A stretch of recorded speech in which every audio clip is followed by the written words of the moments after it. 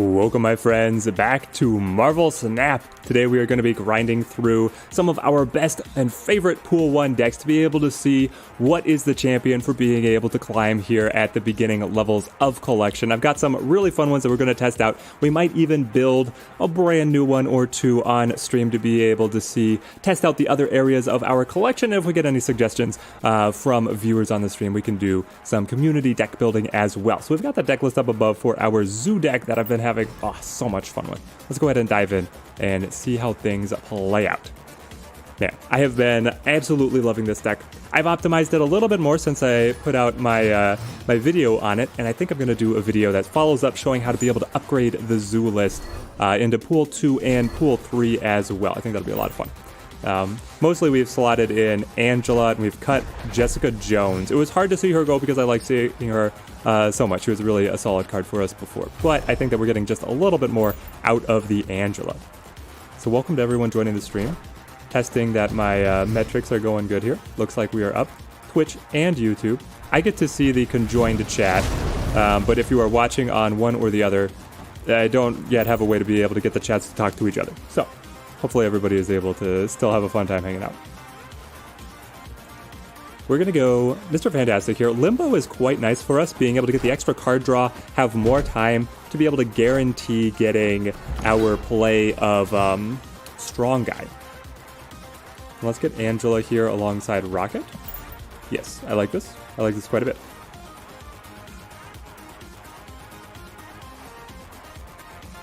Let's see.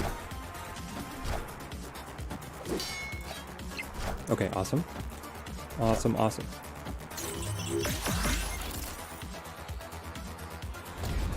How is everybody doing on the chat? People have been enjoying the full release of Marvel Snap so far. We had a shuffle of locations. This doesn't really change what we want to do.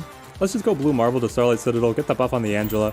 Make sure that we wring all the value from the Angela as possible because she's the queen of efficiency. What do people think that the best deck to be able to climb with in Pool 1 really is? Obviously, Zoo is solid. Now, things are skewed a little bit because we had the hot location of Camartage, which made Odin just absolutely the god for... What did it run for? 48 hours? 48 hours of Camartage?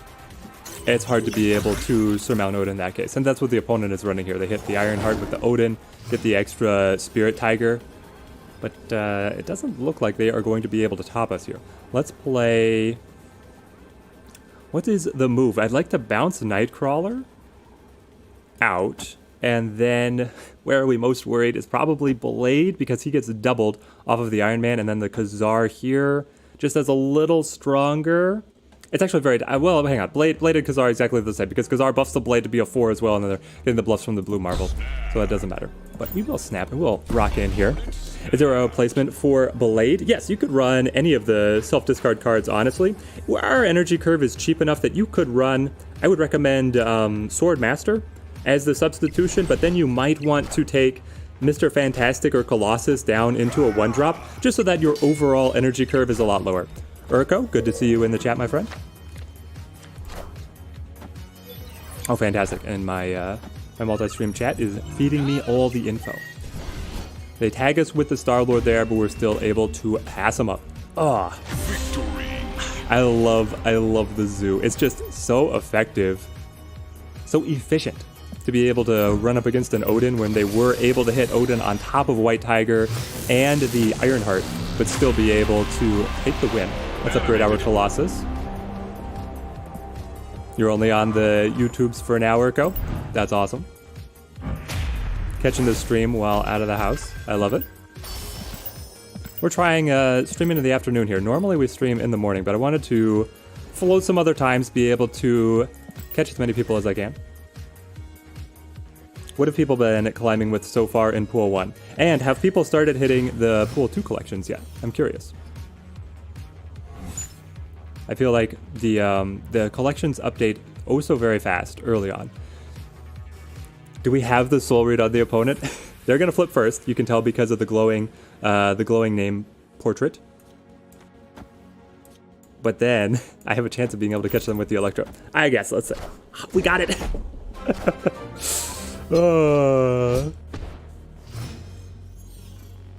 Shane the master, thank you for the subscription. Glad that you're here joining out on the stream. Awesome, running a similar deck, and it works out just fine. I love it. I have been having so much fun with this deck. Now we're gonna test some other stuff to be able to balance out the input, but I do want to run Zoo here for a little bit. It's been very fun.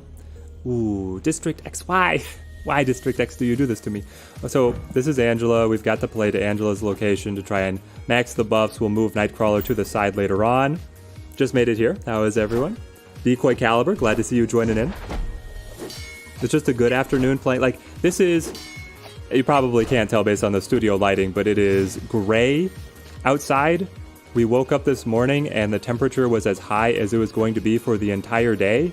So it is the perfect day to be playing some Snap. We're gonna hold Blade until the very end. He's, as a 1/3, it's a premium stat line. I want to be able to play him, but I don't want to lose the Iron Man. The Iron Man could be our game winner here, coming into Lemuria. We'll see. The Venom doesn't add anything real. Ooh. Sarah? Yes, please. I love it.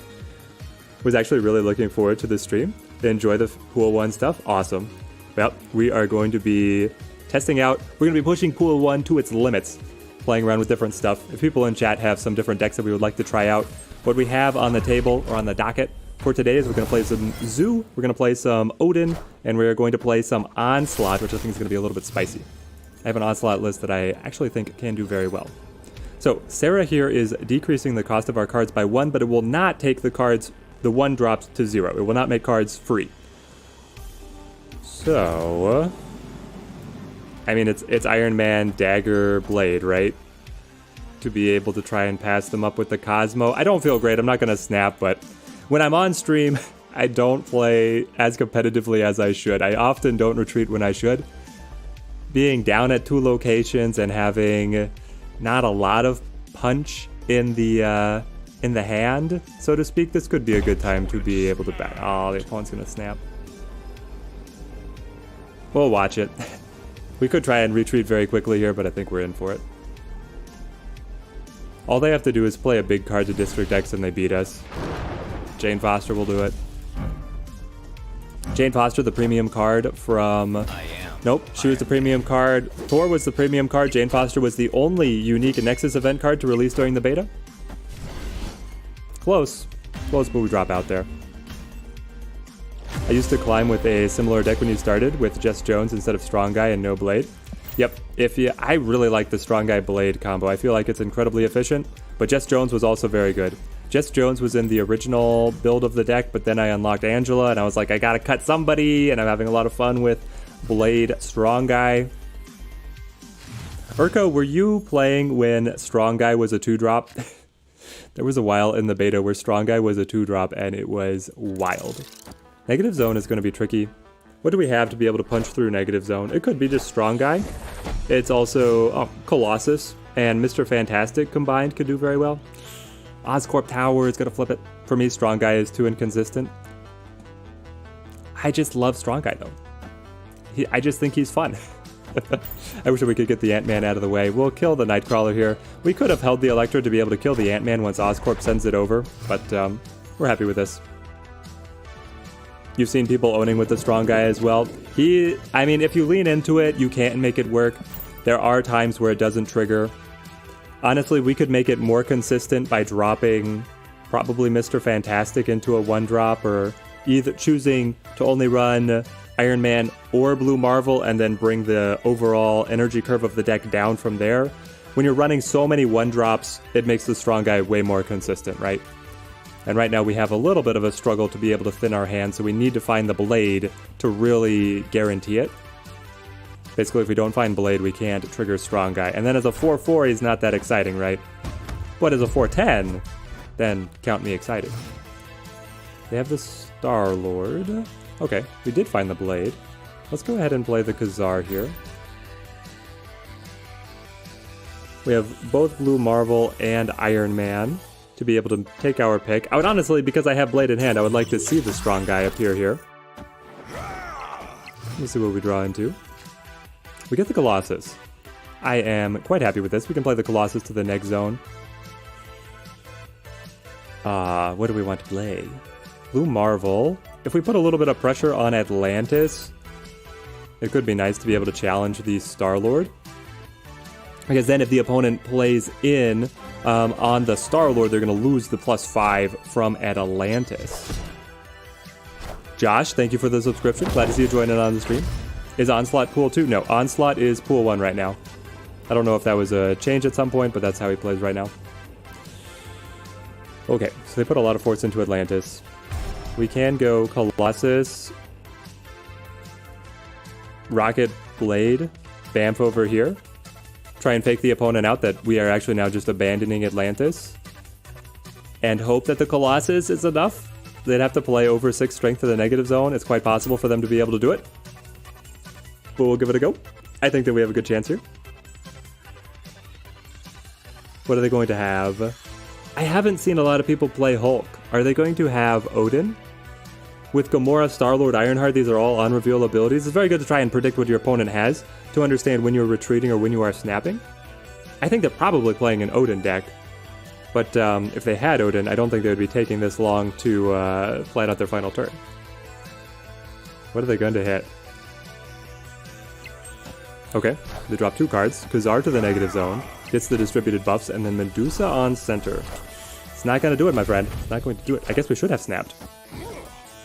I love the flexibility that Nightcrawler gives us there, being able to relocate from Atlantis and then just put the pinch on Oscorp. And Colossus holding his weight. He's effectively a 7 strength here. 2 cost 7 strength, I take it. Victory! Urko drumming up support for the stream. It does, it promotes it to the rest of the community. We want to have as many people hanging out together as possible, right guys? Then it's just more fun.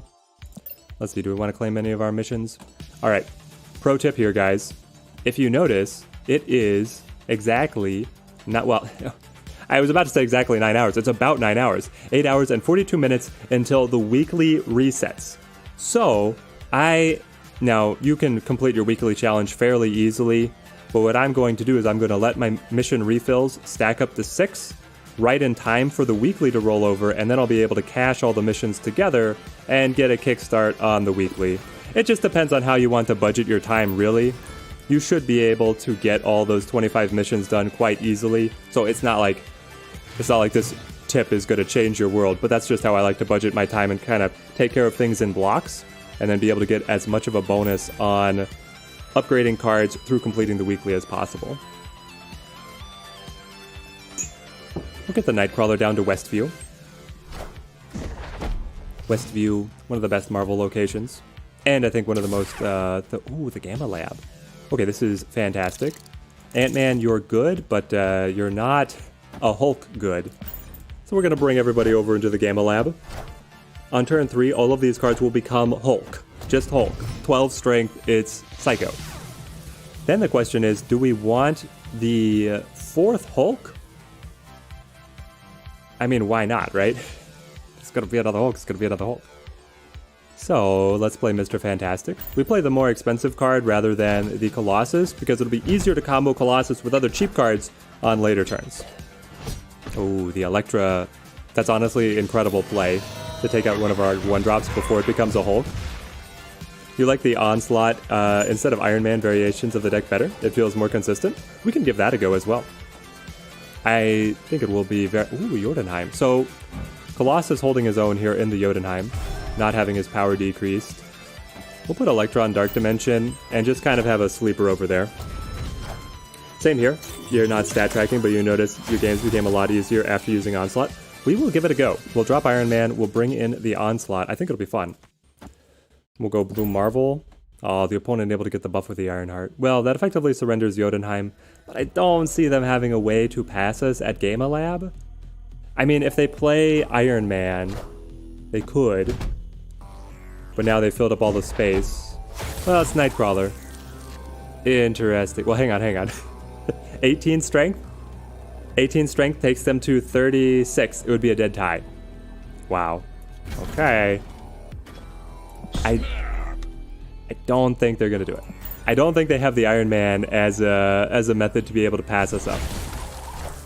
Lady Sif cuts Apocalypse. They have quite the hodgepodge deck. I respect it. I respect the creativity, but it's not going to be able to pass us. All right, we've got suggestions from chat to swap this out for the Iron Man, drop Iron Man for Onslaught with a big 6-drop. Here's the thing, if we play Onslaught, are we still playing, we're not playing Strong Guy anymore, are we? We can't really play Strong Guy. We're gonna run the Onslaught. As a 6-drop, as our final turn play, it's just gonna be really hard to trigger.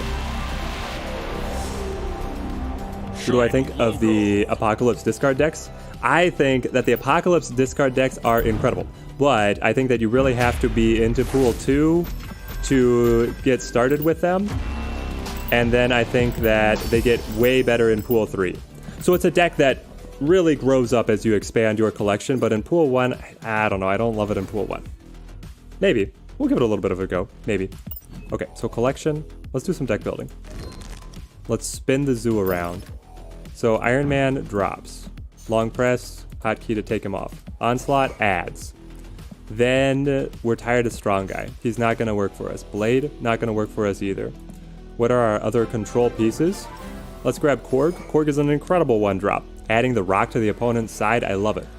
What else do we like? Honestly, I'm going to go for Iron Fist. You could play Bishop, but we're going to try the Iron Fist. The goal with the Iron Fist is to be able to play him down and then punch a card off of Angela's location so Angela keeps on stacking up.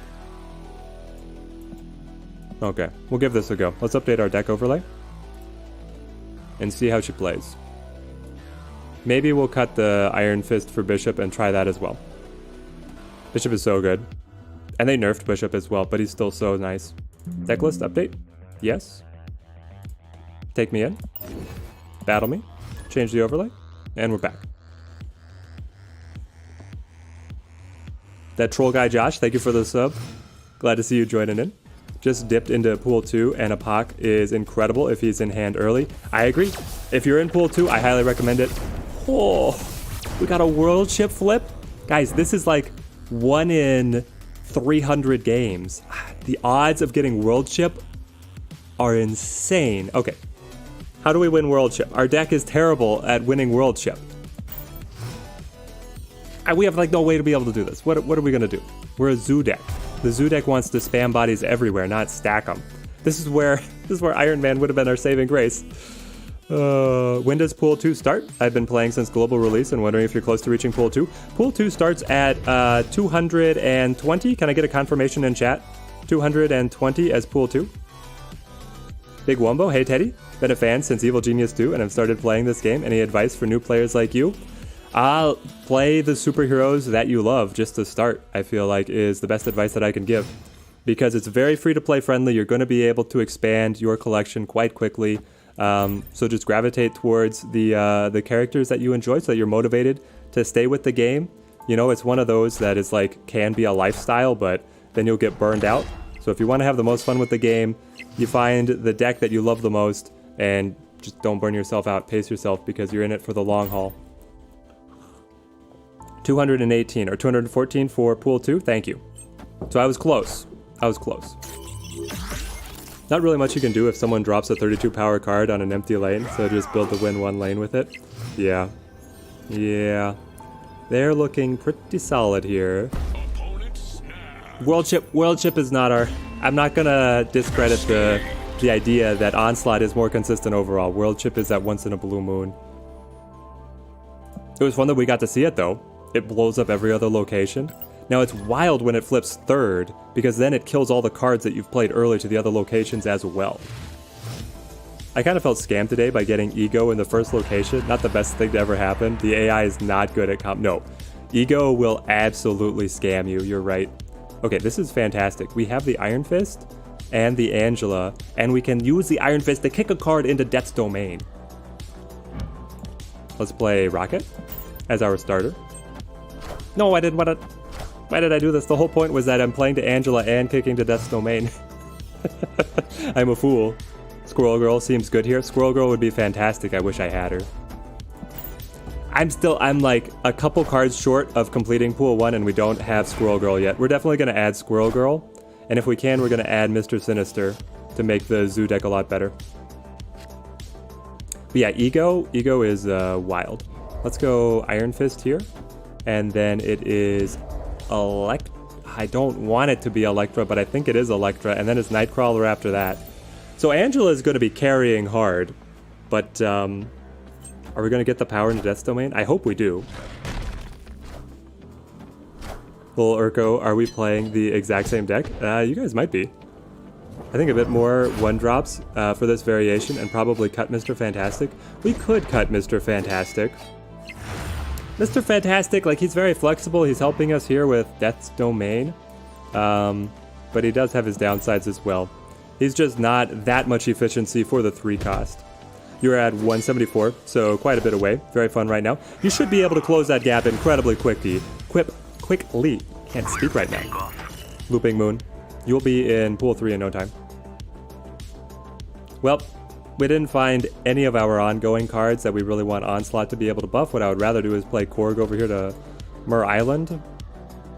I don't know, we could still win. We just go Onslaught to be able to buff the Angela and then empower the Mr. Fantastic, and we're going to win Death's Domain. It's just a question of how much they have here in their last 2 cards to the Avengers compound, right? Am I allowed to post snap decks? You can definitely post snap decks, Michael. So the chat rules right now is it's only accepting links to Marvel Snap Zone. But if you just like post the card names, we can talk about them as well. The game's been out for barely a week right now, so I think it shouldn't take too long. Oh yeah, like you close in on these early levels. So easy. So easy. Urko, you're not really playing it anymore, but that was your first Infinite Climb deck. That's your first deck to Infinite? I love it. And they've got the Jess Jones. Well, Onslaught locks us up with the win. So wait. Urko, you want me to cut Mr. Fantastic while running Onslaught? I feel like Onslaught and Mr. Fantastic are fantastic. Able to get the +4 to all the other locations, that just exerts a lot of pressure. Now I have another deck list that leans more into leveraging Onslaught, but this one is doing quite well as well. Because you can get the Onslaught on the Blue Marvel, you can get the Onslaught on the Ant-Man. Sanctum Sanctorum, this is going to be another one where Mr. Fantastic comes to the rescue. Let's play Electra on right. The goal is that Mr. Fantastic, Kazar, Blue Marvel all stack on center. And then we get the peripheral advantages from the other cards. You're at 215 and kind of want to stay there until you have the credits to 5,000. Let's see, let's play Rocket here. Why do you want to wait on the credits? I feel like... So, can anyone in chat confirm, is matchmaking locked to specific pools? Because I have definitely, on this account, played people with pool 3 cards. And I feel like that's incredibly unfair, but that's been my experience.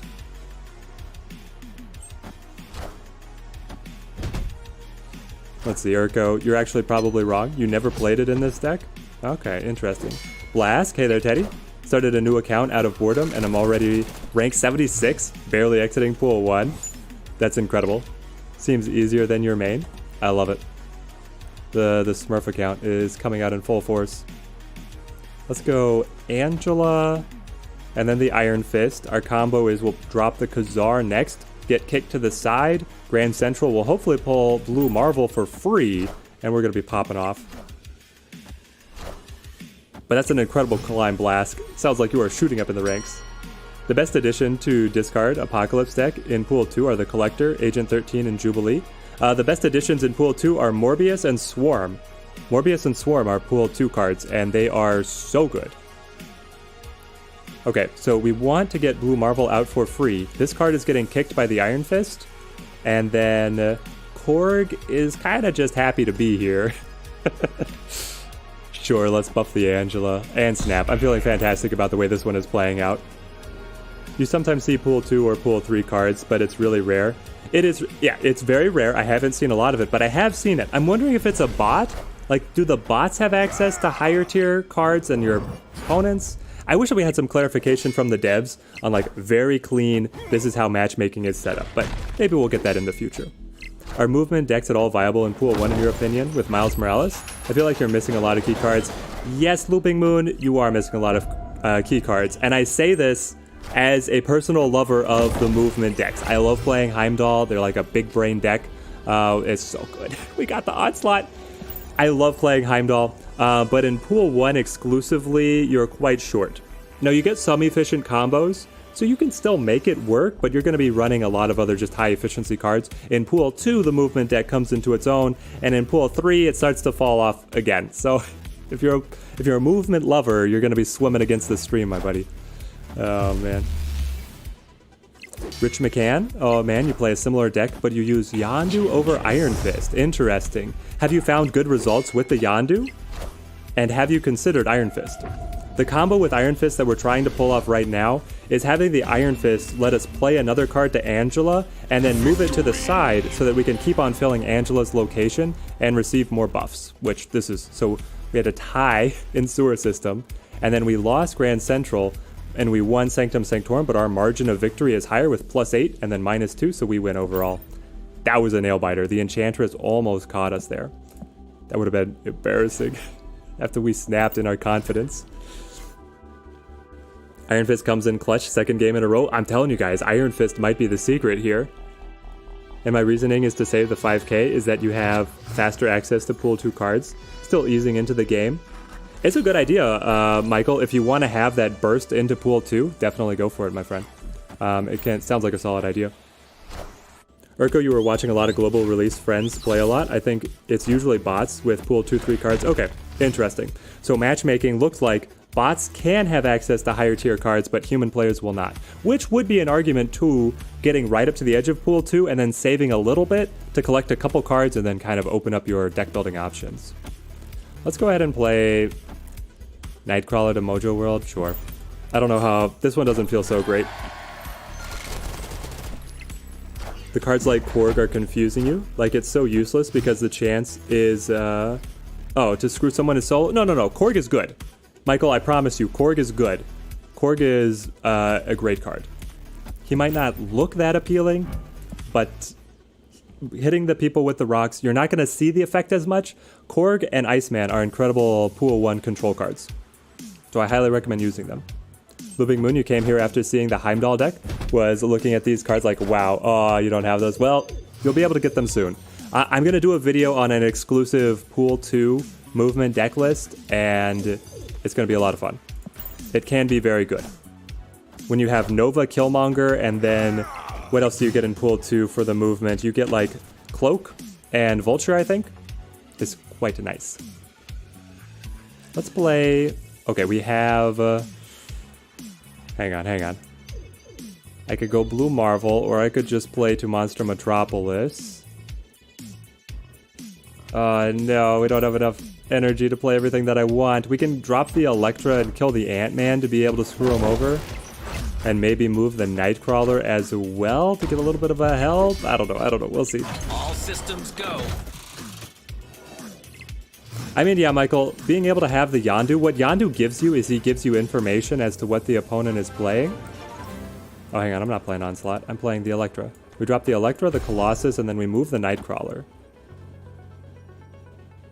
Is that the way, or do we not even move the Nightcrawler? I don't know, I'm worried because one big drop to Monster Metropolis passes us because it's going to take the +3 away, and we're actually drawing a lot of strength off of that. But then it would be an argument to not playing the Electra or the Colossus, but just dropping the Onslaught. But then if they just play 2 cards over here to Mojo World, they beat us. What's the odds? Somebody in chat, run the stats for me. Do we have a statistician in chat? Rich McCann, you had not, because you think of him for movement. Yondu depends on who he hits. I've had great time getting people's Odins. You've seen Yondu be able to destroy the Odins. That's the thing, is if Yondu hits a key card and then you snap with it, you're able to put a lot of pressure on the opponent. They had the Electra as well. Oh, sad. If we'd kept the Nightcrawler, we would have been fine. Well, that's on us. That was a misplay. Didn't put enough respect on the Mojo World card count. You've lost games because you gave someone the rock? How did that happen? Is it something where like they're playing Khazar and they're able to buff the rock, or they put the rock on top of the Angela? I mean, you have to say that the rock is still worse than any other 1-drop, right? Alright, let's go next. Hop me into another. And then we'll play some on reveal after this. hope in the future they add some sort of way to fight friends, since a lot of my friends play this game, but we can't fight each other. Yes, Big Wumbo, it is on the, what are they calling it? It's on the roadmap as one of the immediate new features that they're working on. They're about ready to release it. So it's going to be coming very soon. And then we can do tournaments, we can do friendly matches. It looks great. Also, I guess I should fill in. The game mode of playing your friend is going to be a little bit different. So they have given us some details on what it's going to look like. It's going to be 1st to 10. Instead of, I don't want to say instead of, basically all the cubes you win will do damage to your opponent, and your opponent has 10 health. So losing cubes doesn't matter, it's just first to be able to accumulate 10, and then you do that as damage to your opponent to be able to win. I may have just muddied the waters even more in that explanation, but hopefully somebody found that enlightening and interesting.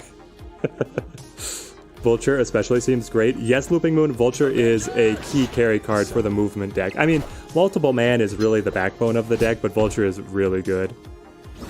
Zhao Chen, thank you for the subscription. Glad to see you hanging out on the stream. Maybe even the guy that sees location is pretty okayish. Really looking forward to the pool 2 cards. No. Uatu? Do not play Uatu. If I can convince you of everything, let it be that I would dissuade you from playing Uatu. He is not good. He is only good in a Cerebro deck list, which is all the way up in pool 3, that is broken if you have locations that change the power of your cards. You just finished getting the last pool 1 card. I love it, Rich McCann. Welcome to pool 2. May it treat you well. I don't know about this one, guys. We've got the Onslaught to be able to amp up the Mr. Fantastic and buff the Angela. Let's see, are we going to be able to win nowhere? How close is it going to be? They're up to 11. They're up to 13. Hang on. Oh, it's so tight. Gosh, dang it. This is a retreat. We're going to bamf out. All right, let's give it one more go here, and then we're going to switch up our decks. You still don't have Electra and it pisses you off, Looping Moon? Well, you'll get her soon enough. She is quite nice. Basically, they should just change Electra's text to be, I'm one better than whatever 1-drop your opponent has played. She's quite fun. Let's see. Seems fun in more games to get around some of the RNG. Yes, I think that their proposed plan for how they're going to do the friendly matches seems really good to me. Like, I'm quite looking forward to it. Used all of your credits, so it'll take a bit before you can get more cards. Well, here's the thing, Rich McCann, is that the weekly bonuses are going to roll over tomorrow. So you're going to start getting a huge influx, a shot in the arm of credits, as it were, very soon. Do I want to just hold Nightcrawler? Yeah, I guess I'll play it at Tinkerer's Workshop and we can bend things from there. What are the best additions to the Kazoo deck in Pool 2, Pedro? So the best things that you would want to look to add is bring in Mr. Sinister, bring in Squirrel Girl, think about bringing in Bishop, and then also consider running Shang-Chi as a bit of control. I feel like those are the main additions. We're definitely going to be doing a video on how I would upgrade the deck. But I'm still feeling things out a little bit myself. So off the cuff, the best additions, Mr. Sinister, Squirrel Girl, Shang-Chi.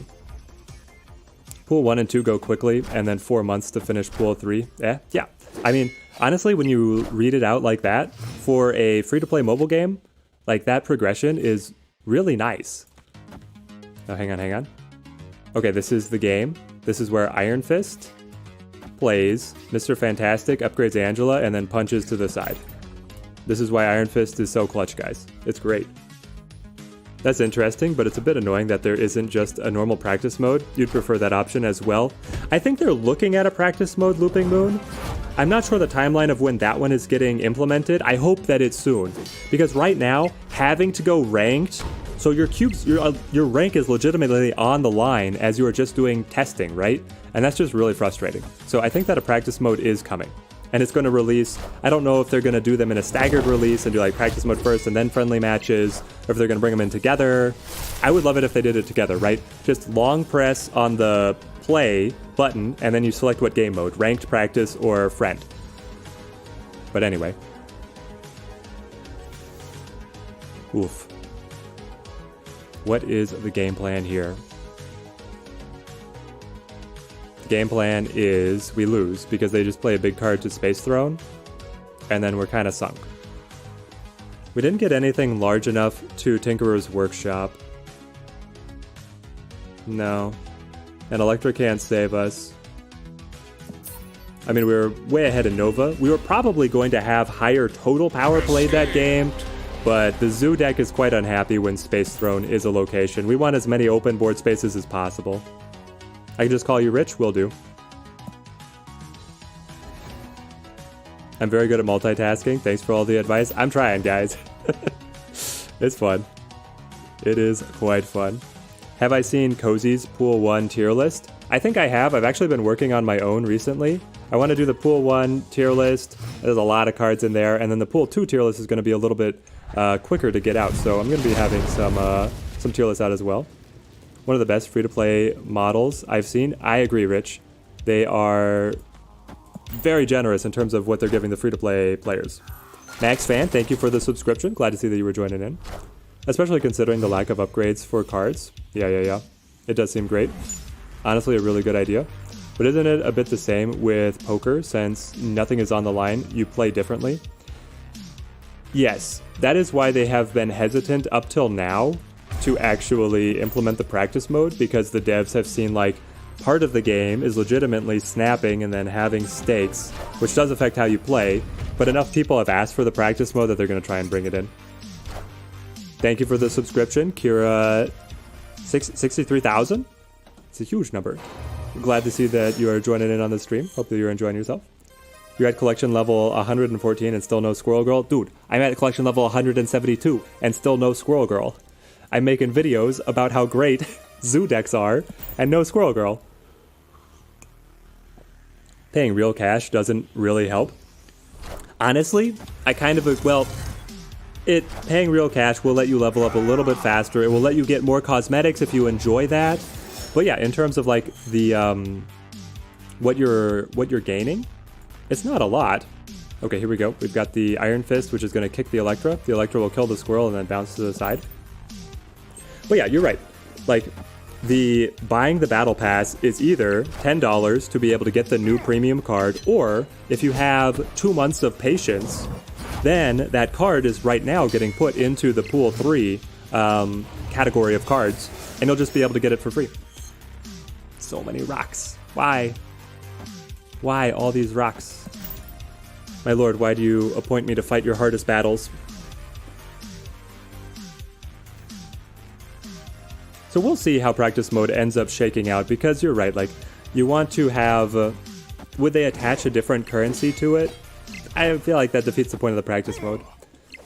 I think that the practice mode idea is just going to let you feel out the deck, test your hands, and then just let you get into the more competitive matches. Hulk is nasty here. I feel like we surrender Subterranea at this point. They've got another rock. They threw so many rocks as well. At least we weren't the only ones, eh? Deathlock gonna pop the Nova to be able to distribute the buffs. And then they're at 5 strength on Limbo. We'll see how this goes. If you can invest the time and don't need the money, and the battle pass is super reasonable, being free to play, unlike games like Overwatch 2. Oh, don't bring up Overwatch 2. Faux pas. Let's snap. We're slamming this one. Yeah, the Overwatch 2 is kind of egregious, right? Because you're paying to be able to get... No, Overwatch 2 is free to play, right? But it is battle pass? Hang on. Is this true intel? Overwatch 2 went free to play model? So you don't pay anything to get in, but then you have to pay the battle pass to get stuff? Victory. Like, if you want to spend money on the game, the battle pass is the highest value way to do it. But if you don't have the money to spend on the game, you just need a couple months of patience, and then you'll be able to get everything that the paying players have. Which I feel like is a very healthy model for the game. And like, if you love collecting, we got Lizard. I don't love Lizard, but anyway. Okay, let's try a new deck. We've been slamming the Zoo here and doing very well, but I want to play a little bit of this other Onslaught list that I had. It's quite similar, but what are we trading in? We're bringing in Claw, and Captain America instead of Colossus. Yes, instead of Colossus and instead of somebody else? Hang on. Basically, it's the main adaptation is bringing in the Claw. I want to see how this plays out. The Onslaught on the Claw I was kind of excited for trying. I'm not sure if I like the Onslaught version better than our Strong Guy version, but it was doing great there. Like, we were climbing fast. Let's go deck list. Yes, update me. And here we go. Now we've got the Claw. Oh, no. KP back. I always do this. I update the deck list and then I don't click this little button to play Onslaught. Here we are.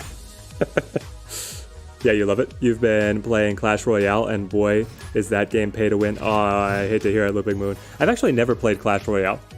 I've seen the ads. I think that I would enjoy them, but I'm also the kind of personality that will get addicted to those games and like, I've got to pace myself, right? I can only do so much. Onslaught and Claw is a lot. It's very expensive, but it's very powerful. Can I get Miles without the Battle Pass? Yes, you can if you wait a long time. Basically, what will happen is Miles, hang on, 2 months from now, Miles will get added to Pool 3. And then you have to be in Pool 3 and you'll have an equal random chance of getting Miles. So you will be able to get him, but if you're just starting right now, it will be a very long time until you have him. It'll be a couple months. Let's go Captain America to X Mansion. We're getting the extra free card there. Well, then, yeah. This is fine. I was like, we get the free card, but then it moves because of Bifrost, but that doesn't matter. It was the stack stays together. Yeah, Overwatch 2 is free, but you don't get every character. You have to unlock them by playing a certain amount of matches for each character. Ugh. I don't love that. I mean, come on, guys. No, Viper? What? I got Viper for free, which is going to give them Korg? Are you kidding me? I need my cards. Okay, we go Nightcrawler, Ant-Man, and then... honestly, well, hang on. We just hold the Electra? The Electra being able to kill one of these 1-drops would be quite nice. I think we just hold right now. Urko, you're on the Twitch side as well. I love it. I don't think you want to get in now, but you'll hit a wall where the cards of the opponents are stronger, and it feels very unfair. It was a great at the start, though. I mean, I'm going to dive in. I feel like we'll be able to handle ourselves just fine. I'm not scared of what they have in Pool 2. I've been doing out of my deck guides, right? I was doing, in the latest video, I showed how you can upgrade the Odin deck in Pool 1, 2, and 3. But to be able to do the Pool 2 Odin deck, I had to play on my Super account, which is at infinite rank at Pool 3 with a full collection. And we still won. We still won our matchup, so I feel fine about tangling with the big boys. We'll bring Nightcrawler across, keep on buffing the Angela. We have the Iron Fist for the same kind of shenanigans we've been pulling, but we don't really have the runway in terms of turns left to be able to pull it off. We'll see. Oh, you meant in Clash Royale? Okay, I got you. Yeah, I feel like there's some games that look fun, but it's like, why would I start now? It's not gonna do me any good. Do we try and beat them at Monster Metropolis? How much power are we adding? Honestly, we're adding so much because we take 3 off from the Lizard, and then we kill either the Rock or the Ant-Man, and then they're what, at 10? Okay, so we have to assume the worst, which means that they're at 10, 4, 14, and then that's just 2. Guys, the arithmetic, 12. We're buffing Angela and have every... Yeah, we snap. We got this in the bag. Little Alaskan also rallying the troops to be able to support the stream. I love to see it. We want to get this out to as many people as possible to hang out. The more the merrier. Always. All right, Electra. Clap him. Hit the Ant-Man.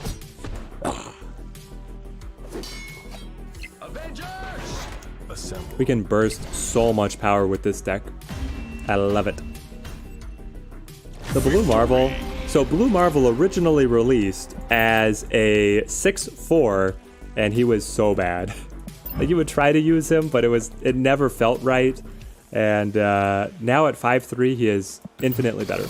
Like at 5/3, I feel like he went from being a C tier kind of card to an S tier kind of card, and it's wild how much that just that 1 power change helped him out.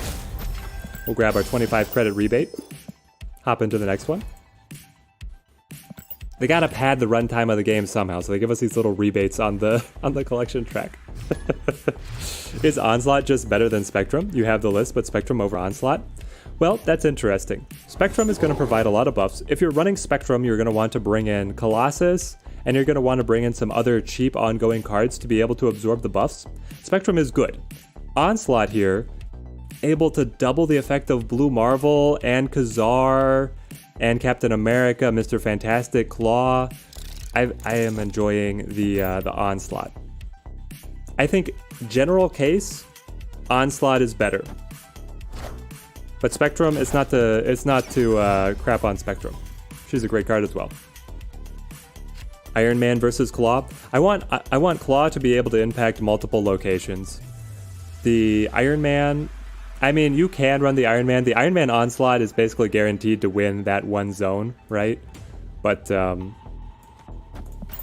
if you're just winning one lane, how do you win the other lane? Claw helps me win 2 lanes.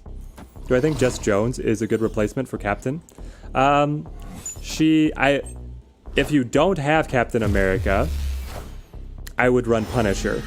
If you don't have Captain America or Punisher, I don't know what I would run. Then you could run Jess Jones, but Jess Jones is a little more expensive and she doesn't actually benefit from the Onslaught. So I would be hesitant, is what I would say. They got their Spectrum early, and then our Onslaught came out for free? I mean, this is incredible. You snap immediately.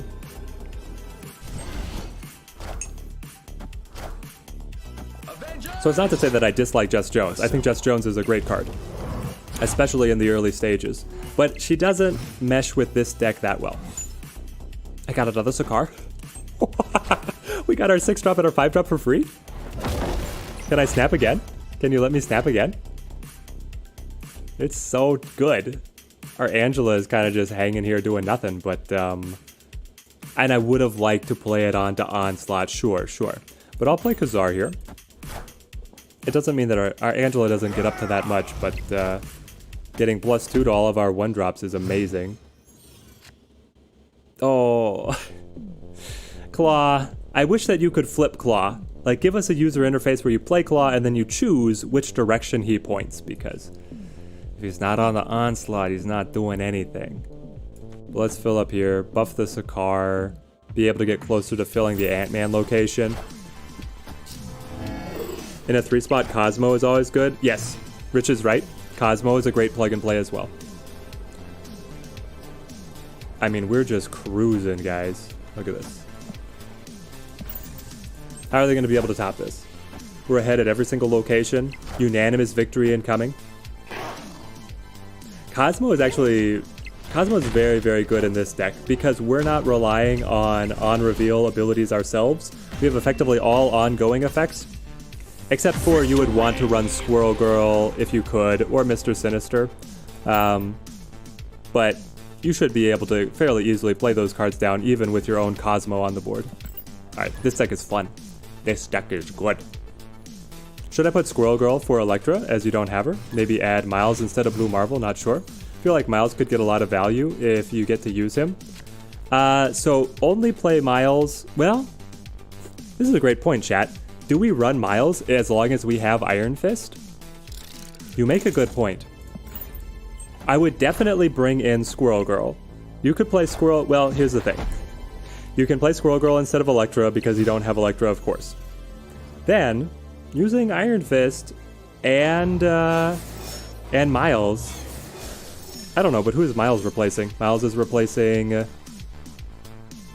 Blue Marvel? No, don't replace Blue Marvel. Blue Marvel is too much, too crucial for the deck.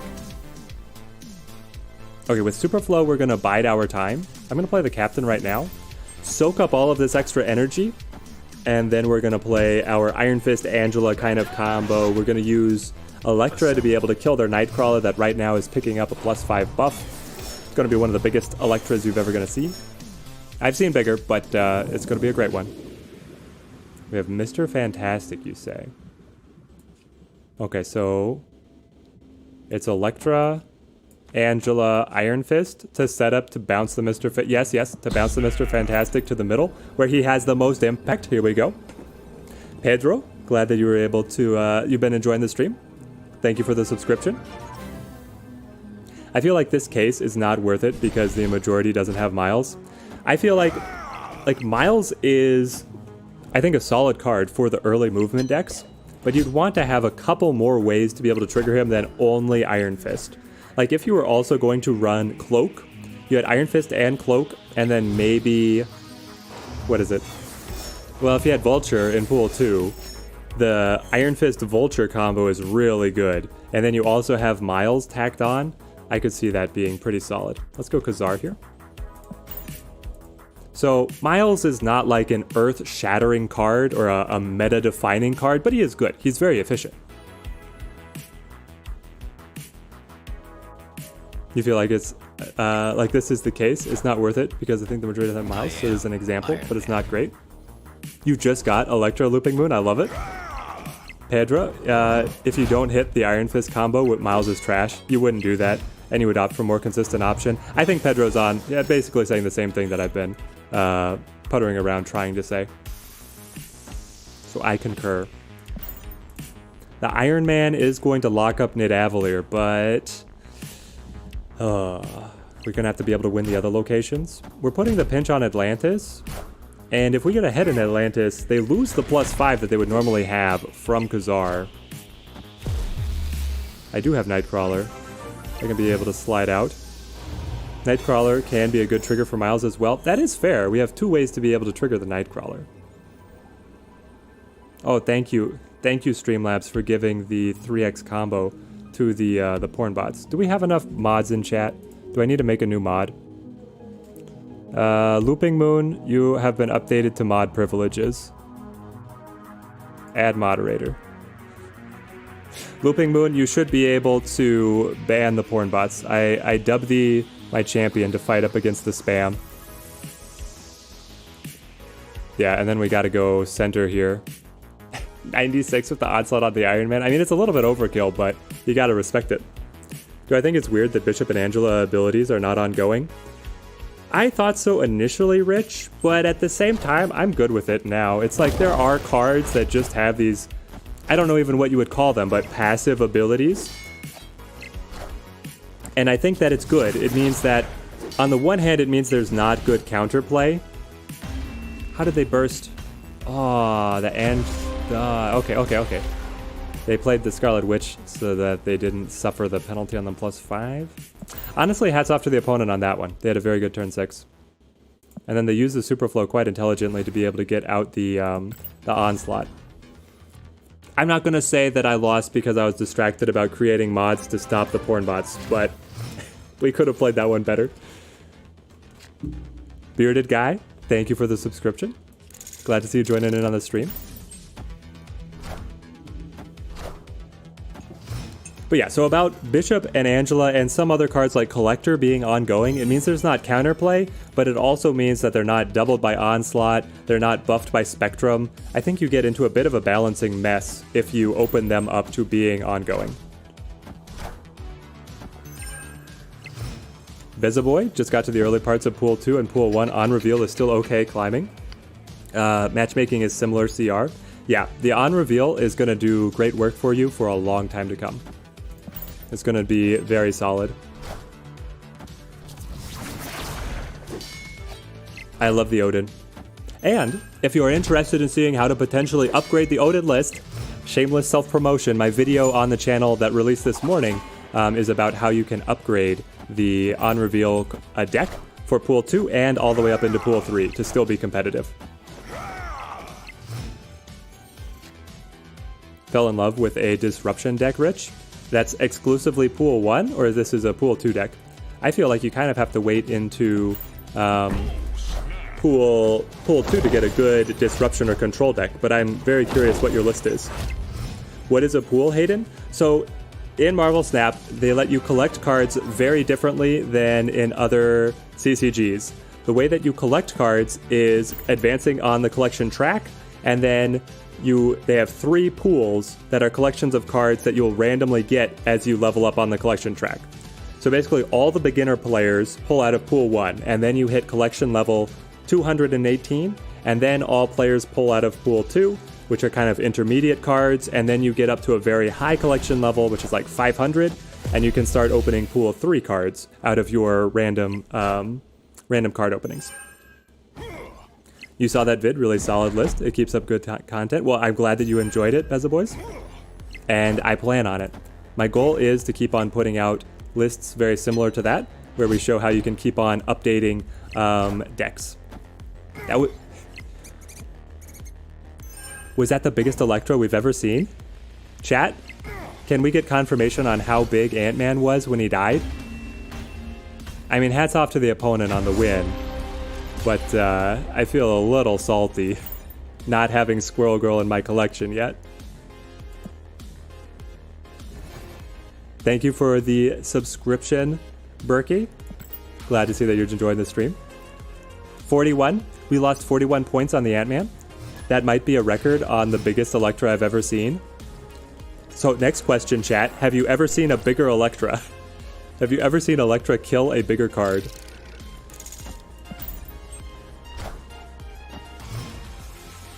Pro tip, it is a cardinal sin to play a 1-drop 2 Mojo World, because then the Electra will guarantee a loss. Alright, let's see here. So the list is Electra, Korg, Nightcrawler, Yondu, Angela, Colossus, Witch, Morph, okay, Cosmo, Enchantress, Spider-Woman, and then America Chavez. That sounds quite fun. I may have to give it a go, because I am looking at some Pool 2 control decks, and I feel like that is like really solid bones to be able to build up and upgrade with Pool 2 stuff. Okay, so that's the biggest Ant-Man you've ever seen, but it is not the biggest Electro you've ever seen? You don't have any... hang on. You don't have many key cards for decks in the close of Pool 1, and it's really hurting your progress? Oh, you'll be able to get them soon, Bear. You'll be able to get them very soon. I want to play the Iron Fist just for a little bit of tempo, I guess. And then we have to make sure that we remember that the card we play next is going to get kicked left.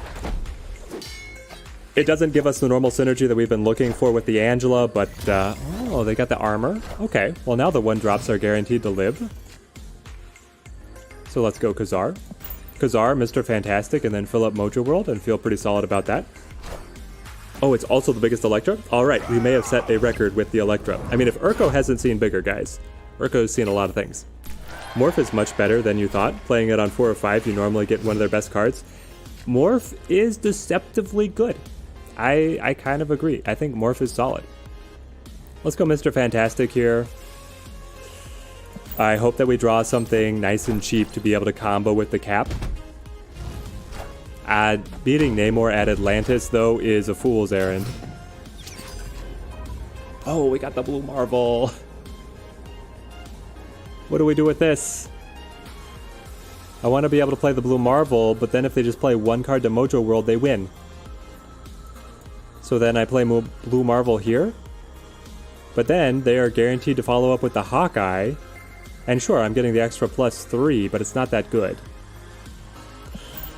It just didn't come out nice. It didn't come out the way that I wanted. Let's wait. I'm not going to snap, but we're going to play the final turn here. Yeah, Morph has messed you up a lot. See, here's the thing. When I play, the game rules, it seems like Morph should read, if my opponent plays Morph, he gets your 6-drop. If you play Morph, you get their cheapest card. That's just my perception bias, I know. But Morph is very fun. It's fun to roll the slot machine, right?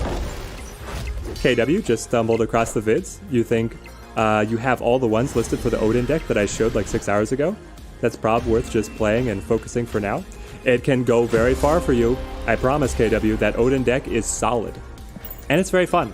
Like the White Tiger giving you flexibility to get into locations that are locked off. You can have some very sneaky wins.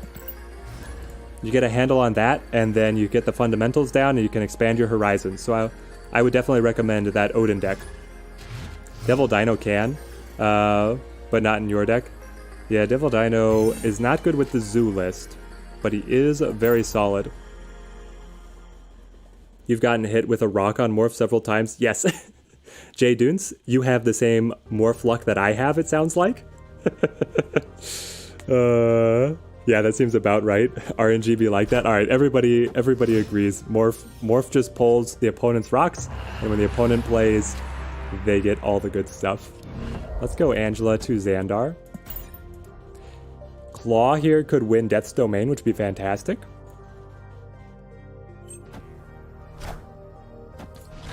If I make a truthful cards video, that's what Morph would say. Ah, I should definitely do that.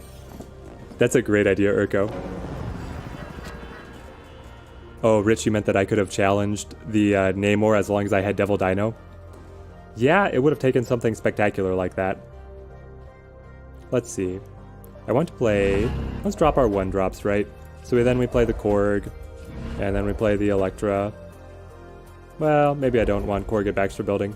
Maybe I want a little bit larger card over there. So we'll go Electra. Here we go. Pop their Korg. Now you could actually play the Electra to Death's Domain, which will clear the opponent's Uatu. Oh, the Cosmo. Cosmo's gonna prevent our Korg from triggering. Oh well. It'll be alright. But we could have played the Electra to Death's Domain just to clear the Uatu and then get the bounce back. Well, Electra would have been destroyed, but we're gonna have Nightcrawler to slide over anyway. So now it's Captain America and Ant-Man. Ariska, thank you for the subscription. Glad to see that you're on the stream. Hope you're enjoying yourself. Avengers! Assemble.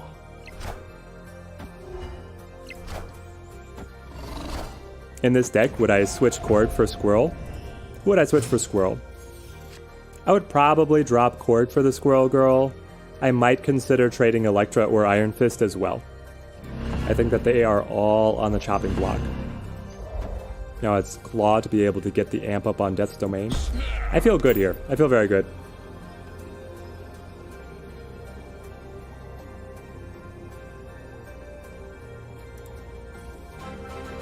Does Khazar boost Miles if it costs 1? I feel like it should. Looping Moon, it does not. Khazar looks at the original cost of cards, not their current cost. So Miles would be normal. The opponent has snapped. This is the final turn. Oh, gosh. I mean, we'll give it our go. We should be able to win Death's Domain anyway here, but I guess I don't know what they're going to be able to bring in. Do they have the Onslaught? They wouldn't want the Onslaught. Onslaught, hilariously, will make Lizard bury himself with -6. I've seen it happen. Ham, thank you for the subscription. Glad to see you on the stream. Hope that you're having a great time. Let's see. Korg should play, put a rock on top of your opponent's deck. Oh, but that's so nasty. Victory. I feel like Korg is too strong if he puts a rock on top of the opponent's deck, but maybe if Korg was then a 1-1. Alright, poll in the chat. If Korg is a 1-1, but he says put a rock on top of the opponent's deck, do we feel like that's balanced? I feel like it might be. It would be fun, and it would be funny, so there's something to it. There's definitely something to it. Wait, Nightcrawler is that much better than Electra in this deck? It doesn't seem that way, but he's not on the chopping block. Oh yeah. Nightcrawler is not on the chopping block at all, because Nightcrawler is buffing the Angela, and he's also able to get into stuff like Sanctum Sanctorum. Let's play the Electra and pray. The opponent drops first. Oh, we missed. That's okay, though. Hey, Teddy, been enjoying the vids. Also hooked on playing non-stop since launch. Collection level 540 already? That's amazing. I love to hear it, man. You are cruising. Wait, do I think it's likely the strongest deck that you can play at a 175 card collection? Or what do I think is the strongest deck? I think the strongest Pool 1 deck is Zoo. I think that the deck that we were playing at the beginning of the stream, with the Khazar, with the Blue Marvel, and then the Strong Guy Blade combo is probably the best. But it's very close. The Pool 1 archetypes, I think, are fairly well balanced.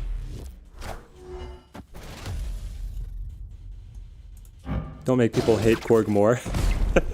Korg is so much fun. Korg on turn 1 gives 55% of drawing a rock. Yeah, it's really good. The game's been out like 2 days. How are you 540? We're telling you, he's zooming. The man is popping off. Let's go Nightcrawler here. Double Nightcrawler to shift over to the Sanctum Sanctorum. Our Cable gave us their Nightcrawler. I'll just hold the rock. We don't... Well, if we get... Hang on. If we get Khazar, technically the rock could help. Sounds way too OP. Combo with Black Widow is too disgusting. Yeah, okay. Maybe the core putting the rock on top is too much. You spent $100 on gold to credits daily. As much as possible, refreshing dailies also. There you go. That'll do it. The most efficient way to be able to spend your gold is on those daily refreshes. Now, do we want to hit the blue Marvel, or do we want to pop off with the Claw? The blue Marvel is going to give us +1 to everybody else, which is going to be 6 other cards. The Claw gives us just +6, which would then double to 12. Gosh, that is... It is so close. I'm going to go Claw. I think Claw is better. In your zoo suggestions, what do I think of dropping Rocket for Korg? Honestly, you could. You could definitely drop Rocket for Korg. They're very close, but you're probably right that it would be a little bit stronger. Let's snap. As long as they don't come after our Nightcrawlers, we're good here. Victory. You don't have Blade for the version. Do you have Swordmaster? You could run Swordmaster instead of Blade, and then you could trade on the zoo list. Let me refresh my memory.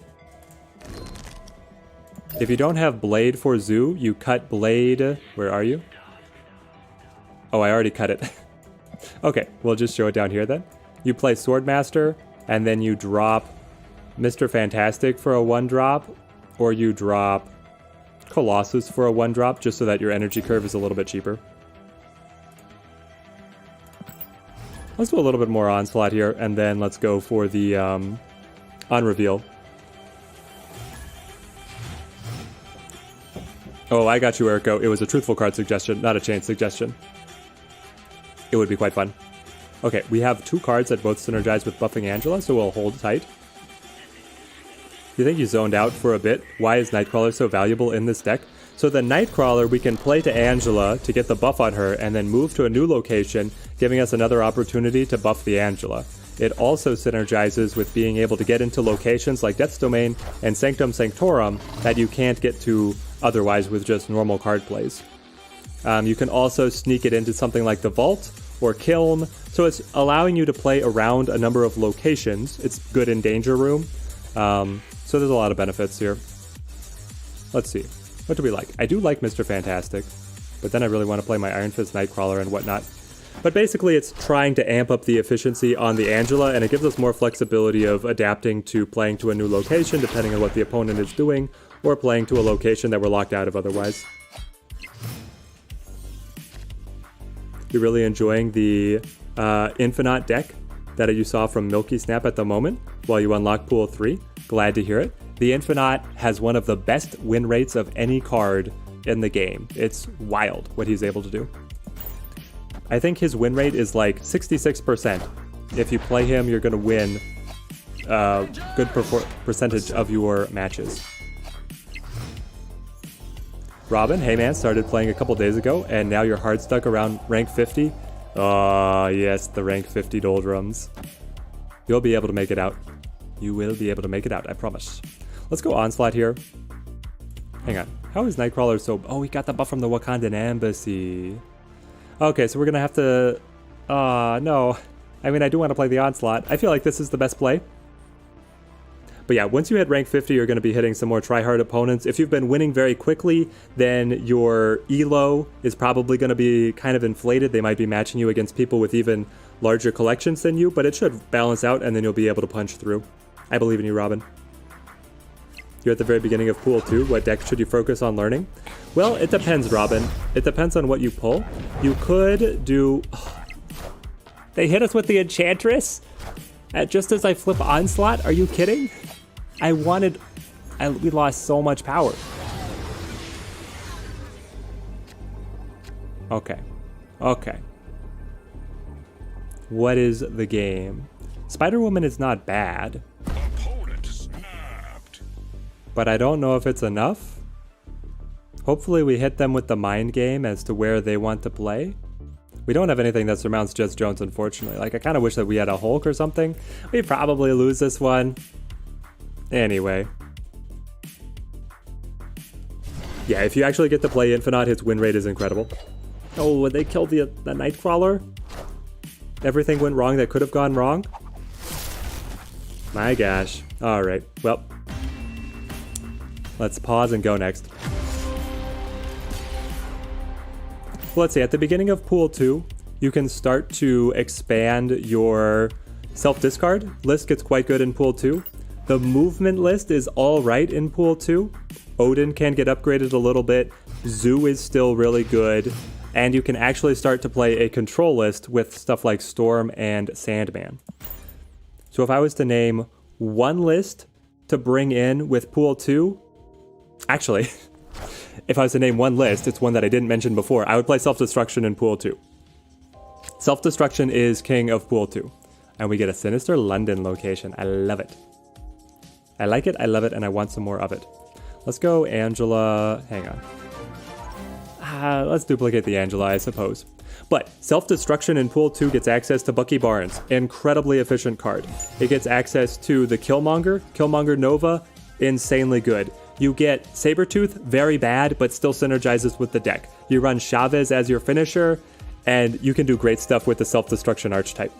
And it's very flexible. You can bring in a lot of counterplay cards.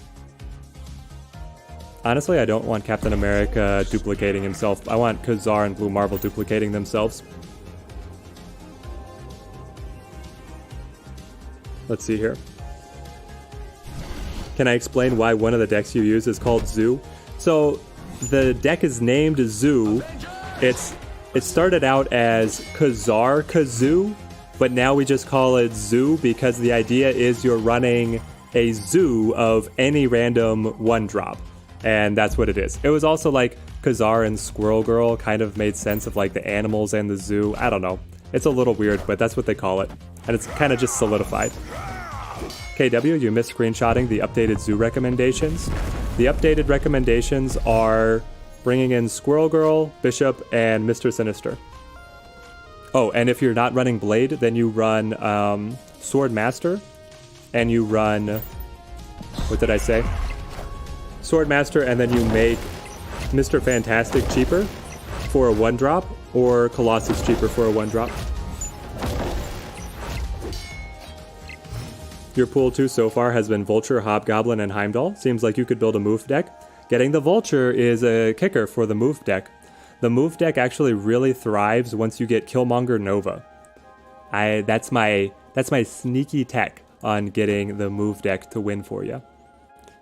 Okay, so if we get the Onslaught to bounce left, we are doubling the cap, which is quite good. If he goes right, he doubles the extra Blue Marvel. I feel very good about this. What does the opponent have? Oh, they had the Iron Man. Iron Man. Iron Man on Sinister London is really good. Alright, hats off to the opponent. They found the way.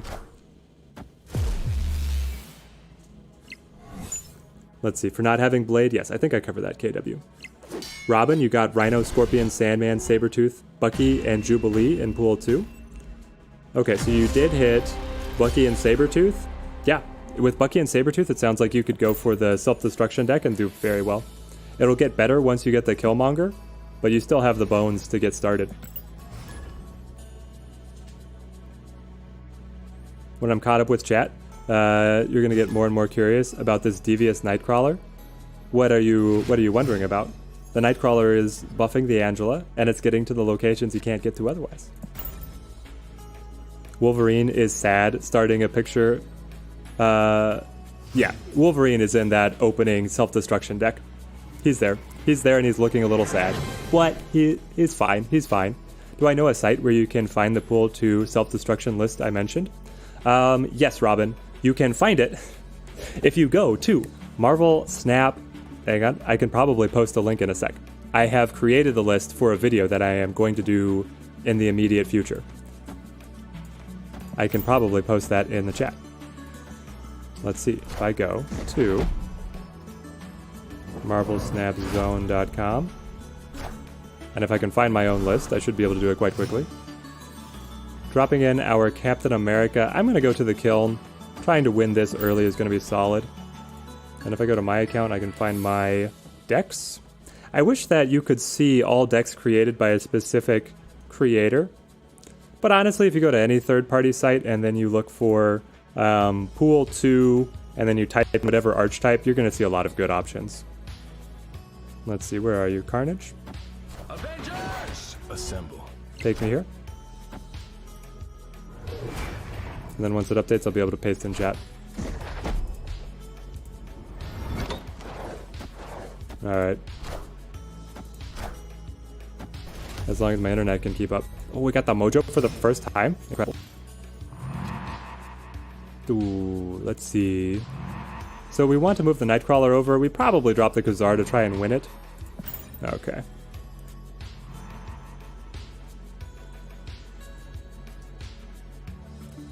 Recommended Pool 2 self-destruction list.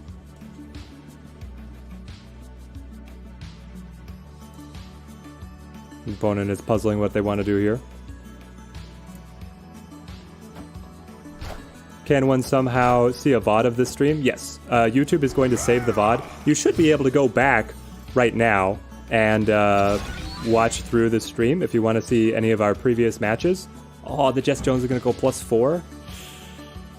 Then we kind of have to bring the Nightcrawler back. Hang on.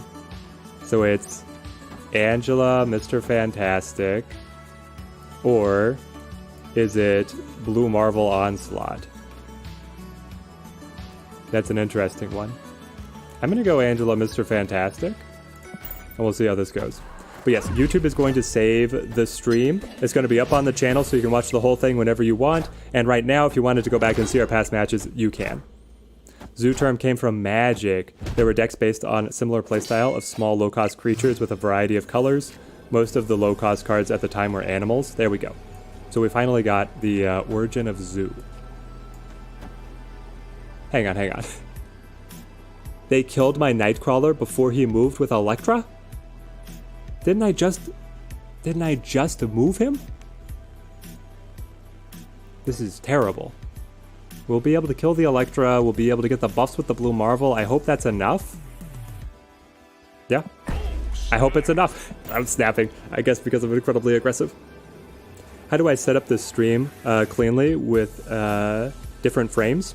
So I'm using Streamlabs OBS, and then I have a lot of different display captures that are cropped in to the specific areas, and I've been working over the last 4 months to try and get the best display. And then, get this, the devs are going to release a widescreen PC version in like a month or two, and then my stream overlays are probably going to be for naught. But for now, that's what we're doing.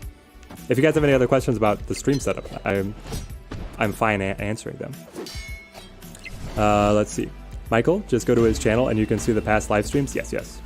Thanks for the fast response. Always, my friends. I mean, that's the fun thing. We're a small channel.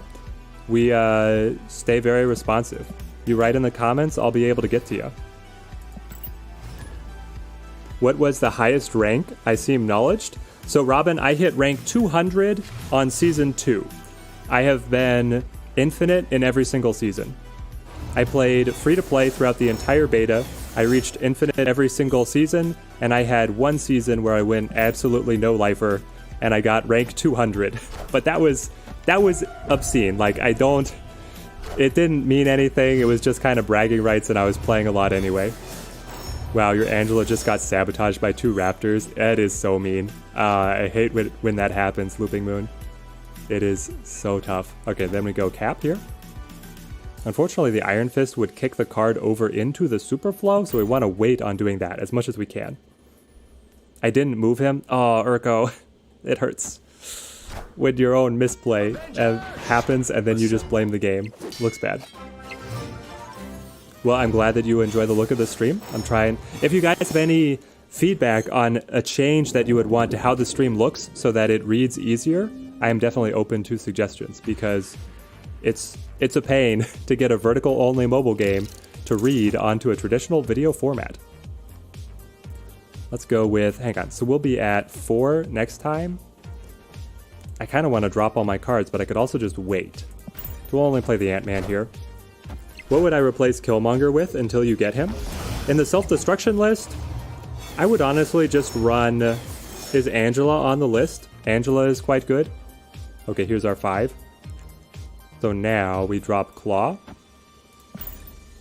Claw to be able to buff the Atlantis. And then it's going to be Iron Fist punching something across, probably... Well, what would it be? Maybe the Electra? Maybe the Electra. My board on turn 6 is full of 2x Khazar, 6x Ant-Man, 3 Nightcrawler, and a Korg. You snap first, and then retreated when you filled the board on 5. Oh my gosh. Yeah. That's the Marvel Snap is balanced on a knife's edge, because you only have 21 energy to be able to spend. That's not a lot. You've only got 12 spaces on the board, and then you only get 1 card draw per turn, except for some very niche situations. So it's really tight. Like, if you can only swing decks so far in one direction or other. Like, if I was to play a deck of just 12 1-drops, or even 2-drops, and be able to fill the entire board every single game, I wouldn't win, just because they're not big enough to be able to surmount the opponent. And it balances the other way too. If I play a lot of big cards, then I lose all the tempo early, etc., etc. Let's go with our Iron Fist, and then let's go ahead and play the Electra to get this kill on the Ant-Man. And then we will play... I'm kind of loving how the Ant-Man is holding force at Atlantis, so I guess I'll play Nightcrawler over here. And we could just hold the Mr. Fantastic, because I'd like to play him on center as well. Alright, we'll see how this turns out. You might boot up YouTube again and try streaming when they release that. That would be fantastic, man. The more people that are sharing the game, the better. Robin, thank you for the subscription. Glad that you were able to join in and been enjoying the stream. It's been fun hanging out.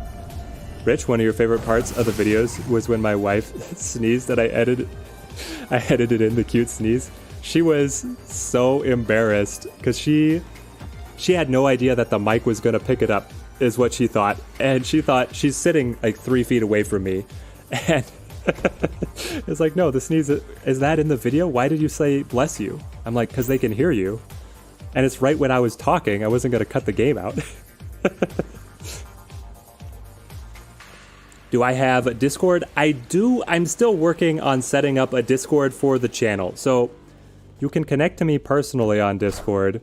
But I think that we're going to start posting in some of the future videos the Discord link to be able to connect everybody in. My opponent? My opponent, did you forget that you played Cosmo? I hate taking wins when it's an opponent's misplay, but they had the Cosmo and the Spectrum there didn't reveal or didn't get to activate because of the Cosmo. So we'll take those, but it feels a little scummy. They were in a pretty good situation there. The Pool 1 Kazoo deck, that site doesn't use Swordmaster or Blade. You're missing Onslaught from their list, unfortunately. Yeah, you're gonna have to make some modifications. Let's see. Doesn't use Swordmaster or Blade. I think that the strong guy and either Blade or Swordmaster is very good. I'd recommend giving it a try, KW, and you don't have to run Onslaught. Onslaught makes the deck a little bit more expensive, and if you want to run strong guy, you don't want to run Onslaught at all. So I wouldn't be discouraged for trying the deck, even with missing those cards. Gotta go pick up the kids, be back soon. Hope I'm still on, we'll see. We've got more decks to be able to test, Rich, so we will still be around. Do I want the Iron Fist just for some tempo? I don't know, just playing Iron Fist for tempo never feels that great. But here we are. So Angela is already in, Killmonger not collected yet. What should you do? Let's see, Killmonger not collected yet. What are my other recommendations? I guess I should pull it back up. Oh no, I closed it. Alright, got to follow my own link here. Oh, Raptors. Sure. Honestly, with Khazar here, the Raptors is pretty great. Okay, let me refresh my memory on the recommendations here. Do I have Shang-Chi on the list?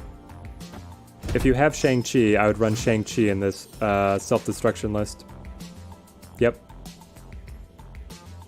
Oh, wait. Okay, here we go. Here's the real recommendations. We get spicy with it. Alright? If you're missing a card on that self-destruction list, the way that you spice it up is you bring in either Forge or Hulkbuster, and then you put the buff onto the immortal, you put the buff onto the immortal Sabretooth, and then if you can get Moon Girl to copy the buffed Sabretooth, you're in a beautiful place. So play Forge. Play Forge and try and buff the Sabretooth is the goal. Hey man, thank you so much for making such good content. Currently gold with some of your decks and tips. So glad to catch you live. Dude, I love it. Glad to hear that the decks are helping out. It has been a blast to make them for you guys. We'll go ahead and snap. I feel pretty good here. Black Thunder, thank you for the subscription. Glad that you're here hanging out on the stream. We have the Onslaught to buff the Blue Marvel, and then I'm feeling great here. I don't think they're going to be able to top us at the Savage Land, so we just go center. Are you just screwed if the enemy plays last turn Enchantress? It kind of feels like, yeah, Looping Moon, we're very susceptible to Enchantress with this deck. It's just asking to get... Enchantress single-handedly shuts us down. But Enchantress is not that common, so we're still climbing, right? Like, what rank are we right now? I feel like we've been doing incredible. I haven't been keeping exact tabs, but I believe that we started around rank 46 on the stream. We might actually reach the beginning of Pool 2 here in a second. We got the Mr. Sinister, let's go. We can add that in immediately. Immediately. Rank 55, we've climbed like 100 cubes just during the stream alone. Okay.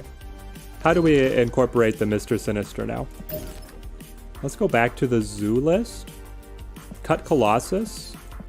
Mr. Sinister, where are you? Here we go. Fantastic.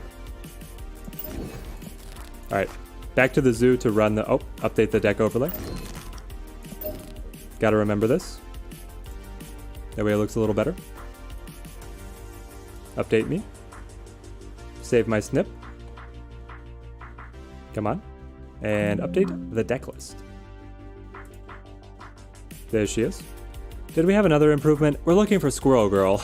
We're still feeling a little bit sad that we don't have the Squirrel Girl. But hey, we'll get there eventually. Is matchmaking based on your collection level or ladder rank? It's based on a combination of both, Dragos. You will not match... Okay, so we found that there's a couple nuances here. So you asked the question, I assume that you want the full answer. The full answer is that you will match up against real people only within your pool, okay? So if you're pool 1, you're not going to play anyone that's pool 2 or pool 3. And if you're pool 2, you're not going to play anyone that's pool 3. But once you just barely cross the threshold, you will start playing people with access to those higher pool cards. The bots, however, so the AI opponents, on the offhand chance that they don't quickly find a real person to match you with, they'll put you up against a bot, and the bot can have access to higher pool cards. Any shot at seeing how I would build discard? We can definitely try to build discard. The problem with discard right now is that we don't have either Swarm or Morbius, which I would really like to be able to have.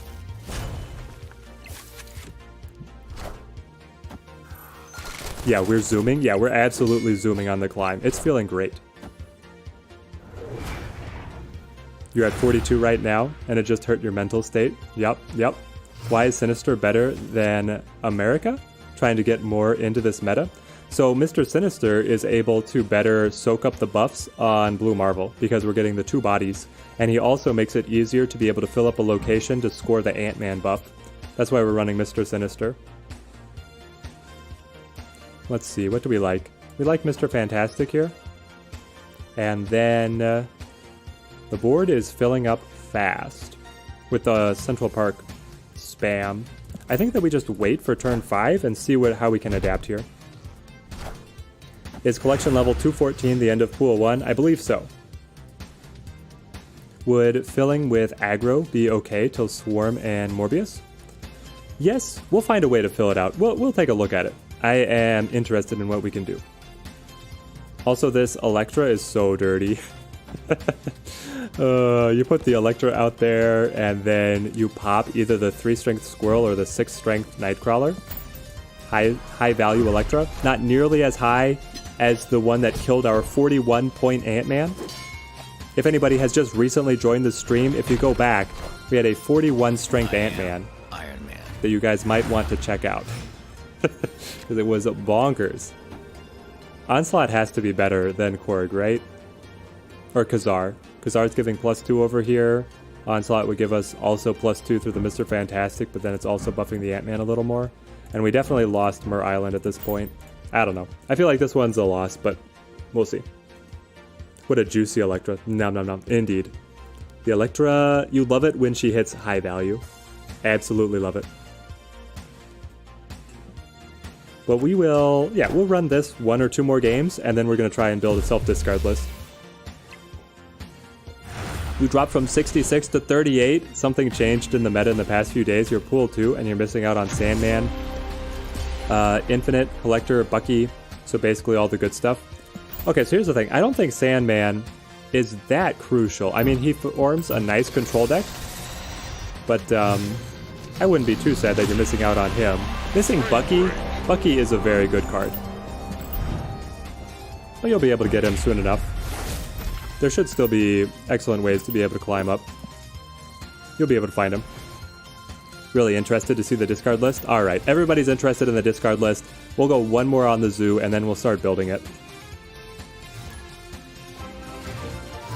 It's going to stretch us, right? It's going to stretch us because we're missing some of the discard carries, but I think that we can find good substitutes. Let's go Rocket here. Martin Bond, thank you for the subscription. It means a lot to support the channel. And it's fun hanging out with everybody here. The more, the merrier. I've said that a couple times already. So we score the Rocket here, pinging this... Oh, Necrotia and Negative Zone. It's really bad for our zoo list. Let's see. Mr. Sinister on right. Makes sense. A little bit. We definitely want the Khazar as well. Try and consolidate some power to be able to punch through the Negative Zone and the Necrotia. They have the exact same idea. I like it. Strange Academy. How unfortunate. So Strange Academy is going to dump all of our cards onto the negative power locations. Great. I guess I play Korg just to put the rock on their side. And then I'll play the Iron Fist. I know, these cards are worth 0 right now, but with the Khazar, they'll actually be worth something. I'll play the Nightcrawler. Probably looking to then move the Nightcrawler on turn 6 to Strange Academy. Once that's an open location, be able to rush in there. Because if we can rush in and take the spot, that could be our ticket. The opponent actually here is still at -1 with that Squirrel. In which situation... we don't want to play the Electra because we want the Squirrels on the Negative Zone and the Necrotia. That's actually advantageous for us. Hey buddy, have you tested a Pool 1 discard yet? Gately, thank you for the comment. We can see that you have just joined in on the stream. We're gonna build it right after this game. Do I want the Ant-Man? I do. I think I just hold. This game is... wow. Okay, they got the cap. They got their Ant-Man. Sure. Buffed up to 8? Is that too much to be able to compete with? I mean, it's really good. We're actually winning the Negative Zone, though. Oh, we got it. We got the Blue Marvel. So Blue Marvel plays, and then you play the Ant-Man. You snap. You throw up the good game, which is the little bro fist. And here we go. Really happy that the Google algorithm led me to the channel. Content is amazing. Thank you so much, Michael. The encouragement means a lot, man. The encouragement means a lot. Fresh sub today. Sounds good to me. Really like the deck videos, so excited to see what we can do with the discard. We'll see. We'll give it our best go. Victory. Another solid win for us.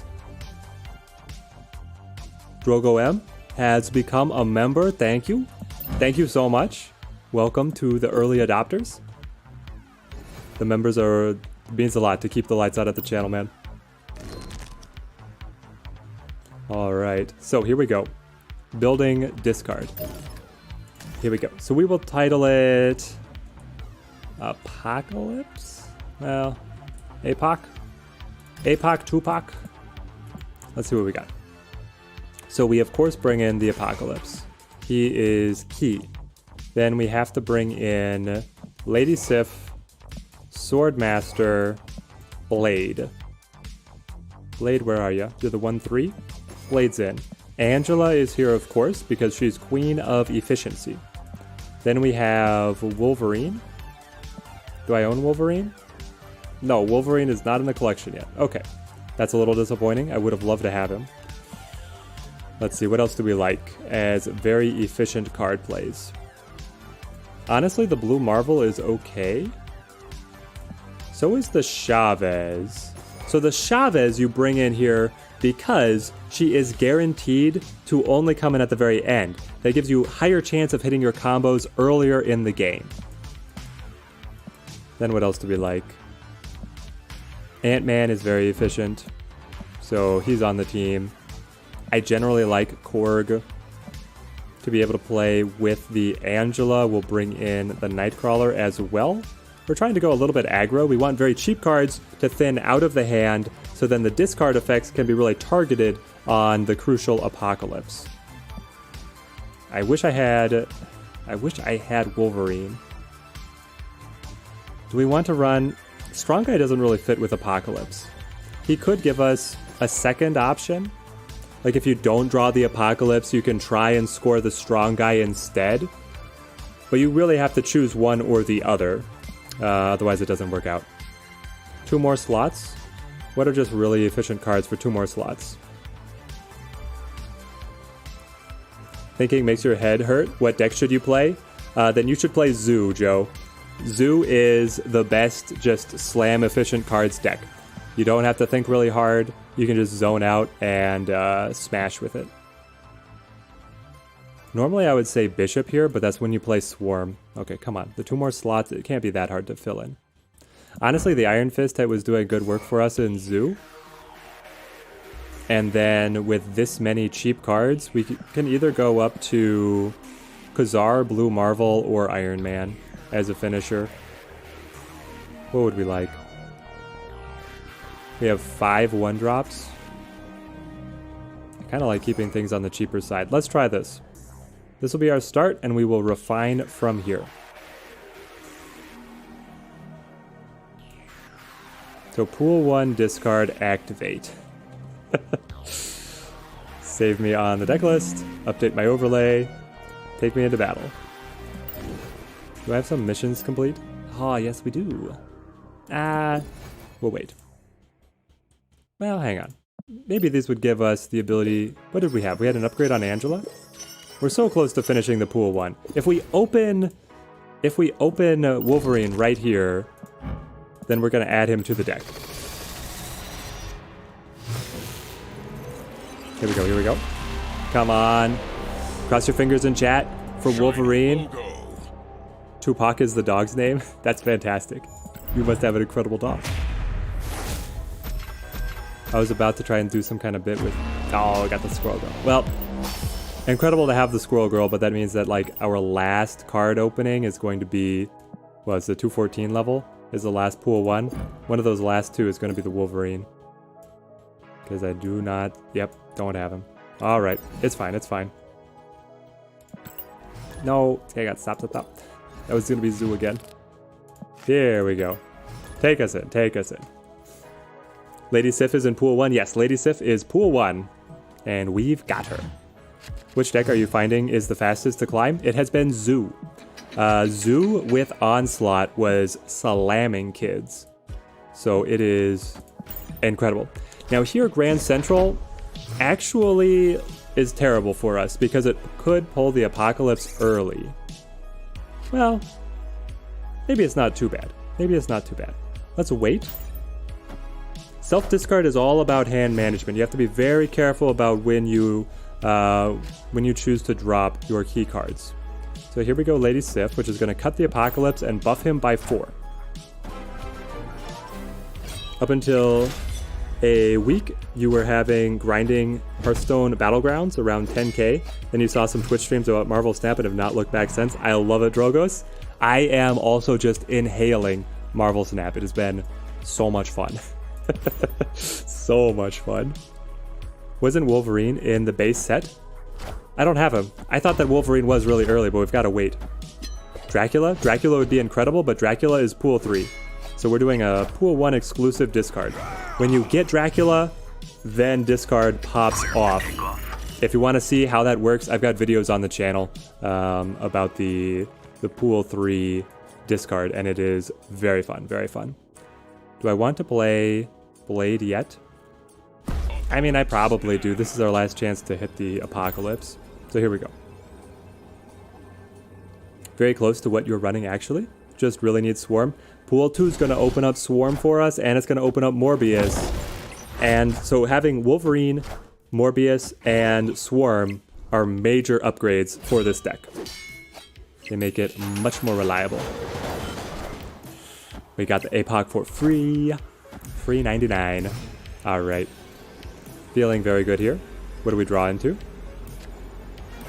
We get the Chavez. I asked what we were going to draw into like an idiot because it had to be Chavez. What do we think the opponent has? Like, what would be the reason to hold Nightcrawler here? The reason to hold him would be if they play Blue Marvel. No, they already have Blue Marvel. If they play Onslaught and then double the Blue Marvel. But if they play Onslaught, then they're winning Avengers Compound anyway. Interesting. Then you probably slide over here. It's interesting. I think that we're in a great spot. I think we're in a great spot. Mike Adkins, thank you for the subscription. It really supports the channel a lot. It's too late. He's a Corgi mix, and his name is Tupac Sharkogi. We called it. We called it on the Onslaught. But I think that it was worth it still to stay in rather than retreat. First pool 2 is 214. First pool 2 is either 214 or 222. It's like the game is telling me to build move. Just hit collection 238 and already got the Heimdall Vulture and just got vision. I love it. Movement is like the big brain deck. And in pool 2, it's actually really good. In pool 2, you can supercharge your movement deck with Killmonger and Nova. Killmonger Nova is my dark tech for making... We got the free discard on the Apocalypse? Sorry, Killmonger Nova is my dark tech for making move more viable. Do with that what you will. It is dangerous power. Dangerous knowledge. So the idea is that you buff APOC multiple times and then slam the Omega Hulk. Exactly, Michael. But then, once you hit pool 2 with the Swarm, Swarm gets, when it's discarded, it creates 2 free copies in hand so that you have an even bigger turn 6. It's way more reliable.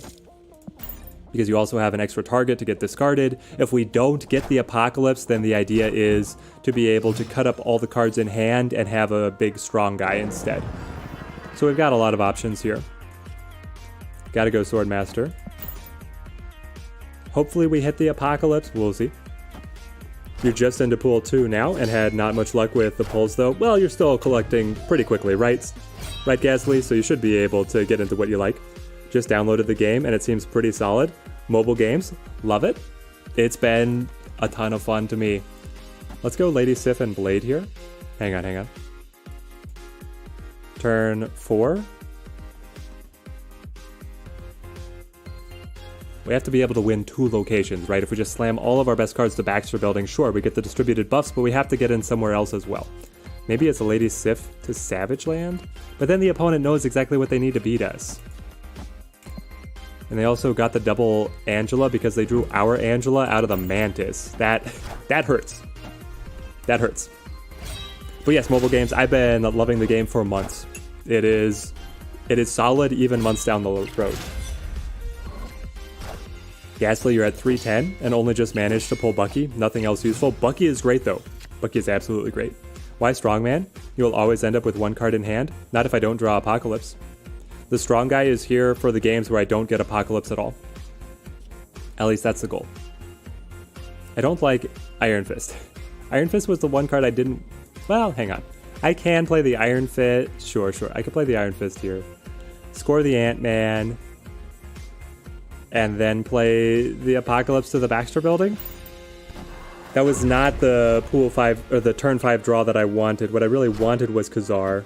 Enchantress. Oh, and Enchantress turns off the Ant-Man anyway. That sucks.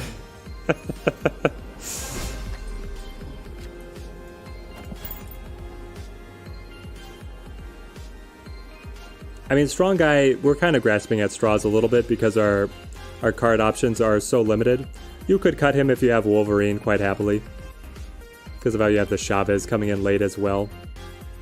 With the 20 strength Apocalypse, we built the strongest Apocalypse you're going to see here in Pool 1. Do we have suggestions in chat of what we cut or what we replace Strong Guy with here? Out of only Pool 1, what do you replace Strong Guy with?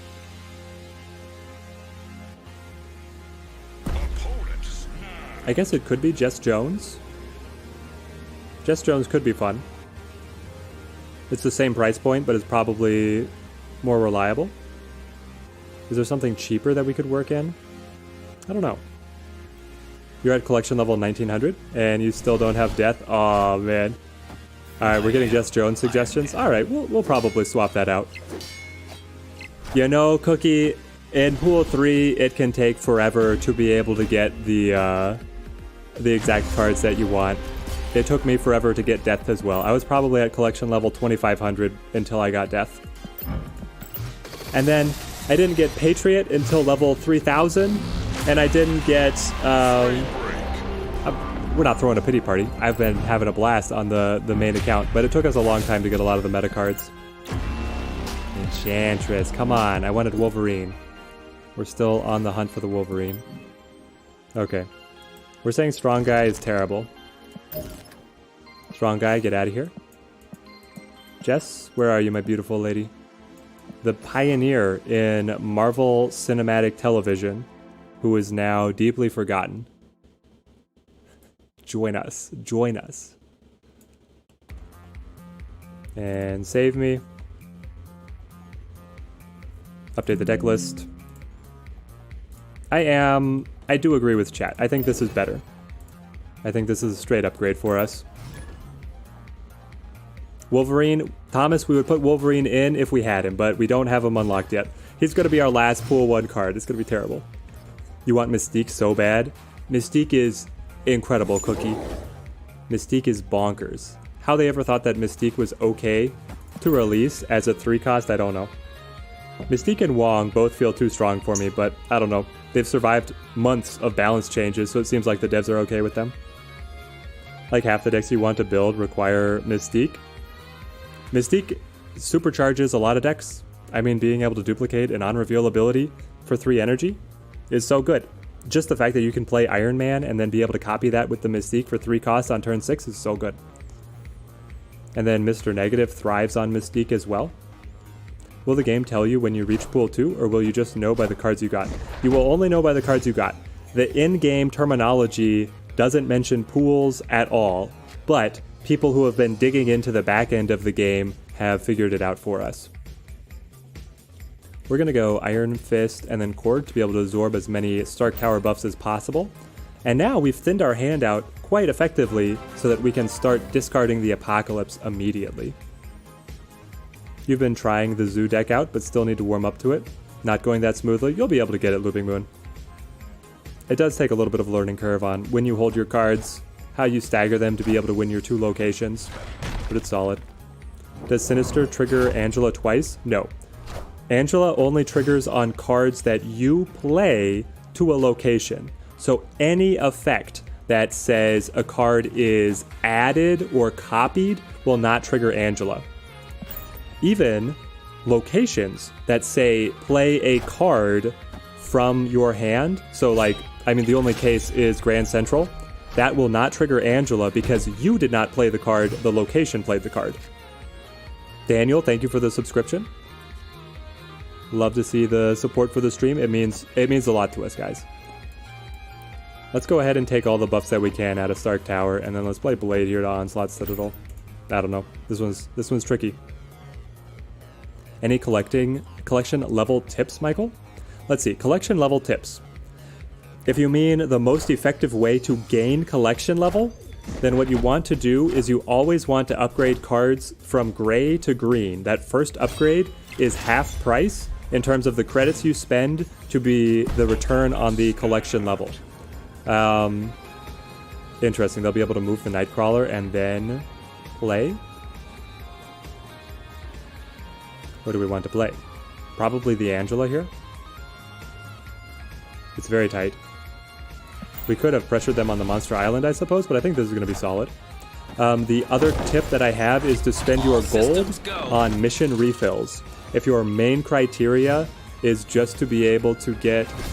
Hang on, how do they... Oh, the blue Marvel is passing us up. Alright, well, we retreat on that one.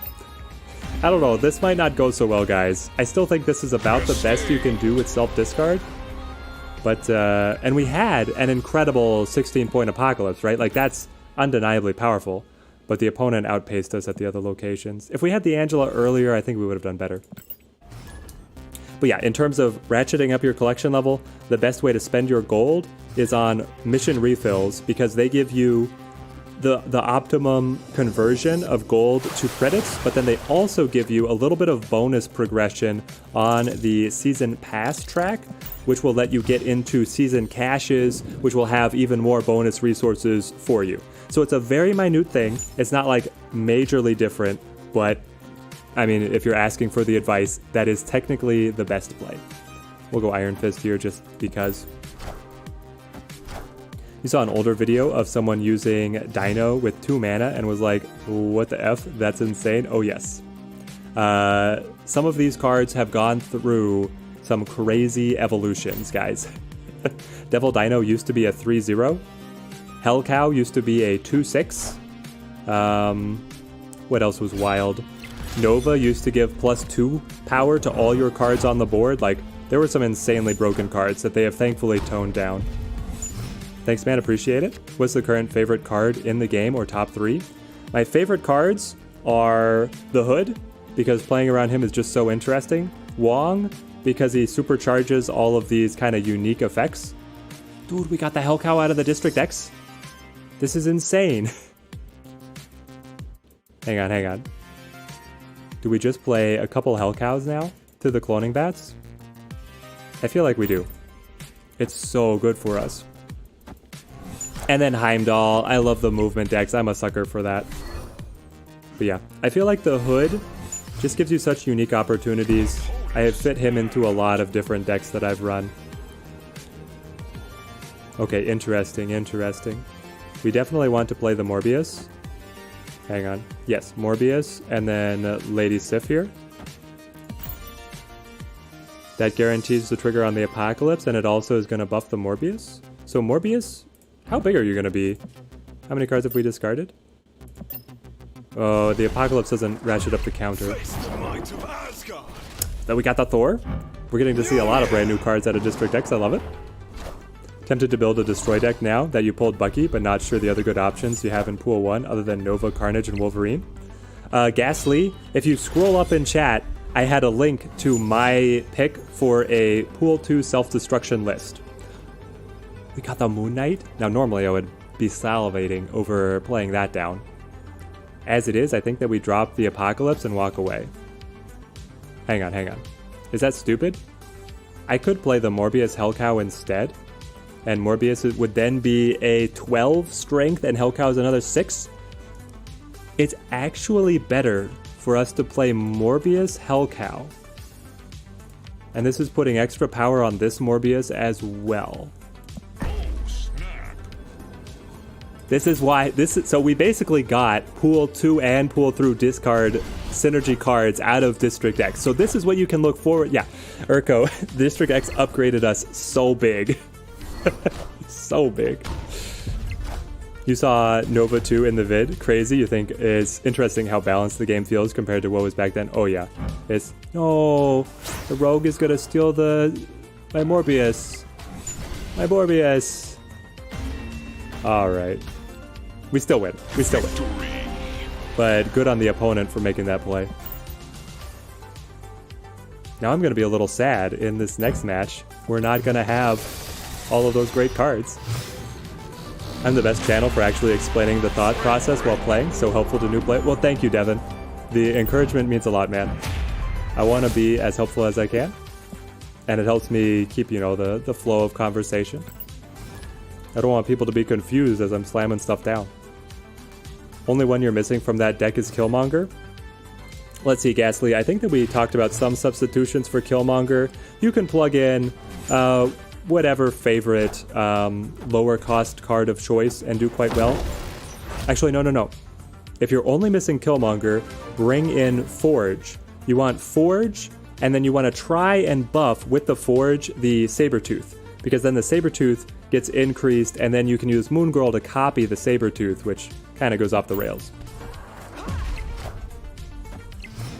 Conrad, thank you for the subscription. It means a lot supporting the channel. Glad that you're here, able to catch the stream. Oh, now I think we gotta wait. We gotta wait for the Lady Sif. We don't want to spend our discard activations hitting each other. I feel like we need more mods in chat. This is getting disgusting. It's an epic strat. Well, I hope that it works for you. Oh, Streamlabs, can you please... Listen, Streamlabs is incredibly incompetent, guys. YouTube says it's gonna beat Twitch, but how is it possibly gonna beat Twitch when you have stuff like this? The Streamlabs bot is set to ban messages with all caps to specifically stop this kind of stuff, and it's not doing it. It's embarrassing. It's an embarrassment. But let's see. Ghastly, you're being promoted to moderator. I knight you as another champion to be able to battle the porn bots. Streamlabs BM, yeah. It's a bot. It loves the porn bots itself. It understands that they are one. The small indie company of YouTube? Or are you talking, Drogo, about Streamlabs OBS, which has had lawsuits filed against it for having stolen code from Streamlabs? There's another program called Streamlabs rather than Streamlabs OBS. Or just OBS? Hang on. They like ripped a lot of code just out of OBS, and then they called it Streamlabs and they put a snazzier UI on it, but it's like pretty flagrant plagiarism. Anyway, I don't want to smash the founders of my streaming setup too much, but here we are. I was wondering, can you not just filter out these URLs? It's also set to ban links. I don't get it. Maybe Streamlabs isn't in the chat. I've also had issues with the Streamlabs bot not showing up in chat. But no, it is. It's here because it just posted the 3x combo. It's literally set to ban links and all cap messages, so I don't know, guys. But we snap here. Was insta reporting them as soon as they popped up. Fantastic. Now you're set up to be able to ban them as well. I feel like banning certain words would work. I'll give it a try. I hate that it's distracting in the chat, so I'm gonna keep on working on this. Thanks for the info on this stream. D&D starting soon. Have a good one. All right. That trolley guy Josh, I hope that you I don't know what your party is up to, but hopefully you get a level up. Still figuring out how Streamlabs work, just trying to do a poll. Yeah, it's not, like, it's trying to bring Twitch into YouTube, but it needs a little bit more. Snedo just got into Pool 2. What cards should you be looking for to upgrade your discard deck? You want to look for Swarm, and you want to look for Morbius. Swarm and Morbius get you going much better. You immediately replace Jess Jones with Swarm, and you immediately replace Kazar with Morbius, and then you replace either Korg or Iron Fist with Wolverine, if you're into Pool 2. That's my advice. Those bots are really annoying. Happy to help sweep them away. I love a Ghastly. Thank you. Rich, you're back? We are still online. Now we are trying a Pool 1 exclusive self-discard list. And actually, it's been going pretty well. Yeah, I hope that it helps you out, Snedo. We'll be doing a video with showing more archetypes and how you can upgrade them through Pool 1, 2, and 3. I felt like that was pretty fun to work with on one of my previous videos. Okay, we're gonna get the Nightcrawler out of the way, but Kamartaj. as long as we draw the Apocalypse, Camartage is going to pop off. But of course we have to actually draw the Apocalypse. And soon. We can't wait too many turns here. Just got a game with 2 the peak locations. What? So it flipped and then... Hang on.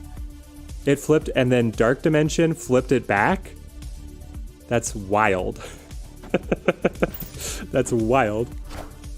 Is this account I'm using free to play? Yes, Michael.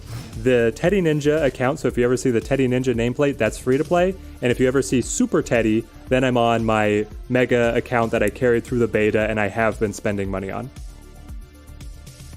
We're going to go Korg just to give them a bunch of rocks. They only have 4 cards in deck, and now they're going to have 2 rocks there as well. So hopefully they enjoy that. And I don't know. I guess I play Sword... Yeah, you play Sword Master here, just for tempo. And you play Blade as well, because we are guaranteed... Hang on. Maybe we probably play Sword Master here, and Blade here, and then we're guaranteed to get Chavez as our final. We can still have a good finish here. You've had good luck with that, the matches that you thought that you had. Would Blade and Sword Master be OP if you got to choose which card you discarded? Yes. They would be overpowered. It would be fun. Like, they would probably bring their power down. But it would be a completely different deck if you were able to do that, realistically. The Devil Dino is a great play on their part. Hats off to the opponent. They might be able to top us here with their own Chavez. It's good. Oh, by 1? By 1? No way, Urko, so it did flip back. That's hilarious. You mentioned Wolverine, but isn't he Pool 1? He is Pool 1, but I don't have him right. I mentioned Wolverine because I don't have him unlocked, so he's not on the deck list up above. And I do recommend using him in Pool 2 still. Is the Captain America pack worth it? And the Season Path worth it? So, Michael, if you want to spend money on the game, the most efficient places to do it are that Captain America pack and the Battle Pass. They are way more efficient than any other way that you might spend money on the game. But the game overall is very free-to-play friendly. So if you have a couple months worth of patience, then you'll be able to get everything that the paying players have. But yes, if you want to spend some money on the game, the Battle Pass is way more efficient than doing a purchase in any other area. Onslaught Citadel, you say? Let's go Korg, Nightcrawler. Probably just hold the Blade. Onslaught Citadel is amazing with Morbius because Morbius is ongoing and can get doubled. It's pretty sick. Let's just play like so.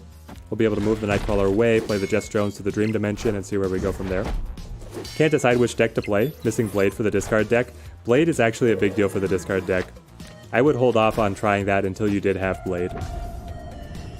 I would recommend Zoo or Odin White Tiger. Those are both very good. Dream Dimension is going to make all of our cards more expensive next turn. So it's going to be 4 and 5. Ah, why?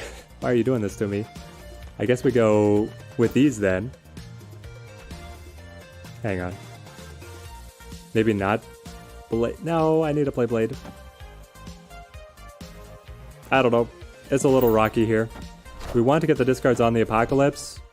I mean, if we're really lucky, Blade's going to hit the Apocalypse. It's like a 50-50. Because then I can play Jess Jones. Come on. No, of course not. Of course not. Not a fan of the drawing from opponent's deck effect. Let's see, Vaughn. You're not a fan of stuff like Cable or what's the other one? Mantis. You don't like Cable or Mantis?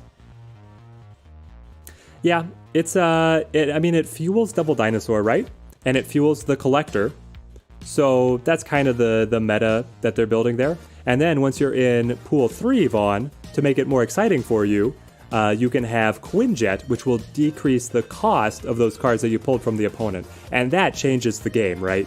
Because you're getting basically random junk from them that doesn't synergize with your deck, but it is 1 energy cheaper, which gives you a whole new perspective on how valuable it is. If I were to use this deck, what could I replace Iron Fist with, as I've not pulled him yet? Iron Fist can go for almost any other 1-drop. I would probably bring in... Gosh, what would I play? The opponent retreated? Well, that's fantastic. We slammed him, guys. Look at this. What a game. You could replace the Iron Fist with Electra I would probably bring in the Electra. I feel like Electra has really good value in Pool 1, so that's my recommendation. But you could go to a lot of other 1-drops. I probably mean the location. I must be missing something, Looping Moon. Oh, drawing from the opponent's deck location. Yes. If, Vaughn, you mean that you don't like Mindscape, then I wholeheartedly concur. Mindscape is the worst location in the game. Are there ways you can get the paywall? I'm not sure what you mean, Vincent. Are there ways you can get paywall? So the game, there's going to be exclusive artwork that you will have to pay for if you want it. But in terms of just cards added to your collection, you will be able to get all of them free to play if you have a little bit of patience, right? It's the free to play mobile game model. But so far, it honestly doesn't take that much patience. So I'm pretty happy with how the devs have set up their monetization setup. Urko, you love both Cable and Mantis as long as you're the one that plays them? Yep. It feels much better when you're the one who's playing them. It gives you play options. I like those cards because of Great Disruption. They break up what the opponent's combos are. They tell you if your opponent's combos are broken up, which can inform whether you retreat, whether you snap, things like this. I think it is quite good. Michael, you were wondering the same, and why you would copy stuff from a random deck? Yeah, so it's building into like a Pool 3 archetype where you're using Quinjet as an engine piece and stuff like this. So it ultimately builds into a pretty solid deck. Here we're going to be able to win the raft, or the race to the raft, giving us a free 6-drop, which is so important. Like, it's a game winner. Absolutely a game winner. Little Jay-Z, thank you for the subscription. Glad that you've been hanging out on the stream. It's fun seeing everybody here and all the fresh... I mean, thank you guys so much for all the fresh subscribers. It means so much. Yeah, Mindscape. Okay, Vaughn. Now we're on the same page, and I completely agree that Mindscape is terrible. You hate the TSV? Yeah, the turn 4... I've seen a lot of people just get that and then retreat out because they don't want to play it, and I don't blame them. Not at all. Let's see. So we want to pull Nightcrawler across. We're going to go ahead and play the Hulk so that we're not in danger of discarding it. I don't know. Do we play Iron Fist here? Just for a little bit of tempo? Probably. And then we wait, because if we draw Apocalypse, we can still play Swordmaster and Blade to good effect. But if we don't, then we're just going to get in with a Swordmaster and Blade anyway here. I am Iron Man. You only started on Thursday and have all Pool 1 and only got the Season Pass. That's awesome, Rich. It seems like you're well on your way. We got the Apocalypse.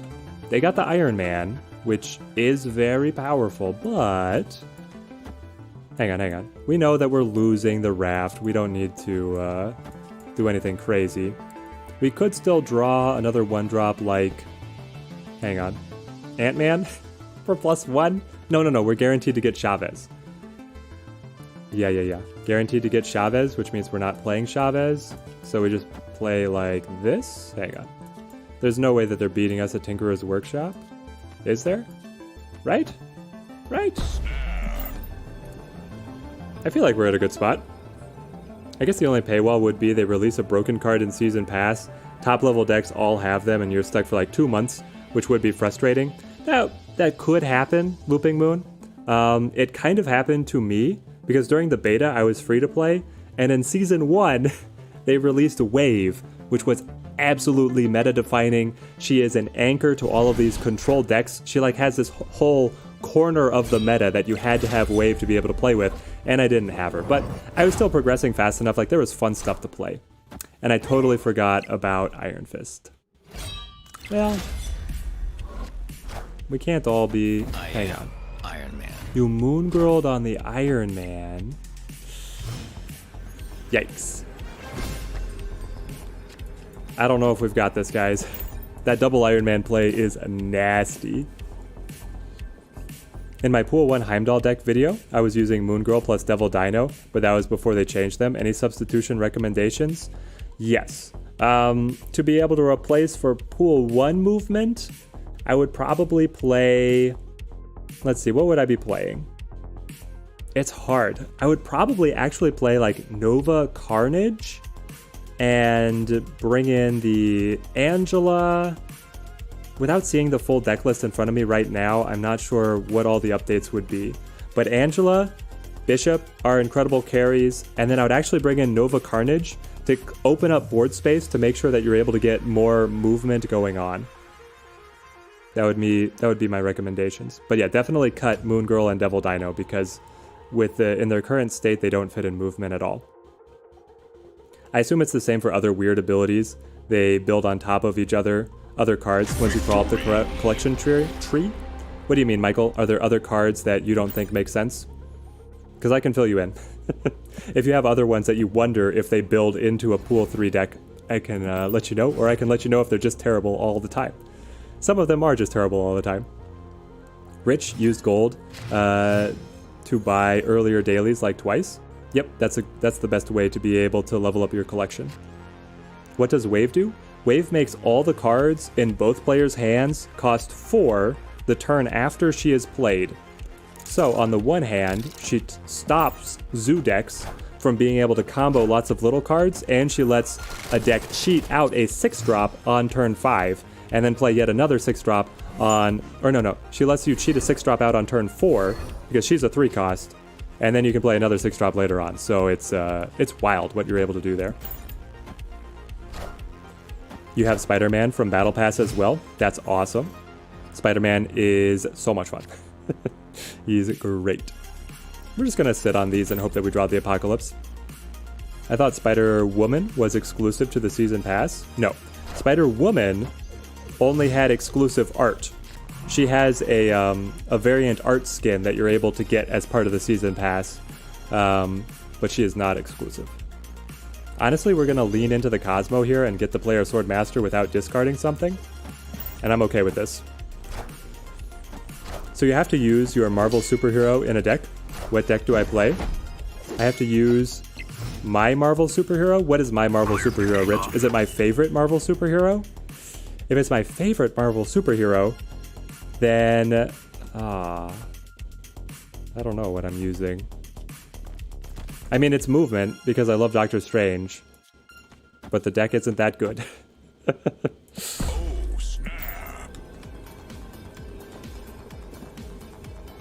Yes, exactly, like Korg that I explained earlier.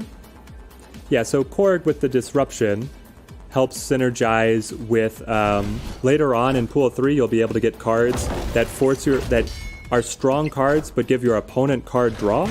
Like it's called Maximus is the card, and he's only 3 cost and then 7 power, so he has a great stat line, but he gives the opponent card draw, which is not nearly as damaging if the opponent's deck is full of rocks, right?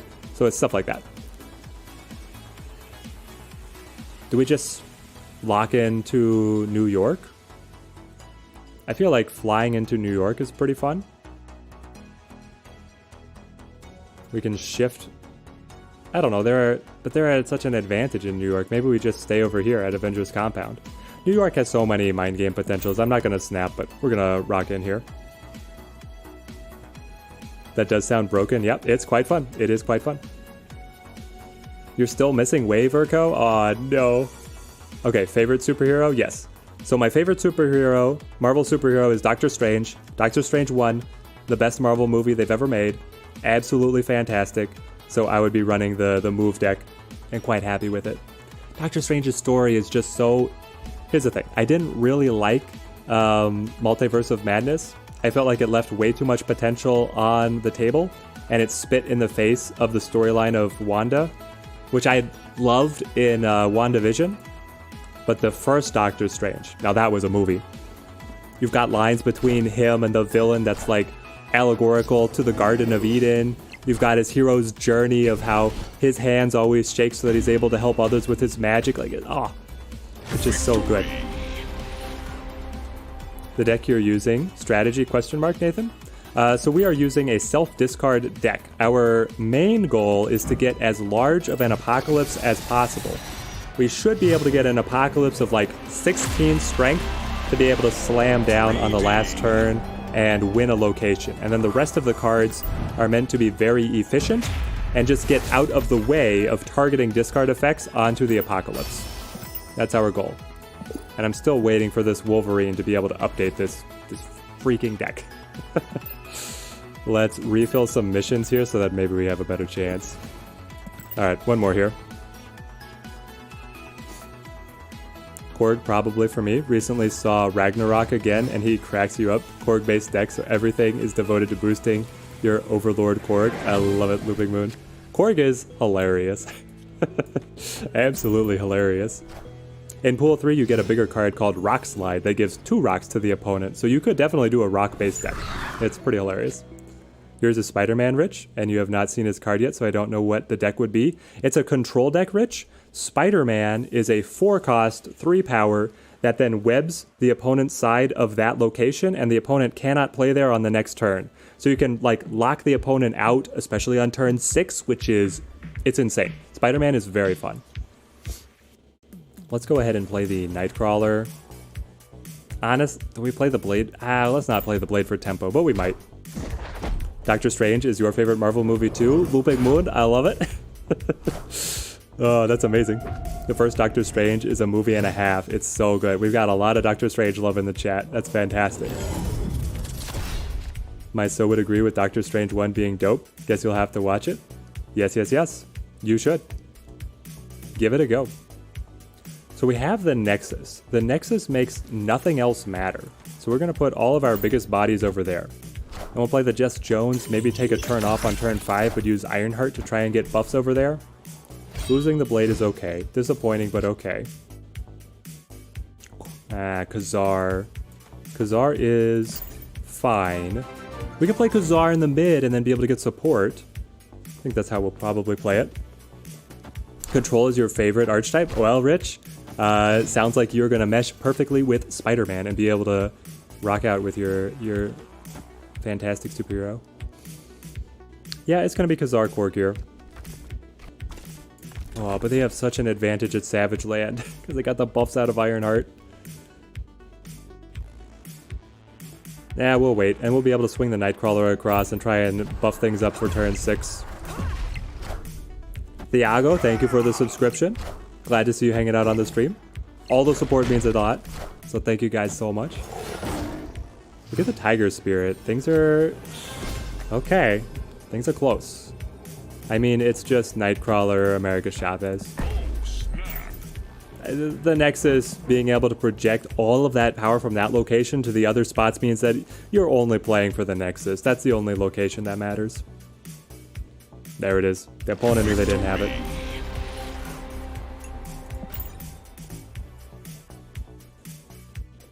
I feel like we've had a couple more opponents retreating than you normally see, which is shocking to me. I mean, we've been zooming up the ranks. And honestly, this discard list is doing fine. Like, it's actually doing well. We'll grab the boosters here. Shocker boosters. Don't think I'm gonna spend those. Win the match with a snap. Well, we do have some 2-cost cards on this. We might be able to complete that mission. A good video I don't think anyone has seen yet, is on snapping. To do a video about snapping timing. I could definitely work on that, Rich. It is, I mean, it's the titular mechanic, right? They named the game after it. I think Snap has a lot of things that's like actually innovating in the card game space, which is, it's blowing my mind. When I heard that Marvel was going to make a collectible card game, it's like, this is obviously a cash grab, right? It's just so easy for them to make Marvel Hearthstone and bring nothing new, but they actually have brought some really clever ideas. And so you have the snap mechanic, which is truly original. It's bringing the engaging side of poker and blackjack. Like, snapping and betting is why poker and blackjack are going to be evergreen games. There's always going to be people playing them. And so having the ability to snap and double down and effectively bet on your more interesting card game, in my opinion, is so cool. And then the locations, keeping all your matches fresh, the simultaneous turns, so you don't have the problem of somebody going first being an inherent advantage or not. There's just so much going on in Snap that is incredible. Let's go Angela. Before I just gush too much here, Jess Jones as well.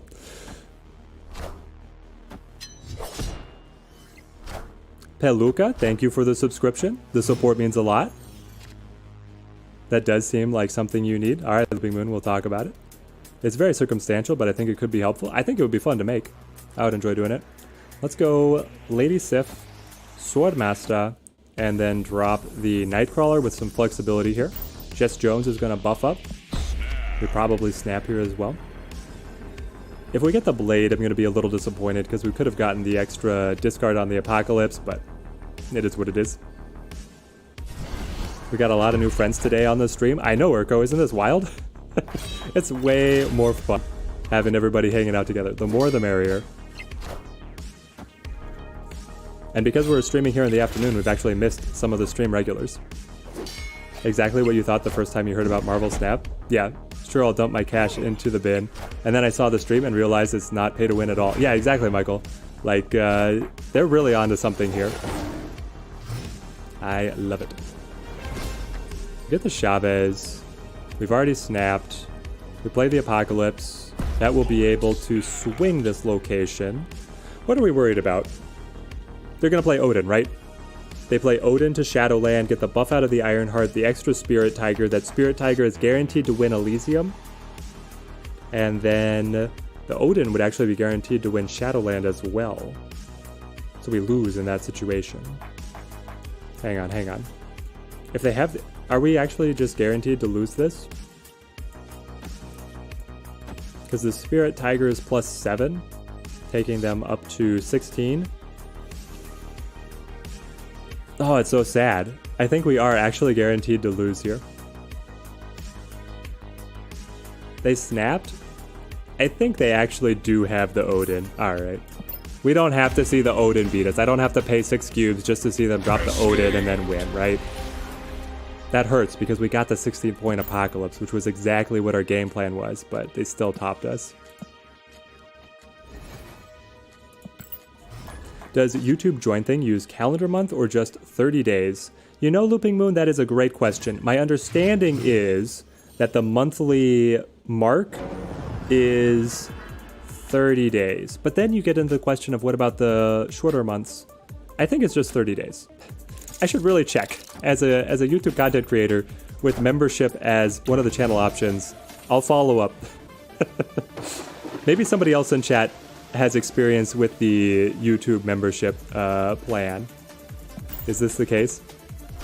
Just pulled the Forge, Sabretooth Moongirl combo. Aw, yes, Gasly, you got it. It is so good. It is so good, man. I love it. We got the Hela.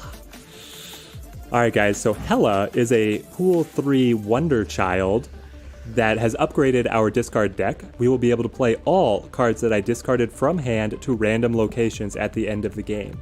That means that we can start to discard with Reckless Abandon. So let's play our... Well, here's the thing, is we could just discard Hela with the Lady Sif. It might happen.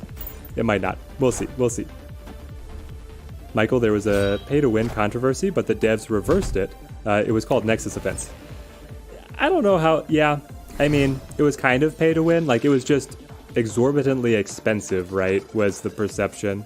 And yeah, the devs made the community-friendly decision of reversing it. In literally all other card games, you play versus the full card pool all the time. Do you actually? I mean, yes, I guess that is true, right? Like, I was thinking, you're pretty much there against whatever other people have been collecting. You're still playing beginning players, but they have access to anything in the card roster. We get the free Heimdall. I love it. Now they filled the location at the exact same time, so they will have a free 6-drop as well. What do we play? We only have one card considered discarded, so Hela is not the way to go. What I think is more the way to go... hang on. What are we doing here? If I play the Apocalypse, yes, we win Baxter Building, but then we're going to lose everything else. If I play the Heimdall, we start moving all of our cards to the left, and that's not going to win the Raft, and it's not going to win the Hub. If I play over here, maybe? I mean, the opponent hasn't snapped. Well, we'll see how it goes. We'll see how it goes. I think it's the calendar month. Well, it's more like it's the 24th already. I don't think it's the calendar month. Like, if you join the channel on the last day of the month, they're not gonna ask you to pay again immediately to the opponent there just played in the wrong order. They're not gonna ask you to pay the next day to refresh your membership, are they? Like, that sounds insane.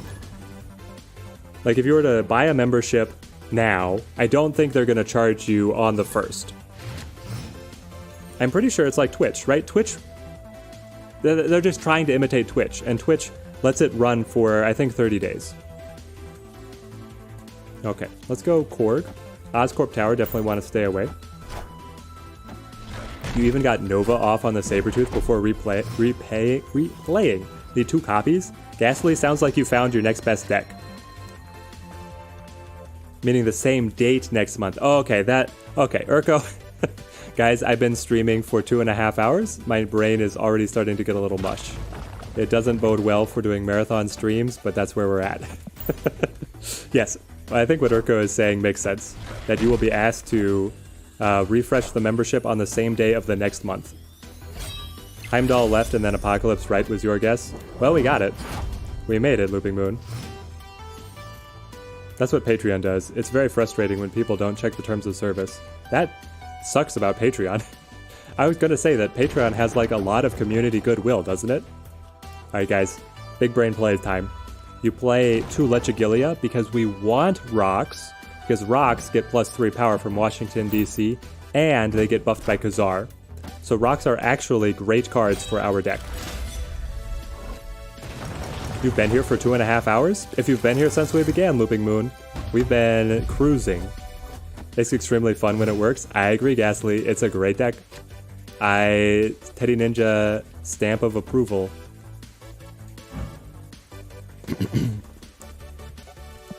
Did they just morph my Apocalypse? Guys? Guys? They got a 16 power card out of a 3 cost morph? It's not the end of the world yet, but it is really bad. We put our heart and soul in building that card and they got it for free. Pulled Rhino from pool 2 and want to cry immediately after you pulled a variant for him too. Aww. I hate Rhino. I don't like him at all. I don't know what to play. I mean, we could make him sweat by saying that we have the Apocalypse to threaten Washington, D.C. coming into the final turn here. So I think that's what we're going to go for. It's a great way to support people. You just need to read that one line. Yeah, Looping Moon, you're right. Like, the terms of service are there. It's laid out, but it still just seems a little annoying. It turns into a game of like when people are going to support, rather than being able to just like recommend that they support in any video. If I go to Patreon, I'll make sure that I tell people in my pitch that they should join at the beginning of the month. But yeah, Rhino is just not exciting at all. Okay, do we have a shot at Washington? We're able to go up 16 points, right? That takes us to 27? Exactly. Then the Lizard loses 3, which means that we hit 30, and we'll hit exact parity as long as they don't play Blue Marvel. I don't think they play Blue Marvel. I think we got this. This and Runeterra are probably the best for free players. Both don't make you spend money to get all the cards you need. I agree, J-Dunes. Runeterra, the League one, is monetized towards cosmetics, right? Say what you will about the League development team, they've always been pretty free-to-play friendly. Like, in terms of just expanding your collection, you can get your collection pretty quickly, just free-to-play. It's really good. I personally am liking Marvel Snap better, but I have played Legends of Runeterra for a while. Like, I got burnt out on it a little bit, and this is the new hotness, so I'm all over Marvel Snap.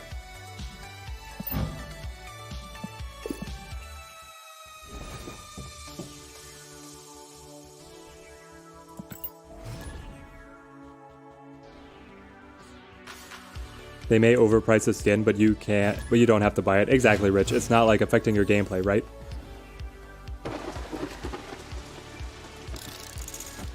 Now we have actual people accounts spamming phone numbers and whatnot. Can one of my mods ban this? Aww. Alright. Well, you guys get to see an Agatha Harkness. So, Agatha will play your cards for you. Is this as terrible as it sounds? Yes, it is. And getting the hood there was even worse, because if we played Lady Sif, then she might have killed the Agatha and let us continue as normal. $40 skins are a sin still. Well, Looping Moon, the devs gotta eat. The devs gotta eat.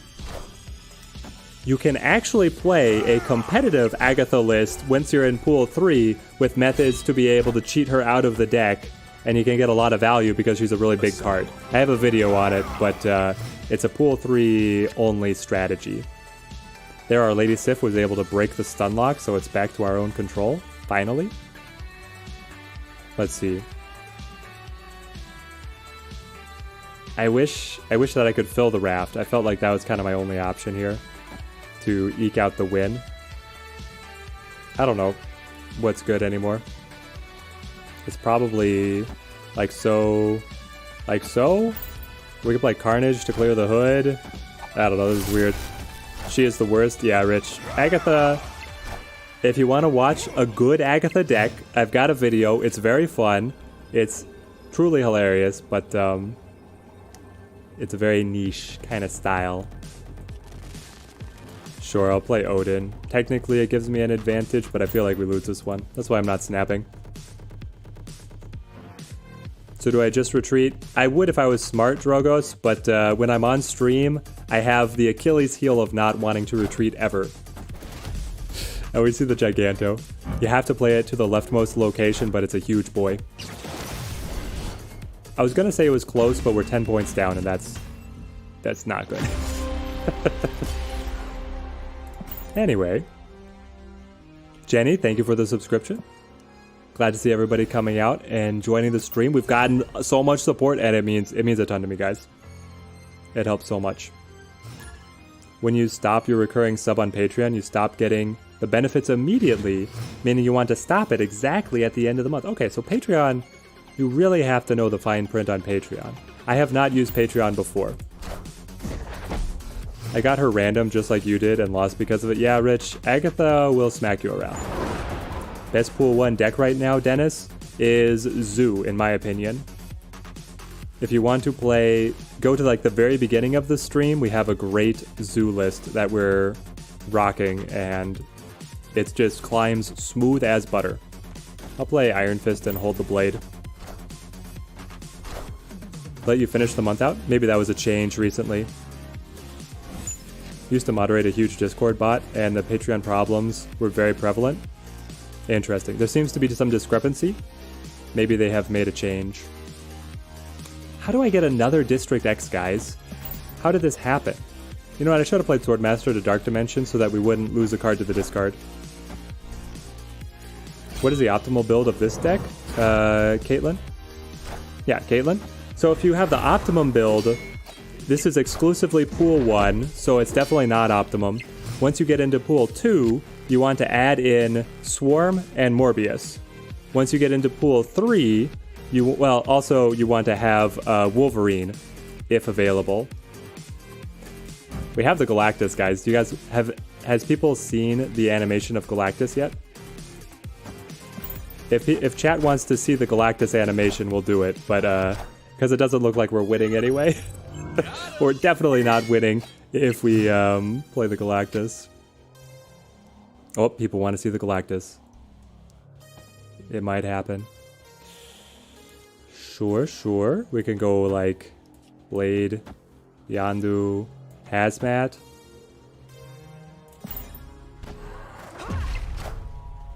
Alright, this is just to see the animation, guys, because we've definitely lost. We've definitely lost. Looping Moon, thank you for joining up. It means a ton, man. That helps us so much. Thank you. Let's see. Can I replace your Strong Guy with Onslaught? Yes, Dennis, you could replace Strong Guy with Onslaught, and then I would want to replace Blade as well. But honestly, It's pretty close to either side. There we go. And then we blow up everything.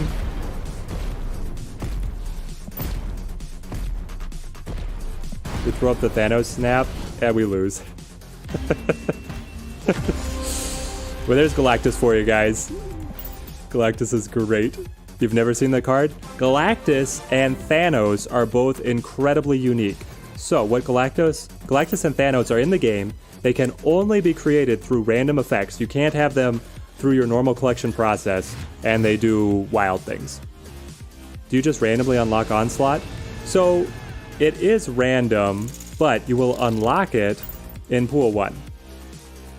So all of your card pulls are random, but they're controlled random. In the beginning stages, you're drawing from what's called Pool 1, which are considered beginner cards to give you your early archetypes.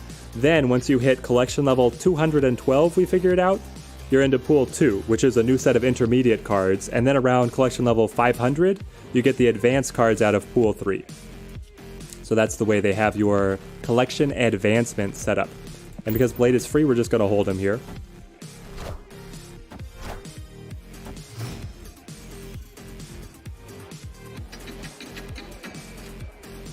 Mateus, thank you for the subscription.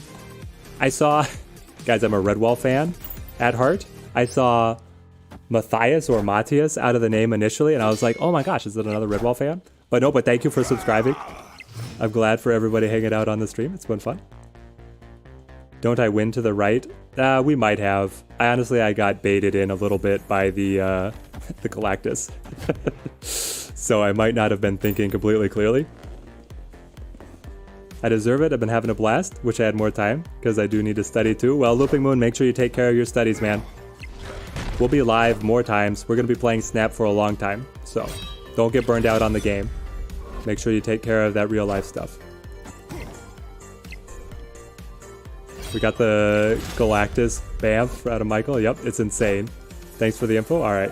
You feel stuck at collection level 300 and you're not buying credits? Well, Caitlin, good news for you.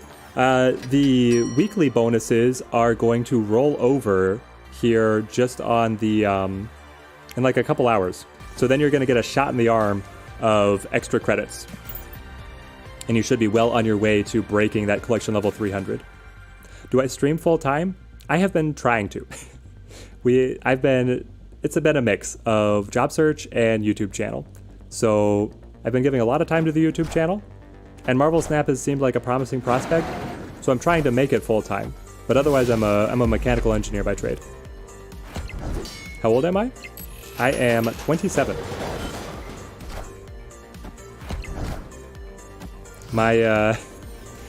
So, you know, YouTube gives you like the metrics of the viewers and whatnot. Everybody who watches my stream is like very close in age to me, and basically very close in all demographics. And it's been kind of funny to see. Like, I've gotten people reference things that I thought I would only know.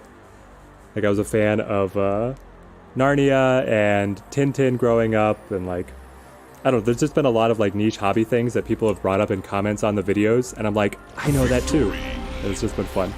So the community here on the channel has always been amazing, and that's encouraged me a lot to keep on pushing the content. Oh, we don't have the credits. We don't have the credits. Dragos, you just hit 40? Listen, everybody's welcome. Everybody's welcome. We all have a good time. Grimwald, you're playing a Pool 1 Dino deck. What are my thoughts on that deck? I think that the Devil Dino is not my personal favorite, but my thoughts on Devil Dino are a bit tainted because I have seen him in his glory days of a 3-cost unit, which was so OP, it was disgusting. But I think Devil Dino is good. I think it gets a lot better in Pool 2 when you add the Collector and some of those other cards. And then in Pool 3, it gets even better again when you get Quinjet, which will decrease the cost of cards that you get that did not start in your deck. So the Devil Dino is definitely a solid deck, and you get to grow into it. It gets more powerful the farther you go. The mature audiences only. No, we keep things very welcoming. Caitlin, you are maybe one of the biggest outliers of the normal audience, but we of course welcome you. It will help balance out the community. Let's see. We can have the Jess Jones get bounced. Having just a completely I'm not saying that I want a completely homogenous community. Everybody can have a great time. Strogos, just pretend we are young and our lives are ruined, not ruined by children and mortgages. Looping Moon, you're studying? Chemical engineering, dude, that's awesome. I love it. Chemical engineering is great. Okay, so we got the shuffle here, which is a little rough. We need to get back to Nidavellir before we get too stuck. I don't know, maybe we don't need to go to Nidavellir. Maybe we just say Nidavellir is a trap, and we assume the opponent will play there. Come on, go back. I hate that you have to undo things one at a time. That would be one of my few gripes against the game's user interface. The soul read on the opponent, they're going straight to Nidavellir.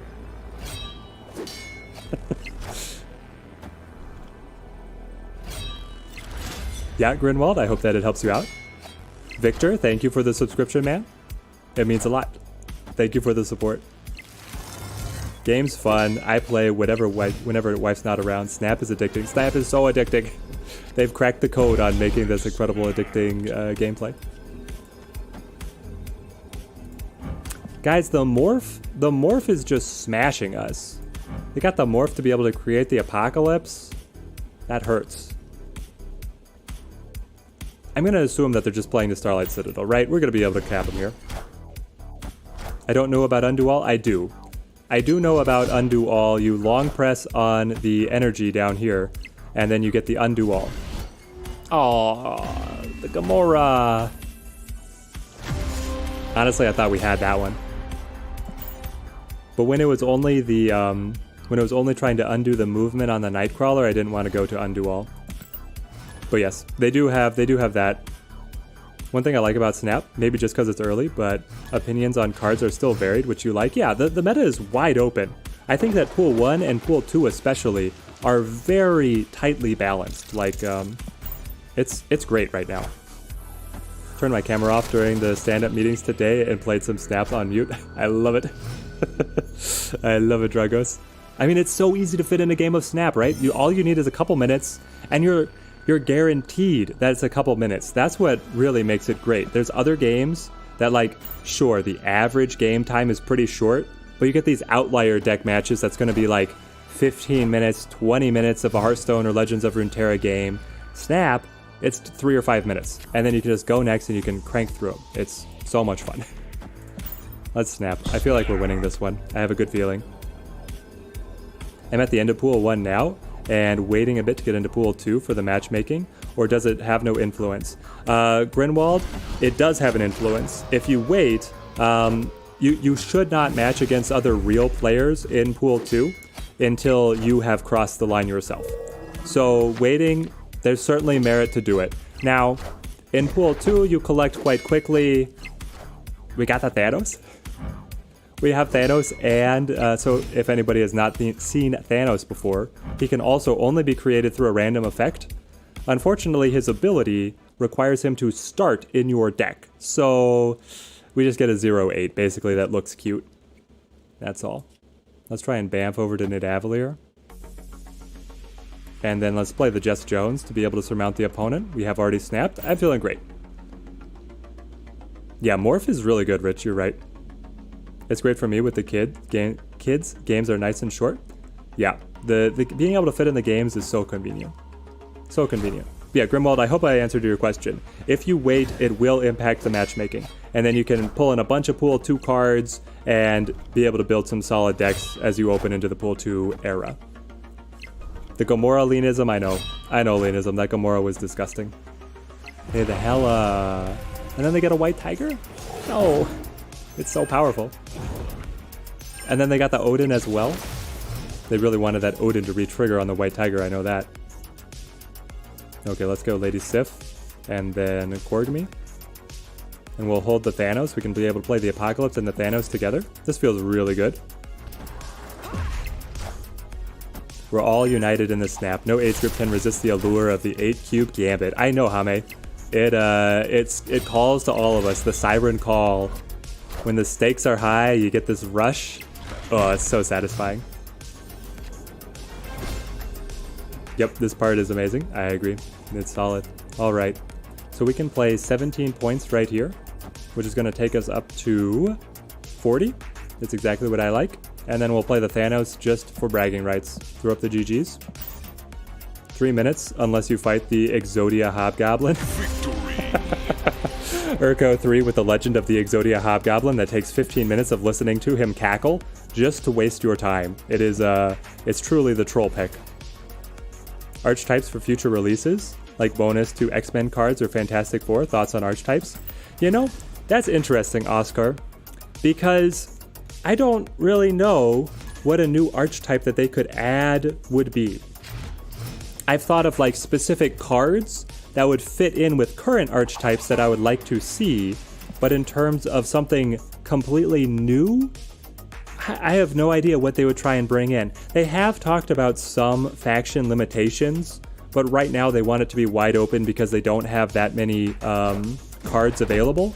So I think faction limitations would be like way down the road when, say, there's, you know, almost 1,000 cards in the collection overall. I'm curious what chat has, if there's ideas that people have of like completely new archetypes you would like to see. Like, what's an effect that doesn't exist in the game at all, that's in either in other card games or just that you've thought of that would be a fun mechanic? We got the strong guy, that's interesting. We'll play like so. And the opponent they didn't like their district decks, I guess? Okay, well, fair enough. We'll take the win. And the Iron Fist gets the buff.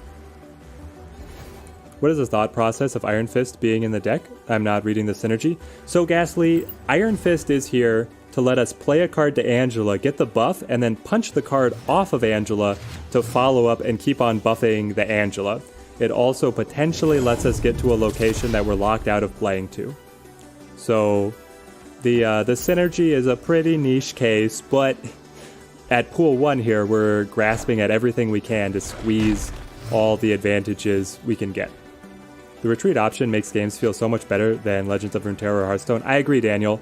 The way that they brought that in as kind of a social self-balancing factor, like if you draw a bricked hand, or if the opponent just has a counter deck to yours, and you can just go next really quickly, is really nice. I don't like any of these options.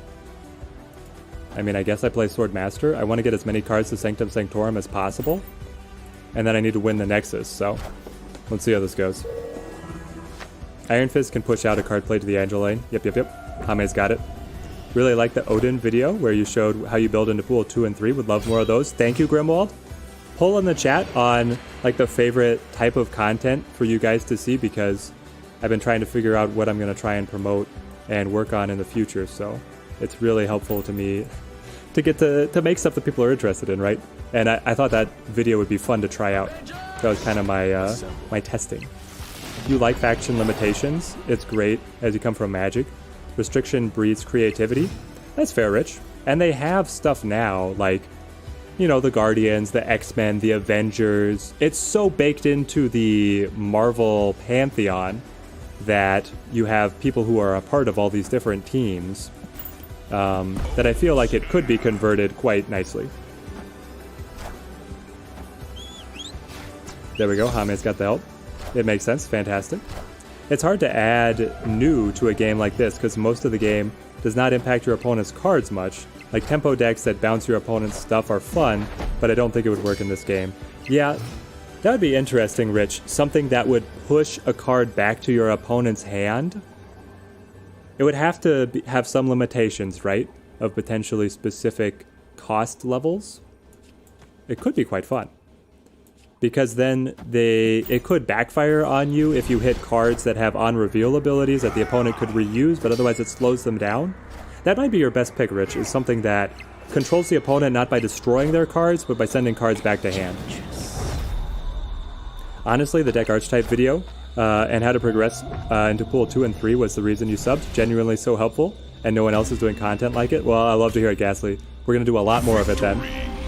Going back on the point of people finding you through Snap, personally I started watching you play games like Timberborn, but Snap is great and the content is just as entertaining.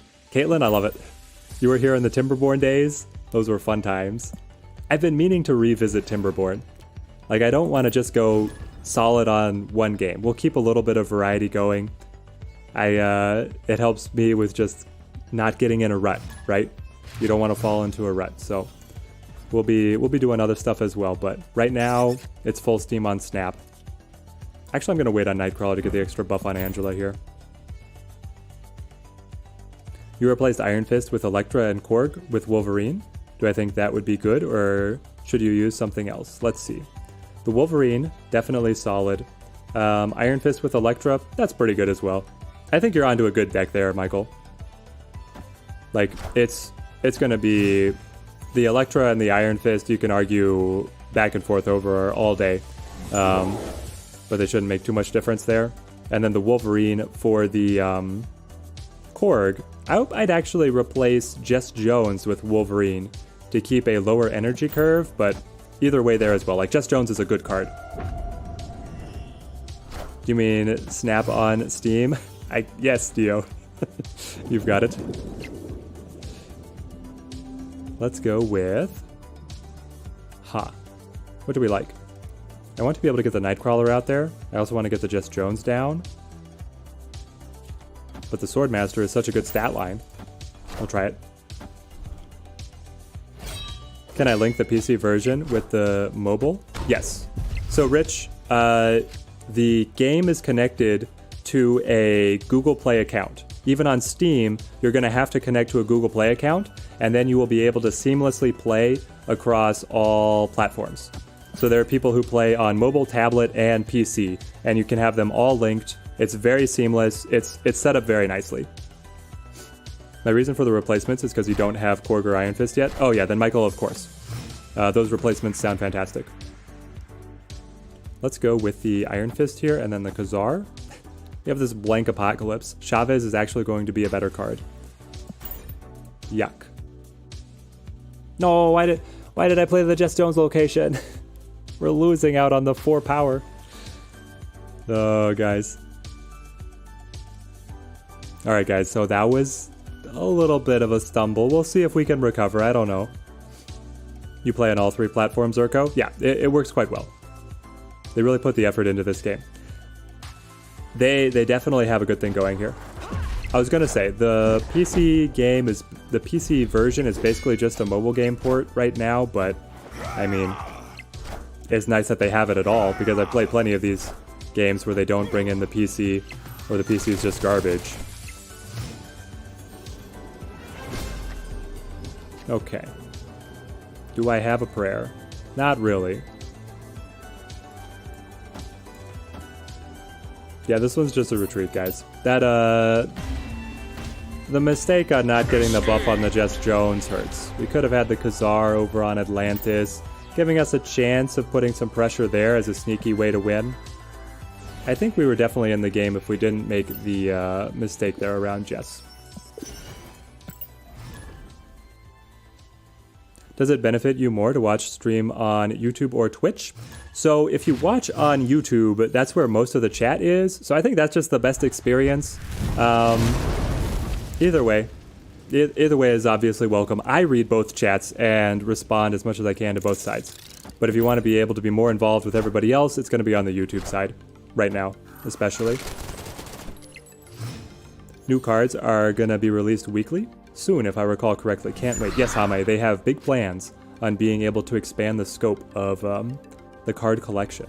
It's going to be very interesting to see how they find that cadence. I don't know. The Iron Fist, probably just for some tempo, but then we want to keep... Well, sure. I'll play the Nightcrawler for some tempo, too. He's going to get punched by the Iron Fist. We can move him away, and we lose the Ant-Man. That's fine. That's fine. They still haven't unveiled what the replacement of the Nexus events is going to be. It'll be so hard to catch up with the weekly release. Well, yes, it will be hard to catch up, but right now you're zooming, right? They release 1 card a month. How many cards a month are you opening? So many more. I think that you're still going to be in good hands for being able to get up to the point where you're staying even or still advancing on the rate of collection expansion. I must say, I find that the PC version works better than mobile. Mobile's a little bit buggy at times. For me, Looping Moon, I was playing on emulators, and the PC version is miles ahead. Like, it's buttery smooth. I love it. How often do you have to play cards accidentally cause self-inflicted wounds when playing? Well, Little Alaskan, it depends on how often I am streaming. I generally have higher focus when not reading chat simultaneously, but yeah, I have had plenty of self-inflicted losses. More than I would care to admit. Maybe early on they should do one new card and one new variant. Seems like it would be more free-to-play friendly. Yeah, we'll see how they choose to slot things up, Dio, because they're going to have to walk some kind of balance, right? If we get the extra 12 here, that actually takes us to an advantage. I'm feeling pretty good about this game. Rather than jumping all the way from just one card a month to going to one card a week, like that's a huge jump, right? In terms of balancing the game and monetizing the game. If they just ease into it, I think it'll make the community more comfortable with the changes. You've sabotaged yourself with Iron Fist so much when you didn't fully comprehend it. Yeah, Looping Moon, we've had our fair share of that happening as well. Do we think that the opponent has... What do they have? An Odin? Odin would repeat the Ironheart. They probably have Odin here. If they only get one buff to Savage Land, we're still in it. We're putting 8 cubes on the line on this buff going astray. Of course. Of course. Alright guys, I'm gonna grab some more water.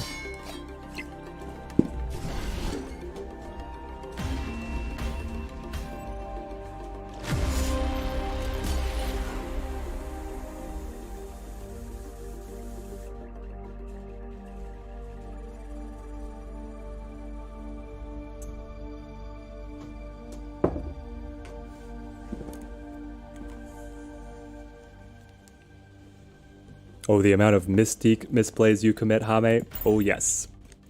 I have misplayed Mystique just in terms of ordering so much. That one is definitely a rage quit kind of inducing one.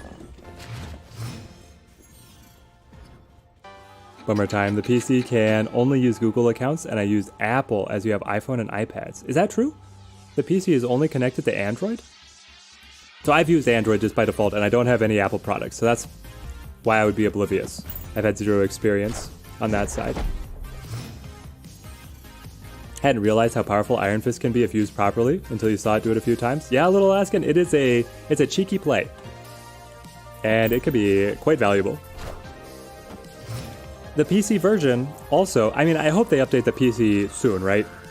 They also have the problem right now of the PC version is not getting the news items sent to it, so you don't get the daily login rewards that they're using to promote the launch, which sucks.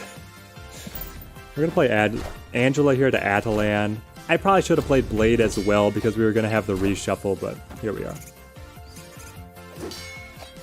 You can still log in with Google on Apple devices. Is that the workaround? When I started playing the Hela deck and didn't realize I had to play her to the Invisible Woman location, oh no, Urko. Oh no. You would need to start over, Rich? Yeah, that sounds rough. You can log into your Google account on your iPhone or iPad. Gotcha, but if you started up initially with that Apple ID, then you're kind of locked, right? You don't get the weird symbiote event, although it matters way less. Yeah, the PC feels like, I don't know, it's going to get updated. They're already promising that they're going to fix it up, so I'm not worried about it getting fixed. It just has some things that it needs to work through right now. We're going to play Iron Fist here. That'll punch the next card off of Angela. I don't know if that matters. Blue Marvel. Okay, so they're putting a lot of pressure here on Atalan with that Blue Marvel.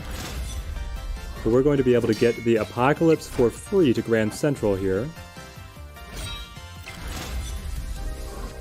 And then we just have to be able to win the big house with our... Honestly, I feel like this was a great line for us. Oh, but they got the Spirit Tiger? No! We'll be only at 13.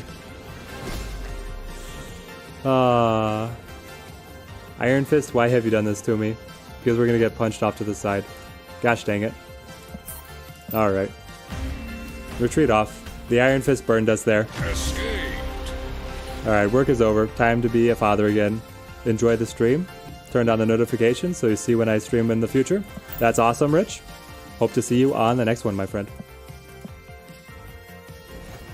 You can still link your account to Google, even if you did it with an Apple initially. Don't remember how, though. Well, there you go, Rich. There might be hope for you to be able to still connect that Apple with the PC version. But I don't have any experience to be able to speak to it myself. Good Korg down. Rich, thank you for becoming the member. Supporting the stream, that means so much. Thank you for your generosity, man. That keeps the lights on for us.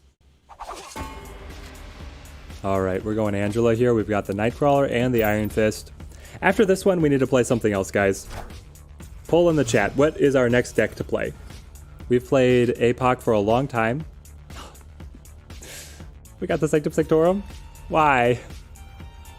It's still okay. We can get Nightcrawler over there to be able to win. Maybe show Pool 2 this deck. Yeah, we could go for Pool 2 discard deck. I faced a player who had those Iron Man variant, so the game crosses platforms. Yes, the matchmaking is cross everything. Global, like you play anybody, anywhere in the world, any platform. But then it's a matter of being able to link the Google account to the Apple account so that you can use multiple devices and platforms. They've got the good Jess Jones. They're leveraging the Bishop here. So we bamf the Nightcrawler over. We drop the Blade.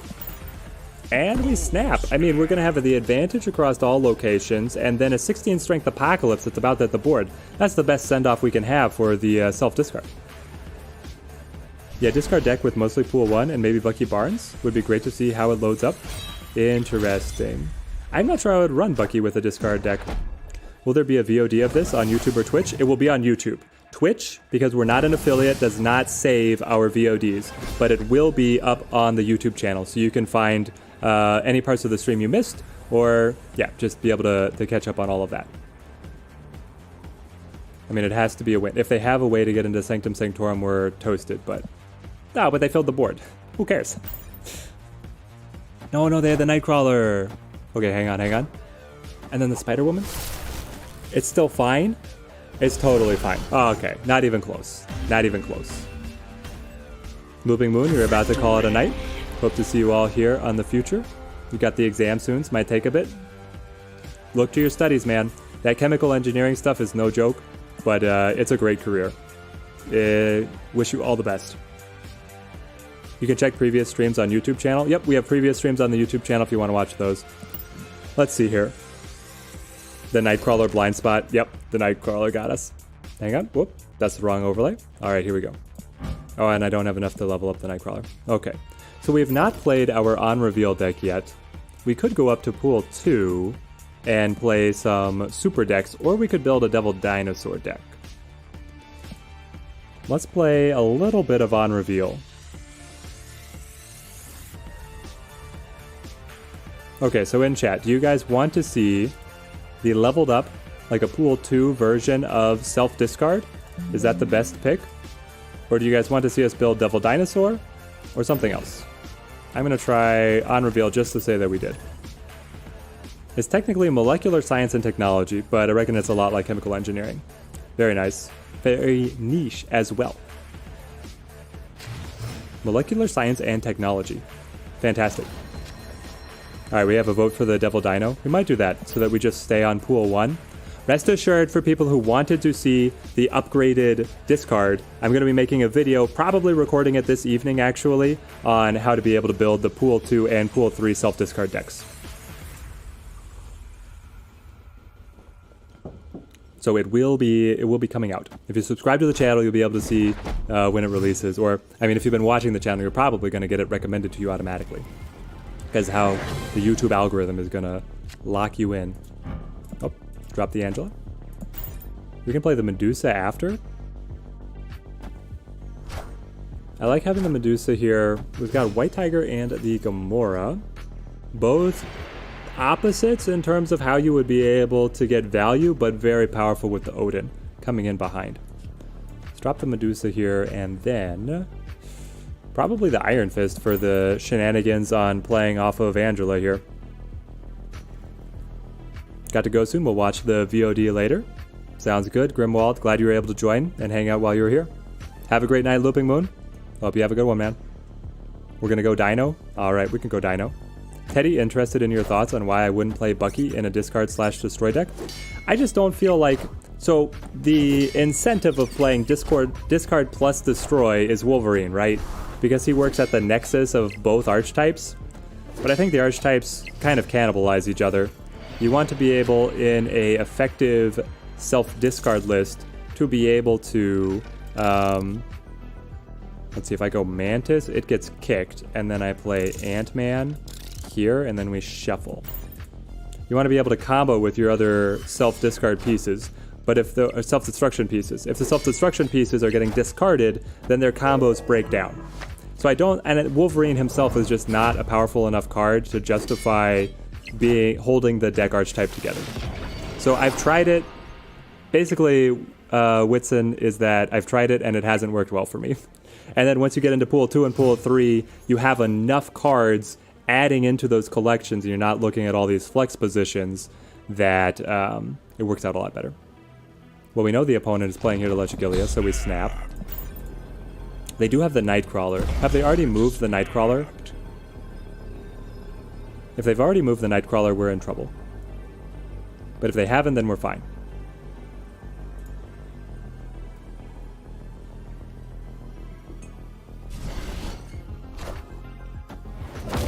Ah, the Blue Marvel. Taking them to within 1. Unfortunately for them, it's not enough. I wish that we had had the Ironheart. Oh, I wish that we had had the Ironheart was the words that were about to leave my mouth. Do they have an Onslaught or something that's going to make this side pop off? If it's Onslaught, then it's +7, plus the Blue Marvel buff, which takes it up to 9, which would then be 12 overall. So I could just play something like this.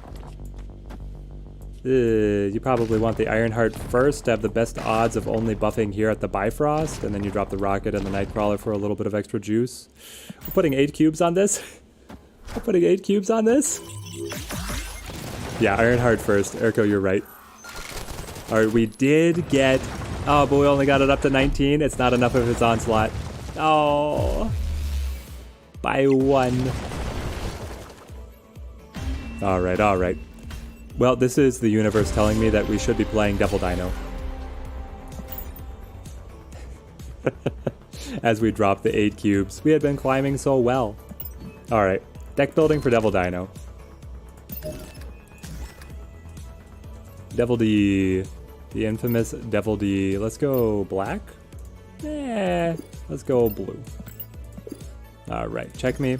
So, for Devil Dino, what we want to be able to do is we want to grab anything that expands our hand size, and also some just high efficiency cards. So we're going to grab the Cable here. That lets us draw off the bottom of the opponent's deck. Mantis draws off the top of their deck.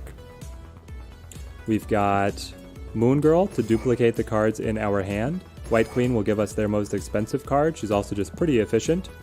And then we have the Devil Dinosaur. What are our finishers here? Oh, we have to have Sentinel. Sentinel able to replicate itself in our hand. There he is. Cookie Dude, thank you for the subscription. The support means a lot. I should really change this so you guys can see what I'm doing. Do we add in Onslaught? 54 already on a new account. Teddy, we're killing it. We're trying, Hame. Onslaught does help. Interesting. I mean, Onslaught... You can go Devil Dino Onslaught to solo win one location, and then everything else can be played to try and win the other location, right? So what is the final couple cards that lets us win that other location? It's probably just stuff that synergizes around Angela. So an Ant-Man is pretty good here. Mr. Fantastic would be an option with the Onslaught. He's also a little on the cheaper side than the infamous Nightcrawler that we've crammed into every single deck we've imagined. Nope, not Uatu. Please, not Uatu. Let's see.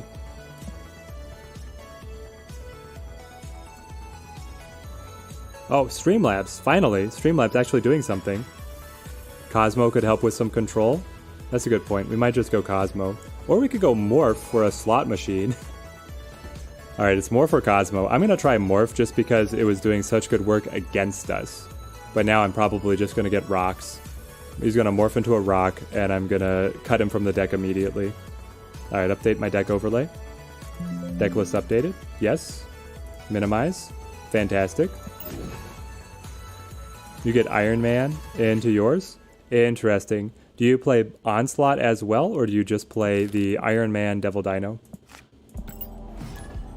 We might try the Iron Man. The bot actually working at light speed final. Yeah, the bot actually doing something. It's a first. I am shocked. Punisher and Captain America. Punisher and Captain America are high efficiency cards. They could be solid for us. Yes, Onslaught. Okay, so it is... You cut Morph. Cut White Queen. Something on the more expensive side. I don't really want to lose my my options at Hala. We'll play the Sentinel. Just nice, efficient play. Opponent wanting to cancel. Ooh, Project Pegasus. Okay. The New York is a little bit of a headache to play around because of the flexibility and shuffling at the very end of the game. We do want to be careful here that we get Onslaught set up. Okay, set little plays for free. We got the Iron Man for free. It's not fair. Maybe we need to run Enchantress. Do you guys think that we need to run Enchantress? That's what I'm thinking. Okay, hang on. Do we punch into the Hala? Or do we just play at Pegasus?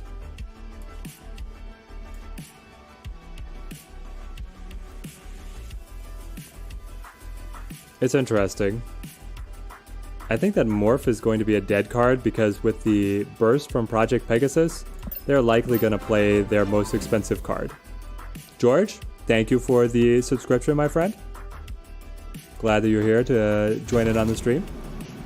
I mean, we could pressure them a little bit at Sakaar with the Sentinel, but we could also just play the Hala. Let's see. Okay, yep, that was a good read, given that they dropped in onto Sakaar. Double the Devil Dino effect. With the, with the Onslaught. Yeah, the Onslaught plus Devil Dino is going to be able to guarantee a win at this one spot. Okay, we got to put some pressure here on the Hala. And then we got to see what the opponent has. They have the Ironheart, the Jess Jones, Iron Man, Jess Jones, Wolfsbane. I mean, it's so much power over here. It's so much. I don't have Angela, Morph, and Mr. Fantastic in your deck. You're cutting the Angela? Are you kidding me? I would definitely run Angela. Now, Morph and Mr. Fantastic are certainly iffy ones. I agree on those, Grimwald. Okay, we got the Devil Dino. So you're saying there's a chance. Maybe we should have held the Devil Dino as a little bit of a surprise. But we still want to get the biggest card possible to Angela to help her out. And you play the Lizard, only... Hang on. Do you know something that I do not know? I'm going to be able to drop... Again, I think that the Morph is a dead card. We get the +4, +6, and then the Lizard going -3 is actually +9 to Hala when we already have a 4-point advantage. And then we play Sentinel over here, replicating to hand. Yeah. Give the opponent the fist bump. GG. See how this goes. Is there a sub for White Queen in this deck? What would we sub for White Queen? It would be Enchantress, probably, for a little bit of control. Yeah, I would run Enchantress in White Queen's position for more control. You could also run Jess Jones as just a solid plug-and-play card. So those would be my 2 recommendations. By 1. We got him by 1. And Greg celebrates the victory with a sub. Thank you, man.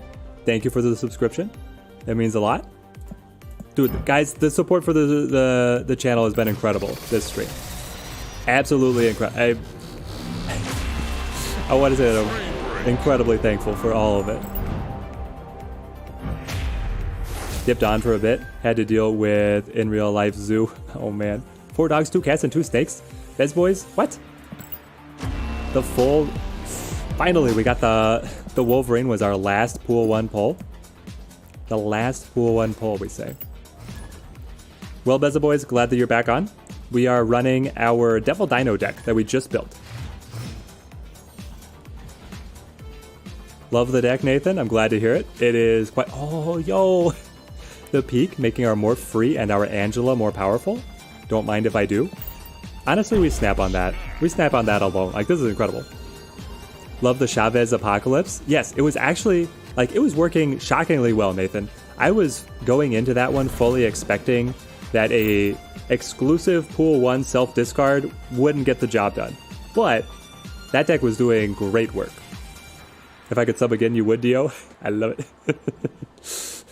He's just sitting here subbing to get the little activations to go. Apparently the peak really screwed over the opponent. Thanks for the tip. You'll try Angela instead of the Punisher tomorrow. Yes, I think that sounds like the best update. I feel like Punisher is a little bit on the weaker side just because you don't get to control where you're getting the bonus. I mean, we've done okay so far with this deck. Trying to think if we want to sub something out.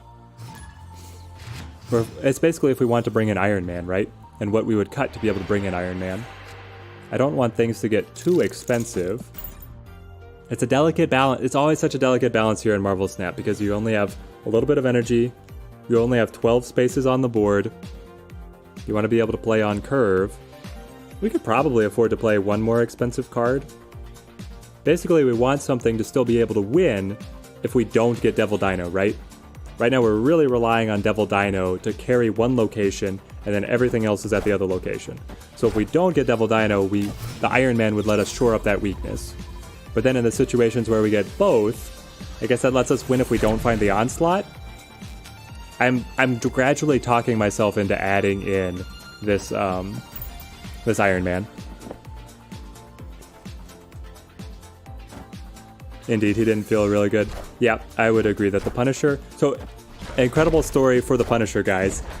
The Punisher is a terrible card, in my opinion. But he is single-handedly responsible for adding an otherwise undiscovered meta deck into the game during the beta. There was a mission at one point for the Battle Pass that required you to win with the Punisher in your deck. So, all the people that were like full collections and had infinite rank were like, how can we make a competitive Punisher deck? And they stumbled upon the Wong Going archetype, which is where you play Wong, which doubles any on-reveal effects, and then you play Spectrum, which will then buff your entire board of ongoing effects. And the Punisher was part of that deck. Now, the deck is actually better if you remove the Punisher, but it created some innovation in the game, which was kind of incredible. Joey, thank you for the subscription. The support means a ton. Just absolutely blown away, guys. I mean, let's go Devil Dino. But then what are we doing with anything else? You've got the Blue Marvel? Sure. It's quite good. Mantis. You're gonna hit me with the Mantis? I don't know. I mean, we can go...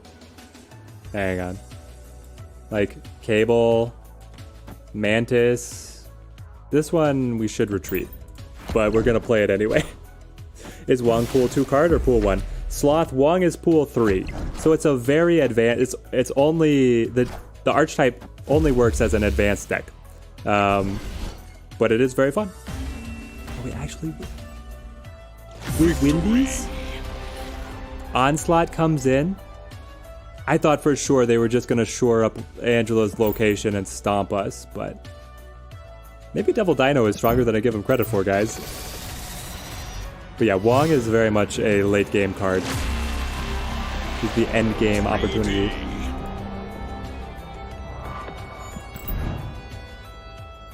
Unfortunately, so there's a couple things about expanding your collection like really, really deep. Oh, we should not actually upgrade anymore, because then we're going to cross into pool 2. And I mean, it would be fine if we did, but anyway. What they are planning on adding is a new free currency called card tokens that you'll be able to spend in the shop to pick specific cards that you want. And I love this idea, to give you another way of being able to expand your collection. And that's going to make expanding into pool 3 way better, just way better. Because right now, it's like 200 cards, and they're so far spaced out that it's just forever to be able to get the stuff that you want. And the key card that's like the linchpin for an entire deck archetype that you want to build. You have all 11 other optimized cards, but you're missing that one, so you can't play the deck at all. It could be the last card that you pull, and you have no control over that. So it feels pretty bad right now, but once they fix that up, I think it's going to be pretty great. Let's play the Mr. Fantastic, I suppose. Be able to get a punch into Jotunheim. They want to play to Jotunheim. Anytime I see somebody playing into Jotunheim, I snap immediately. Punisher on an Onslaught and Omega Red Iron Man lane is pure meme value. You've got me there, Hame. It is an incredible meme value. Let's see. I mean, Ant-Man is actually very good here. Unfortunate that I can't play anybody else, really. We could play the Sentinel here. It just ties them, though. I don't know. So it's going to take off on 4, 5, and 6, which will take me to 0, so I might as well not play it at all. And that reasoning, we'll just hold. I played a Double Dino and Ronin deck recently, and it was surprisingly good. Yeah, Urko, the hand-sized deck got some serious accolades as being meta, like, quite recently. But then, for some reason, people, like, forgot about it. I don't know what was going on there, but I think it is still quite good. Though Ronin was way better before they changed him to mirror Devil Dino. When he was at +3, based on cards in the opponent's hand, like, that was psycho. Okay, so the opponent at 12 strength here. Interesting. I'm tempted to just drop the Onslaught on the Crimson Cosmos. But the alternative is that I play him here, and then Mr. Fantastic gives us a little bit more power. But the opponent can just slide some of the low-cost cards in and then play a big boy. Okay, okay. This is it. It's a little sneaky, but we do pass them at Crimson Cosmos, and I think they may have forgotten about my ability to do that. 8 cubes on the line, though. Oh boy. Is this the best stream yet for support and subs gained? It is far and away the best stream for support and subs gained. Hang on, hang on. Oh, they dropped the Hulk. They had the Soul Read. Oh no. Now, if we had just played him to New York, we wouldn't have done any better. I got him the day they nerfed him. Oh no, Urko. That's so disheartening when that happens. Back when the devs made Ronin a world destroyer for a few weeks, best Taskmaster target, he was insane at everything. He would hit the board for like, I mean, 18 points easy, normally 21, because you were able to play him with like max to give your opponent extra cards and just fuel it up. I mean, Ronin is still fun. He's still very fun. But yeah, how the devs thought that it was going to be balanced to release him, I don't know.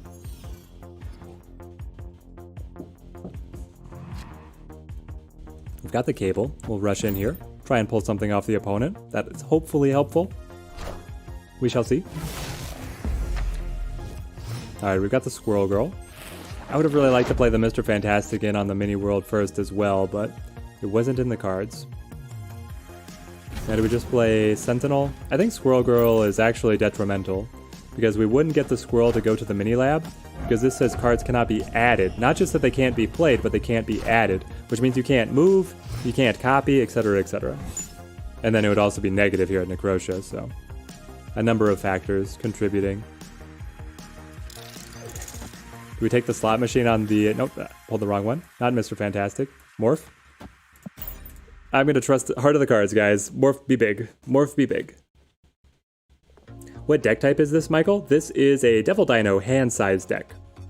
It is quite popular. It gets better in Pool 2 and Pool 3, but the Devil Dino himself is a beast.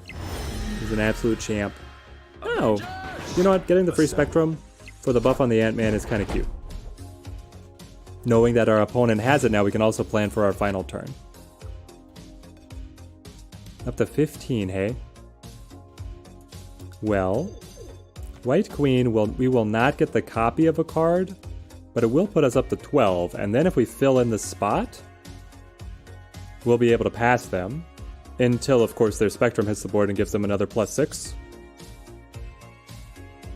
Yeah, that Spectrum coming in and giving them the extra +6 is nasty. But we can play the Mr. Fantastic to get another 2 as well. So are we close enough? We're adding 6, 7, 8, and then another 3, taking us to 11. Meaning we'll be at 17 overall, and then Mr. Fantastic would get us up to 19, but they'll be at 21. So we're not. Okay. And we know they have the Spectrum because our Morph took it. Meaning that we have to be able to win Minilab and Necrotia instead, and none of these cards are helping that. Okay, but White Queen over here does help it. Okay, I think we figured that one out. It took us a little bit of reasoning, but we got it. Is there going to be a new update skin soon? New update skin soon? I'm not sure what you mean about update skin, but they are going to update things with a bunch of some new modes to be able to play in, and we'll get the new Battle Pass and new cards at the end of the Battle Pass. And usually they have done a balancing patch at the end there as well. Play the Devil Dino. Okay. I feel like we just retreat on this one. Maybe? Yeah, because they're gonna play Spectrum? No. It's a weird one. Mantis? I'm gonna wait, because they're gonna play Spectrum. Oh, they play it to Los Diablos. Wait. Why are you playing it to Los Diablos? Why not play it to Minilab? Or why not play it to Necrotia? They literally played it. They played it specifically to the location where Cosmo would prevent it from triggering? Victory. Can I give you a brief description of what that means / does, Michael? Okay, so what we've got is we have a synergy. Devil Dino here gets extra power per cards in our hand. So then we run a list of cards that all either replicate to hand or we'll be able to draw from the opponent's deck. So we should have an enormous hand size. Devil Dinosaur is going to be huge, and then that's why it's called the hand size deck. So we keep 7 cards, close to 7 cards in our hand. Devil Dinosaur is then able to hit the board for about 17 points, which is almost unstoppable. And I think I'm actually going to drop White Queen for the Iron Man to give it a go. I don't know. I was liking the White Queen. And we were doing just fine, but we were also kind of winning based on the opponents making bad decisions.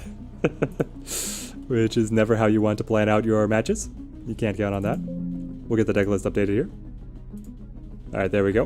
We're going to give this one a go. We got some recommendations from chat on people having great success with the Iron Man. I think it synergizes well with the Onslaught, the Devil Dino. Basically, we're looking for a way to be able to lock up one location and then have all of our early tempo cards win the other location. Big Dino goes burr. Yeah, that sums out exactly what I meant to say, Hame. Oh, a new update soon, Sloth? Yes, we're expecting an update within 2 weeks, because that's going to be the end of the season. But the devs they haven't married themselves to doing an update at the end of every season, but that's basically what they've done for the entire beta. Easy retreat. The Spectrum on the Cosmo. Yeah, the Spectrum on the Cosmo was a little puzzling there. Never let them know your last move.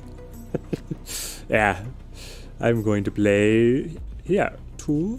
Oh man, we can keep bopping Nightcrawlers in. This sounds fun. And we can actually get 2 Devil Dinos with the cloning bats. This is going to be incredible. It's another win condition. Exactly. The Iron Man lets us diversify our win conditions, which we badly need. So here's Mr. Fantastic. Shuffle Nightcrawler. Play Nightcrawler. Snap. Our game plan is simple. Then we play Devil Dino, which will clone himself, and we play Devil Dino to Crimson Cosmos, alongside yet another Nightcrawler, I suppose. Seeing the cloning vats is such a welcome sight. It synergizes with our deck so beautifully. Has anybody else in chat been having success with the Devil Dino? I have not seen, I feel like I have not seen very many people using it, but he's incredibly powerful. Especially when Shang-Chi doesn't exist in Pool 1, right? You get Shang-Chi in Pool 2 and then he can just kill the Devil Dino. Now, Enchantress does shut him down. Enchantress is going to shut him up a lot. But we're putting up these 15 points right here, which is crazy. So then we line in this Devil Dino. And then I play... I mean, if I want to be a little nasty... Well, I want to go here. We get the buff on the Angela, and we copy back to hand, which gives us the buffs on the Devil Dinos. We already snapped? Alright, we're good. I've had some success, but have never made a deck to boost him. Yeah, you can really lean into how much power he can get, Michael, and that's, I feel like, the way that you can go. I did when he was a 3-cost Abe. Yes, the 3-cost Devil Dino, everybody had success with him. You couldn't go a single game without seeing him. It does work, not playing it as much lately, but you like the deck. Yeah, I think the hand size deck is quite fun. You end up with just a lot of flexibility in how you play, because you're bringing in these random cards. They don't always synergize, but often enough you can find some tricky synergies. There's a win for us. Guys, this Devil Dino deck, it means business.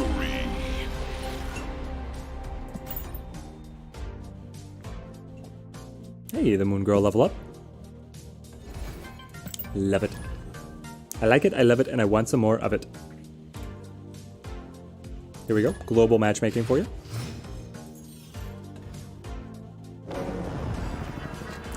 Baxter Building. I would like to be able to fill in Baxter Building, so we're probably going to play the Ant-Man over there. Be able to gain that buff. I wish that I was able to read a little bit more of the Asian writing systems, because I have no idea how to even start deciphering the characters.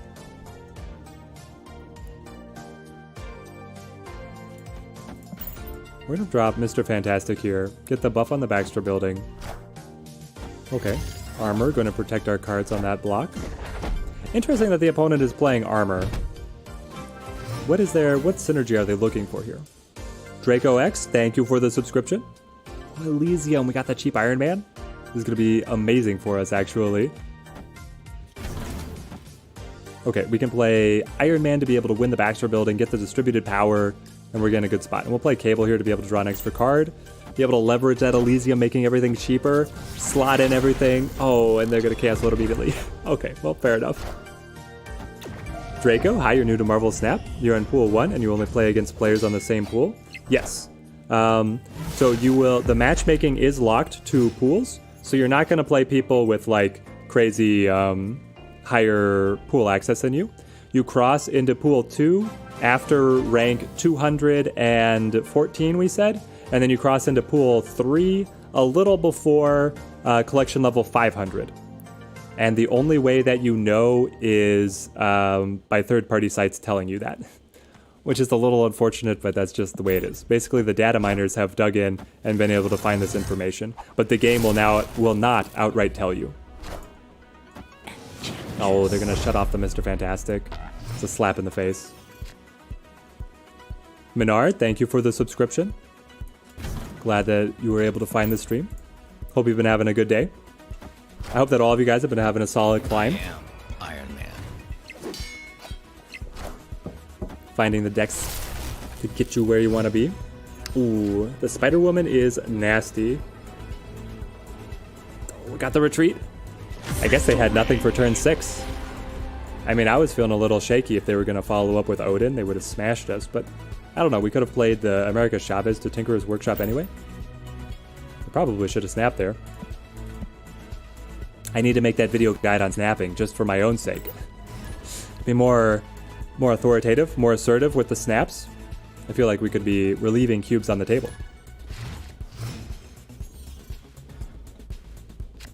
Let's grab Mantis, drop him down. But yeah, I hope that answered your question, Draco.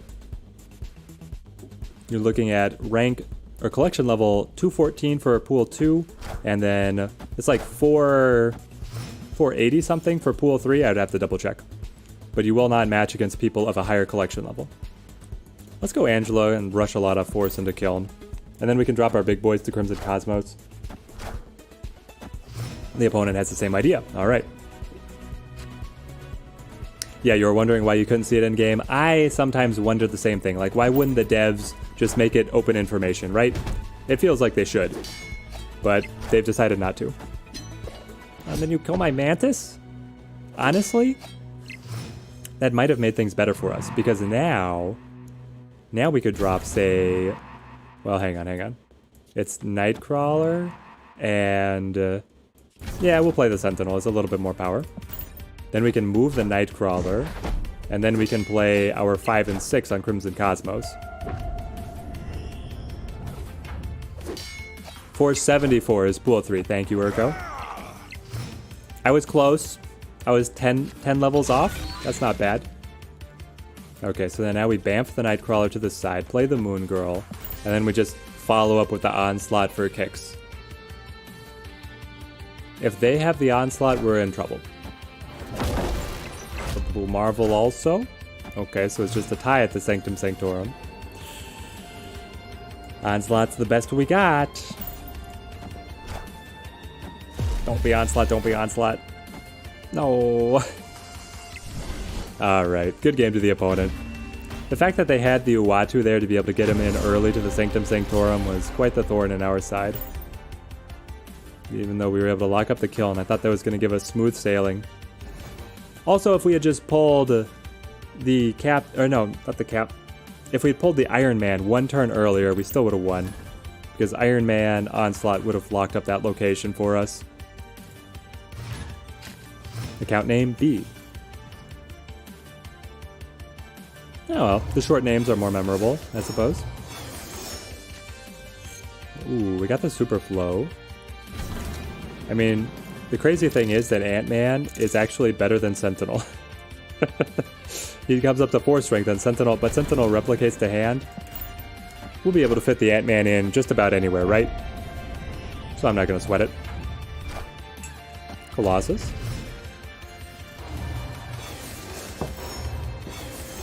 What rank level am I? I'm right around 55 right now. We had been climbing like crazy. But then we started stalling out here just recently. I have any way to influence Luke's bar? I mean, kind of. It's Nightcrawler and Mr. Fantastic. So maybe we do play the Mr... Nope. I want the Mr. Fantastic. So yes, the Teddy Ninja account that we're playing on right now is about rank 55. And then the Super Teddy account is like at rank 107. So I have 2 accounts, one that I've carried through the beta and that I am buying the battle pass on, and then this one, okay, World Chip is going to change everything. But this account was created right when the game officially launched and is completely free to play. I think we just wait. We don't want to waste our 2 board space. What are we going to do? This is our second World Ship game of the stream. It's wild. I have never seen World Ship this prevalent. Have they changed it? Yeah, roulette, exactly. This is crazy. I should go to Vegas, guys. We got 2 World Ship, man. We got the... And they got the armor to prevent them from being able to destroy anything. Let's go. It is roulette. Jason White, thank you for the subscription. Glad that you found the stream. It's great to hang out with everybody here. Alright, they also have the Iron Man. It'll make them cocky. Maybe they'll snap themselves. Oh, okay. Time to do some math. If we do Onslaught, we get an extra 12 points. If we do Iron Man, we get an extra 20. Okay, the math ended up being very simple. I assume the opponent has Onslaught here themselves. which is tragic because we could have done the exact same thing. We could have played the Iron Man ourselves and then the Onslaught. But we didn't have the Onslaught in hand, so I thought that I was going to play both. I am Iron Man. Aw, the Onslaught. Okay. That's on us. We could have been able to outplay that. Colder Dose, what's up, bro? Thanks for the content. Love the game. I'm glad that you've been enjoying it. It means a lot to me to hear that the videos are helping out. It's been really fun to play. I've been playing this for, months here in the beta. And now with full release, it's great just to blast out all the content. What kind of deck have you been climbing with, Colder Dose? We'll play Ant-Man to Fisk Tower here. Then we'll probably follow up with the Cable, unless something else presents itself. Lemuria, delaying the on-reveal of the next cards. Okay. I'll play the Morph. I'll roll the slot machine again. Didn't the Morph, like, burn us the last time? No, I don't think we've played it even, have we? The Morph was definitely burning us when the opponent was playing it, picking up our Apocalypse over and over again. We'll see. Roulette me. Yeah. So the goal here is Mr. Fantastic Iron Man Onslaught to win center and then get as much power as we can to Fisk Tower in the meantime. Been doing a reveal deck and ongoing deck. That sounds really solid, Colder Dose. I was trying the Odin deck, especially when Kamartaj was the hot location, right? Like, it was just absolutely popping off. When you can play Odin on Kamartaj and then activate whatever sandwich cards are there 4 times, it's so much fun. I need Scarlet Witch when she comes in clutch when that happens. Maybe I do. Hate the territories that change your deck. Let's see, DG Zeno, do you mean the hot locations that, like, kind of force you into a specific type of deck building? Or do you just mean, like, the really kind of out there decks?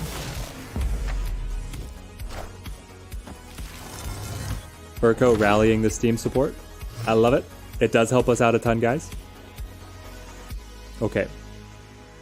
Now, I know I said that I wanted Mr. Fantastic, but I could also just go Jess Jones here and put up a great show of force and roll into the Iron Man Onslaught to be able to win Lemuria. I think that's a little better, though Mr. Fantastic puts pressure across the opponent just retreats. Okay, I'll take it. I'll take it. What other deck archetypes have people been having success with? I'm curious. What's been the strongest deck that you guys have found to be able to climb with recently? Forshoy, thank you for the subscription. The support to this channel means so much, guys. Thank you. Scarlet Witch changes dud locations, and she's clutch when you need it. I think that the deck's solid. Need Onslaught yourself. Yeah, Colder Dose, you're right. The options, the opportunity that Scarlet Witch presents is really good. Like, she is great. We could probably fit her in here. I don't know. You could replace Morph for Scarlet Witch if you want to be able to get that kind of control. We'll get the Sentinel in here. Daniel playing Zoo and Reveal. Those are some of my favorites. The Zoo especially for me. Y0 on Reveal. So the Odin seems to be incredibly popular here. Heimdall in Pool 2. Yes, Dragos, another Heimdall player. There are so few of us. We have to represent the movement well. You need IQ 9000 and sharp focus. I agree. Movement is like brain-breakingly stressful. We're just going to drop as many cards as we can to get the Hulks here. Enjoy playing with Strongman. Oh yeah, Jason. Zoo with Strongman, guys. It's the way to go.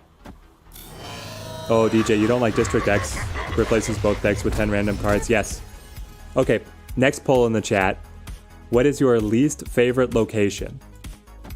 Because I've got some choice words about a number of them. I've got some choice words about a number of them. I hate District X. Just playing with random cards. I wish that the frequency of District X was just lower. Like, it's funny to try and work with, but I don't know. It's frustrating because normally when I'm playing a deck, I just want to be able to test that deck, right? And District X doesn't let you do it. And then World Chip, pulling from the opponent's side. That's not that fun either. The ones that give you rocks in your deck, those are frustrating. And then Mindscape, the one that swaps your hand with the opponent. I've never liked that one. We'll keep on bouncing in here to buff the Angela, and we've got the finisher of the Iron Man. Hella, but it doesn't count, I guess. No, Hella counts, Urko. Hella is fantastic. Have you found a way to make Hella more consistent, Urko? Sub whatever? Hang on. Jotunheim, David? Do you mean... Oh, Subterranea. Yes, Subterranea sucks. Odin, White Tiger, Ironheart combo is crazy. I agree, Colordos. It is disgustingly incredible. And they still...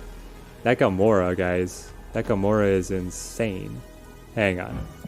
Did we just lose then? Undo all. Gosh, I wish that I had a way to be able to get a reaching buff in there, but I feel like all they have to do... I mean... What are they gonna do? Then they snapped? Gosh. Sure, I'm ahead, but what do I do with that being ahead? All they have to do is lock up one spot. Like, if they have the Iron Man here, they win. Okay. The smart decision, guys, if you're watching in chat, don't do what I do. You should retreat. I, as a cocky streamer, am going to say that I have the soul read on the opponent and that this is going to win me the game. I'm going to play Iron Man to counter whatever they play. I am Iron Man. And then the Mantis for good riddance. District X, World Ship, and Mindscape, but I like World Ship. Urko, I actually like World Ship a lot. We got it. We got it. Victory. Jason White, the one that swaps decks, is so annoying. Yes, Mindscape sucks. Mindscape absolutely sucks. Ego is pretty annoying as well. Would I swap more for Scarlet Witch or Cosmo for some control? I think that either one is about equal, Caitlyn. If you're pretty sharp on the Cosmo especially, I see a lot of value there. I would probably favor Cosmo to the Scarlet Witch. That would be my personal preference, but it is kind of coming down to personal preference, and both of those cards are quite good. Alright. I hope that Streamlabs isn't disrupting people who are legitimately trying to chat here.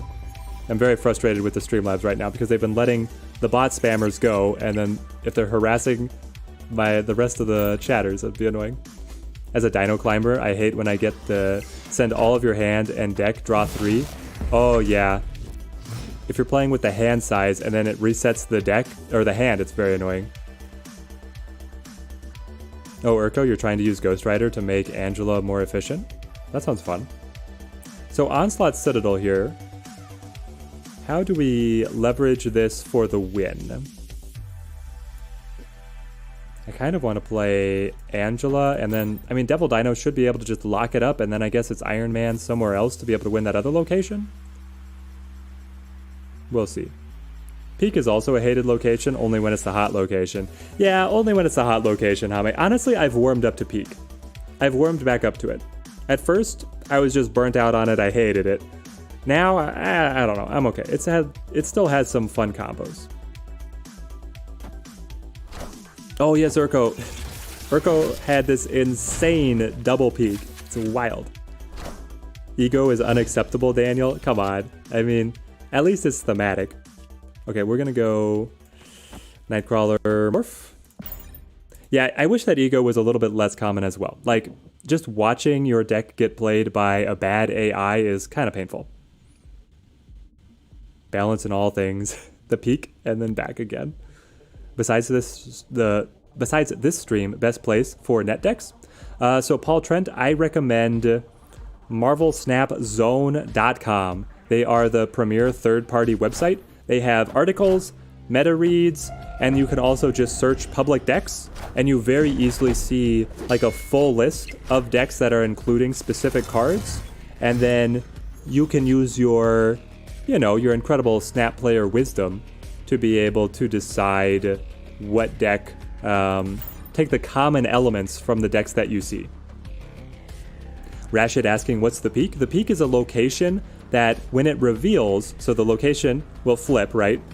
And then it will swap the cost and the power of your cards in hand. And it's wild. David, you love the peak, but you were running negative at the time. Yeah, everybody was. Join the club. Join the club. Okay, then we drop Nightcrawler here and we play the Ant-Man. Is Iron Man enough to be able to win? I don't know, but it feels pretty good. The opponent probably plays Onslaught to Washington. It's going to be powerful there. It's +7, taking them up to 15. We'd still win, though. We're feeling quite good here. You would love a physical version of this game, Jason? I think that would be incredible promotion material, right, Jason? So they run, say they run like year-end tournaments, right?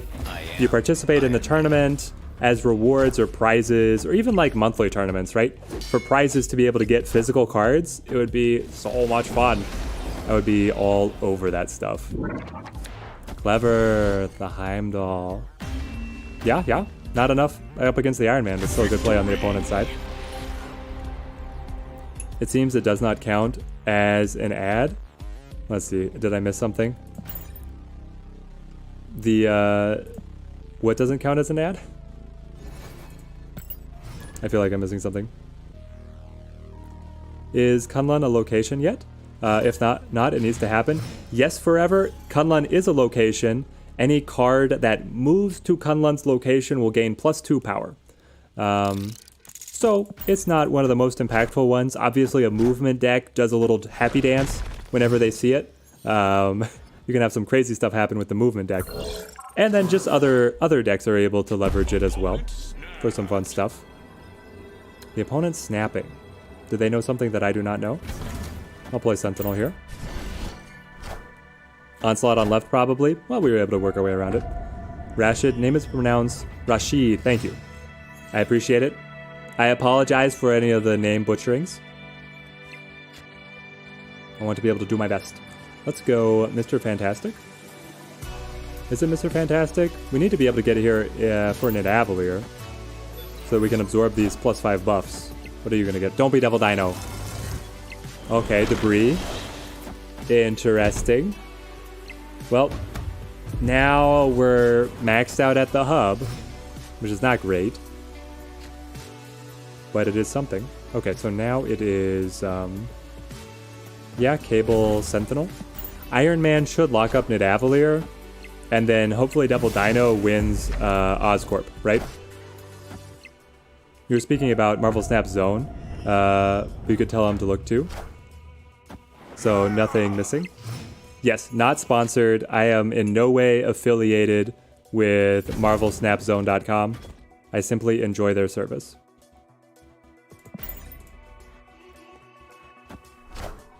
Okay, technically I have guest appeared on the Marvel Snap Zone official podcast, but I don't see that as an affiliation to the website. For full transparency. Every time I see the peak with Iron Man in your hand, you snap. Oh yes, it's a snap. It's an immediate snap for sure. I feel quite good here, guys. We're ahead at the hub. We're ahead at Nidavellir. What do they have that could beat us? I mean, their own Iron Man, sure. That's actually a good point. Maybe I need to play something like... Oh, the retreat? All right, we had it locked in. Victory. Is Krakoa in the game? No, it is not. They might play Odin on right. Yeah, they could have played Odin to be... That's probably their game plan. They were looking for the Odin to be able to then bounce an extra Spirit Tiger. They either didn't find it or they didn't like their odds of where it was going to go. Does anybody with more comic book knowledge know if there's an alternate name or connection to Krakoa that is in the game? Oh, the double Angela? 2 of the best pool 1 cards possible in hand right away. I take that. Take that to the bank. Ooh, TVA. Okay. So we're playing an abridged game, I see. Alright, we can only play up till turn 4 here. You can't move from the 32 rank. Help. Alright, 25. The keys of advancing are being clever when you snap and retreat. Hame's got it. The fundamentals of knowing when to snap and retreat help a lot. They let you take what is kind of an unoptimized deck or some mistakes in your play but still be able to advance. Rashid, thank you for the subscription. It means a lot. Thanks for the support. Also, 25, finding a deck that you can settle into and just really get into kind of the beats on how it works can help you out a lot. I would recommend playing the Zoo deck. I have a video about it if you want to see a bigger breakdown on it. But I found a lot of success playing Zoo. And this is our last turn, hey? I mean, I feel okay about this. Hang on. My advice to myself is, like, I mean, they have Double Angela, right? Like, what is going to top Double Angela? Probably not a lot, but... Well, I mean, we get our own Double Angela here. I'll sit on it. It's only for a couple cubes. It's basically where the X-Men live now. A living island that only X-Men can enter. Okay, thank you, Jason. Yeah, we don't have anything remotely resembling that in the game right now. But I'm sure that it's on the slate. I'm not sure when they're going to take the opportunity to launch it, though. The Double Angela beats us out. But yeah, 25, if you want advice on a deck to play to be able to climb in the early stages, I highly recommend playing Zoo. A lot of very cheap cards, plus your Blue Marvel, and plus your Khazar. It's just really consistent, and it plays quite smoothly. You have a deck, but you're not God, bro? Oh, you're not good? You can make it, man. You'll be able to have your breakthrough.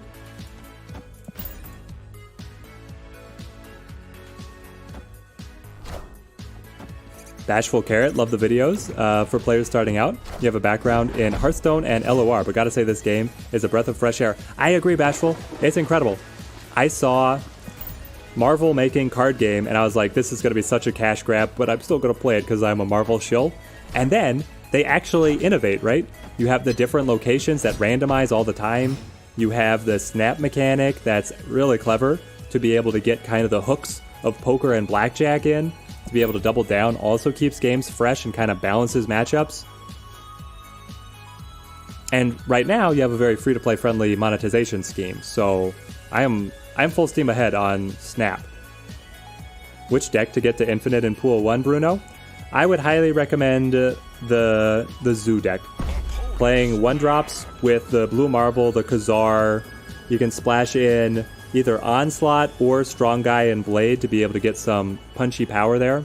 That's probably my favorite out of the options, but Odin on reveal is really powerful as well.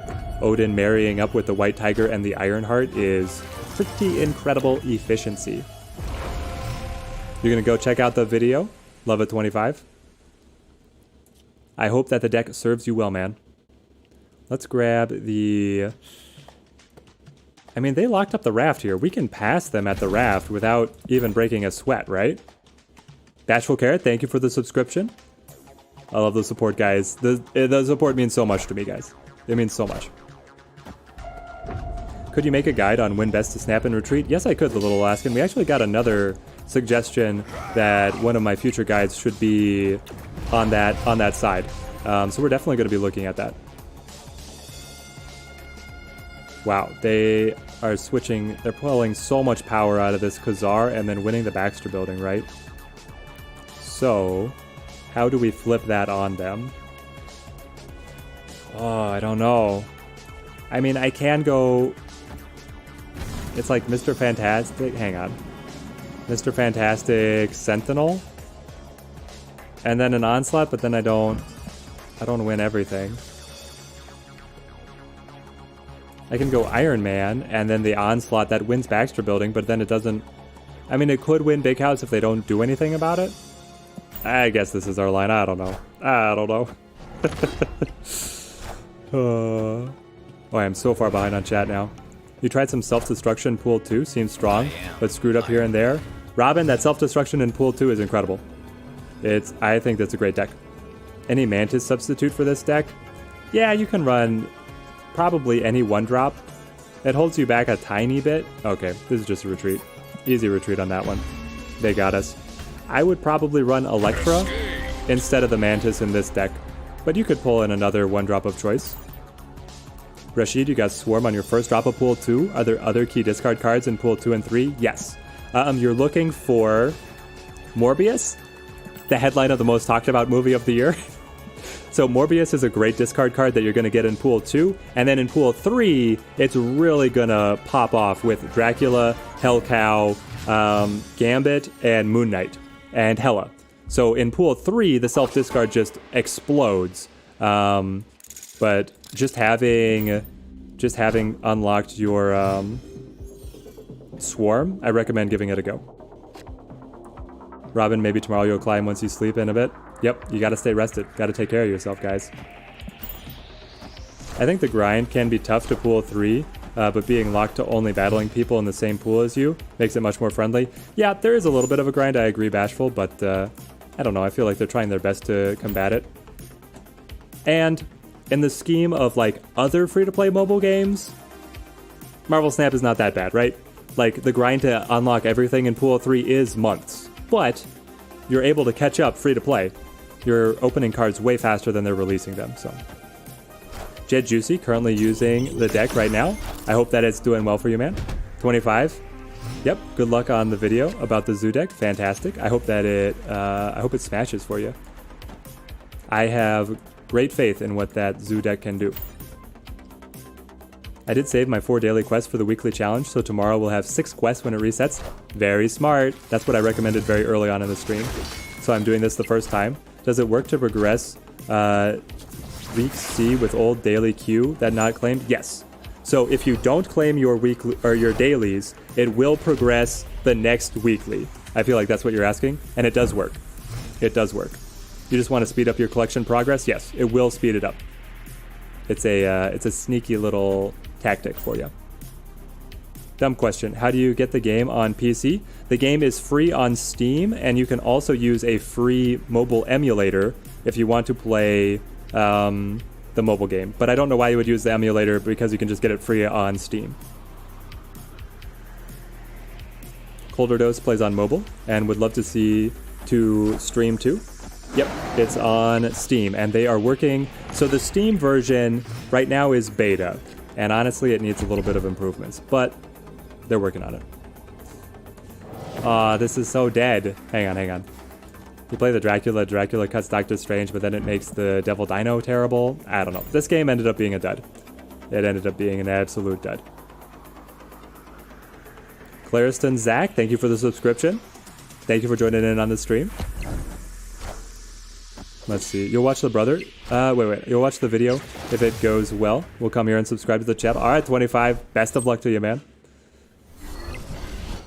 Gallagher Gal, glad to see you on the stream. We've got quite the crowd here, adding on to the regulars, but glad to see that you've made it in, Gallagher. Speaking of discard, you completed the discard collection with Colleen Wing. Yo, Colleen Wing is great. That's one that I definitely missed mentioning that expands your Pool 3 options. Do I post deck list on Twitter or something else that you can follow? I pretty much just post on YouTube. The problem with the third-party sites for the deck lists is that they do not let you search for specific creators. Like, you can find my deck lists on the third-party sites, but you can't search Teddy Ninja and then find all my decks. So I'm trying to find the best way to distribute the decks. Dashful, the Kazoo deck got you to Pool 1. In Pool 2, Infinite Control is working well. Just reached Platinum and highly recommend. Yeah, the Infinite is bonkers. I mean, it is just so good. Let's go ahead and grab the Blue Marvel here. I feel like that's a boon for us out of the Daily Bugle. Currently at rank 72 on the ladder. Yo, Peter. Kazar, Blue Marvel, Strong Guy, Zoo have been extremely consistent. I love to hear it. Dude, you are grinding so fast. That's awesome. And Streamlabs still with the BM hitting Tinder Hot XYZ with the promotion.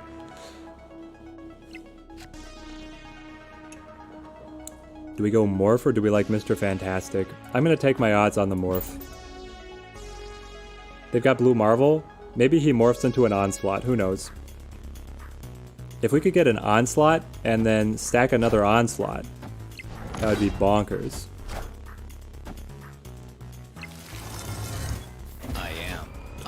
Iron Man? Guys, that's unstoppable. Let's go. Now we can play a second Iron Man and then the Onslaught on the Project Pegasus. What are they going to do?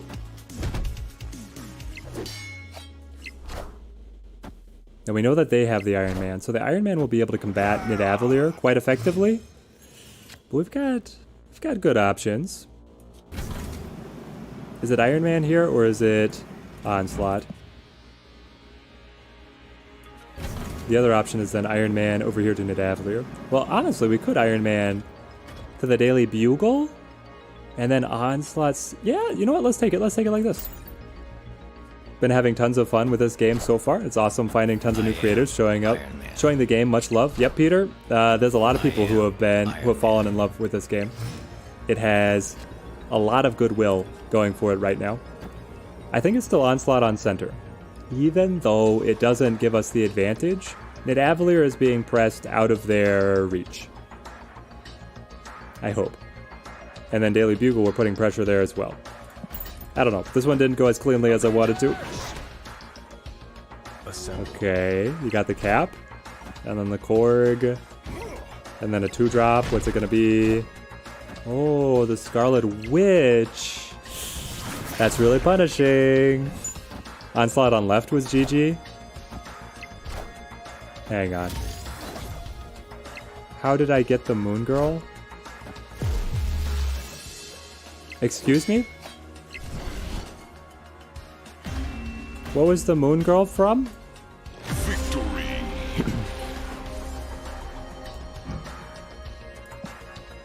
My friends, how did I get the Moon Girl? Am I stupid?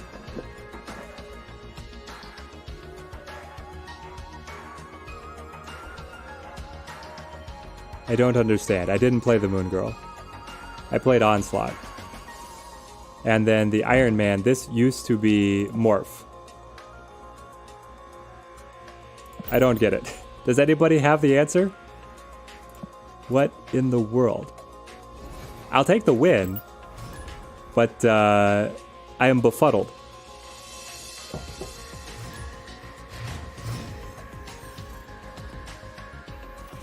Wakandan Embassy giving us the buffs. And now I'm just stun locked. I'm looking at chat to see if anybody has this one figured out. I am sure that it's something simple that I just missed as I was glancing at chat. We got the big house. Yeah, we'll play Mantis over here. A little follow-up to their Mantis. See if we can expand our hand size to buff the devil. The devil D. Nobody in chat has an answer for me. Everybody else in chat is like paused, tried to figure out what it was.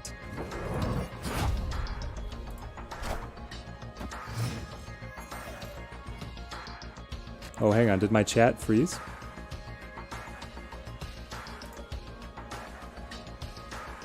My chat did freeze. Fantastic. We're back on this side of the chat. Yes, I had chat connection issues. Okay, we're back. My chat, for some reason, decided to die out. Let's see, what did I miss? The new location from Scarlet Witch. The new location spawned it. Yes. Okay. Scarlet Witch into the... Okay. We got it. I was a fool. I was a fool for not figuring that one out. Now we've got it. And now we're following the live chat again. I don't know why. My, Can I refresh over here? Oh, now it's all coming in. Look at this. It decided to update the chat just now. Let's grab... I mean, playing 2 Devil Dinosaurs feels pretty strong. Especially because they've been buffed out of the Wakandan Embassy. Put a lot of pressure of them here. Liam, new to the game, enjoying the stream. Can't wait for Miles Morales now, right? Or we can't get Miles Morales now, right? No, you still can. If you get the... Okay, so basically, if you want Miles Morales, you can purchase him now out of the Battle Pass.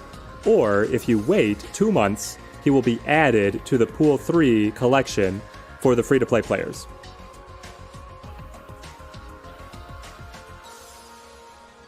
Scarlet Witch's reality warping wasn't enough to save her from that loss. Yeah, Bashful, she tried. As the Omega level mutant, Nexus being, but it wasn't enough.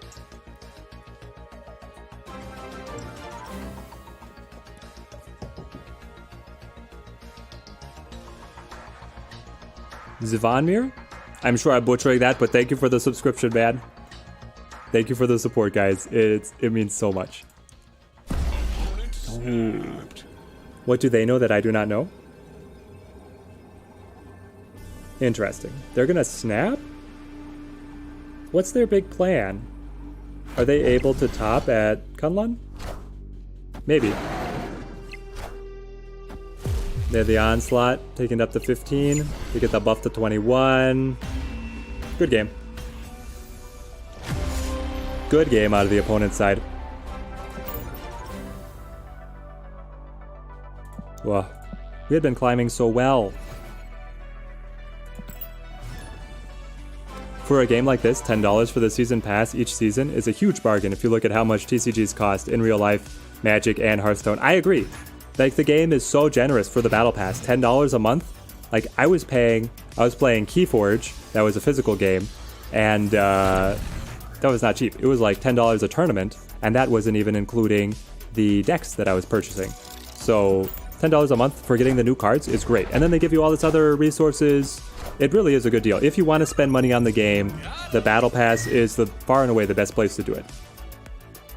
Kirill, thank you for the subscription as well. Man, it's incredible how many people have been able to make it to the stream.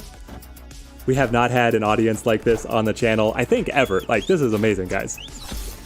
Do I think that the game having a card that only can be obtained by purchase for 2 months can be a problem? Honestly, I don't. I think that the structure is fine, that the premium card is purchasable. I mean, I've seen this in a lot of other games. The premium stuff is purchasable early, and then it gets added to the free-to-play pool. And a 2-month timeline of patience for the free-to-play players, I don't see being too problematic. We'll have to see how the tournament environment for the game grows, and if that ends up skewing things a little bit, but right now I'm pretty happy with its setup. Julian, thank you for the subscription as well, man. So many people on the stream, this is amazing. You're not a Marvel fan, Damp, but you are a big digital card game enjoyer, and this game makes me want to watch Marvel stuff. It is such a good adaptation for the property, man. It makes me want to go and rewatch all the Marvel stuff too, honestly.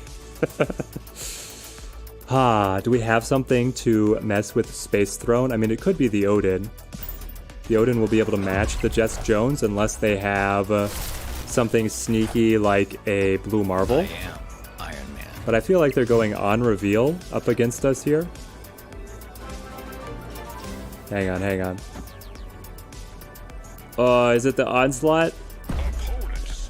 The Onslaught would be so good. Like, what are they lining up to be able to do? We're torn in so many places. I could play Odin here to be able to tie, and then try and win on margin of victory. I could play the Odin here to be able to re-trigger the Wolfsbane, and then also get a huge buff on the Iron Man. I could play the Onslaught to double the Iron Man and the Ant-Man. I don't know. I feel like they just played Adelan and win. Ah, the White Tiger. Alright, well, good for them, good for them. Okay, I'm so far behind on chat now, as I was puzzling that one out. Oh, maybe I'm not that far behind. Yeah, $10 is like 2 booster packs. Exactly, for a physical card game, physical card games are like as expensive as annual trips to Vegas without any of the free drinks. Only if the card is meta-defining, I think, like Wave in the first season. Yeah, the Wave releasing as the premium card early was a little bit painful, but otherwise I feel like it's fine. Bashful Carrot, Runeterra is another very generous card game in your opinion. Battle passes are about the same price and value. Hearthstone and MTG are just too much money for you. Yeah, I agree. I have not had any interest in trying to get into those games. Playing an Odin deck and just got into Pool 2, getting the first new card and you mashed into Pool 2 decks. Mostly also like one card, but the difficulty spiked hard, yes. As soon as you cross the threshold into Pool 2, you will play people with Pool 2 collections as well. So, there's some argument to just waiting and stockpiling a little bit of credits and then bursting in, but I don't know. I feel like part of the fun is just expanding your collection and being able to get into new stuff. So, my personal recommendation would be that you just go ahead and dive into Pool 2. And it's only going to be a couple days until you have a solid Pool 2 collection and make some fun decks. Do I want to contest for Hala? If Morph pulls something incredible, we might be able to do it. Amar, thank you for the subscription. Guys, the support's incredible. Thank you so much. You're at rank 54 now, and you found your video, and you hope to get the upgrades. Yes, yes, yes, to go with the Pool 2 Odin deck. Yeah, the Pool 2 Odin deck, like, when we were showcasing it in the video, that was against people with Pool 3 infinite level collections. Like, they were hitting us with everything they had, and we still did fine, which was amazing to me. Honestly, I'm going to go Nightcrawler here. And then we'll move the Nightcrawler out so it's not getting debuffed too hard. Miles is not too powerful, but I fear when a meta-breaking card comes in with a Season Pass. But I mean, yeah. Here's the thing, is that the devs have to eat somehow. So, I mean, I wish them all the best. 18 Strength. Are we going to be able to surmount that? I don't know. Do I want to play the Iron Man? To top 18? We would have to draw the Onslaught. Not saying that wouldn't happen, but the other option would be playing Moon Girl over here and trying to win through Jotunheim buffs. It's an uphill battle, but the opponent's not in a great spot either. Hawkeye fans, thank you for the subscription as well. Let's see here. This is for sure the best Marvel game out there from mobile at the moment. Seeing everything else is super pay to win. This might be the best Marvel game, period. Have you guys seen the other stuff? And of course we draw the Onslaught, which would have given us the win if we'd gone with the Iron Man. Of course. I don't know. I guess I go Onslaught anyway and hope. Alright, we go Onslaught and pray. Maybe we still got it. What is the best Marvel game, period? What's everybody's favorite Marvel game? Because for me, honestly, it is Snap. I've not played too many, but I've also not seen other ones that I'm particularly interested in. The first 2 seasons were something like that, and the last 3 were more meh cards. Yeah, well, wasn't the second... Hang on, what was the second season? Oh, Daredevil. Yeah, Daredevil was incredible. But then Thor, on his release, was pretty flat. Card flavor is so good too. Cards like Juggernaut, Yondu, Hulkbuster. Most of the card abilities feel compatible. Yeah, they really nailed the kind of embodying the spirit of the characters, right? I think it's fantastic. I consider the Season Pass the price to pay the game. And even then, you can do without that. Yeah, I mean, it's the price to support the devs, right? Peter Joyce, thank you for the subscription as well, guys. We've had so many people coming into the stream. It's fantastic to see everybody expanding the community here, guys. Oh, thank you so much. Alright, now I've got to get the name right. Dressasair, thank you for becoming the member man. It means so much to us. That support helps us out so much. Hearthstone was more expensive, but you could get everything for gold. You were full free-to-play player. Didn't feel like any struggle against paid players. Wish they could still get paid cards as free-to-play players in Snap. I mean, you can. You just have to wait 2 months, right? But yeah, with Hearthstone, I mean, it's built up so much. Like Hearthstone, you've had so much time with your account there that you're able to stockpile a lot of resources and be ready for what's going to come out next. Let's go Cable here. We can bamf the Nightcrawler away if we need to get more buffs on the Angela. This one's crazy with double Baxter building, guys. Zero, you think the system is fair? I think it's solid. I mean, it can always be improved, right? But I wouldn't say that it's particularly unfair. Marvel Champion is your top Marvel game, David. Nice. Marvel Puzzle Quest. Been playing that for years. Very free-to-play friendly. Nice. Maybe I should give that a try. That'd be fun to do a little series of other Marvel games. Marvel Ultimate Alliance is the top Marvel game. Nobody is saying Marvel Strike Force? Has Marvel Strike Force so burned the community that nobody's interested? Or maybe there's no crossover. All the Marvel Strike Force people just live in a bubble with their hero collector games and they don't come over here. That's probably what it is. Snap is made by Ben Brode's own company. Previously worked on the WoW TCG and game director for Hearthstone. Yes, you have it right, Robin. The creative minds are from Hearthstone with Ben Brode and Second Dinner. I mean, I feel like we're in a pretty good position here. We could Bamf the Nightcrawler, drop Mr. Fantastic, and then still play Angela and Mantis? Yeah, but then the Devil Dinosaur loses so much of his pressure. I don't know. It feels like it's more of a solid spread here. Oh, so it's with the pedigree, it's no surprise this game is another hit CCG. Ben Brode has the magic. Like, he legitimately has the magic. Ben Brode breathes card games. He also breathes grilled cheese. If you guys have seen his channel, his YouTube channel with his raps are incredible. Nice. We got Urko welcoming everybody to the club. Fantastic. Nicholas, thank you for the subscription as well. Guys, the support is actually overwhelming to me. This is amazing. Victory. The #1 Marvel game is definitely Snap. You were playing the Avengers on PS5. How did that go? Did that game ever get better? Like, I saw the Avengers, it had a lot of hype around release, and then it released and nobody liked it. It seemed pretty flat. But then, like, it's a games as a service kind of game, right? So did it actually get better in the end game, or did they just kind of abandon it? Nobody's even talking about Marvel Super Wars here? Nope, nobody's mentioned that one. I guess everybody's got their own pick. It's incredible that there's so many solid Marvel games for everybody to have their own hit. Marvel Snap #1 and Guardians of the Galaxy #2. Guardians of the Galaxy looked incredible. I wanted to play that one pretty bad, actually, Urko. Oh, here we go. Dio played Strike Force for years when it came out and then decided you didn't need a second job. Having played Star Wars Galaxy of Heroes, I know exactly where you're coming from, Dio. I know exactly where you're coming from. Gabriel played Hearthstone a lot. Building decks was not a real problem, but the meta made you stop with the game. Going 30 minutes in one game to lose was too much. Yeah, it's just such a commitment, right? You still play Contests of Champions, but that's more time-consuming, like in a block. Snap is quicker games, and then you're done. Exactly. It's so easy just to be able to fit stuff in very quickly. Onslaught Citadel, we should be able to dominate with the Devil Dino here.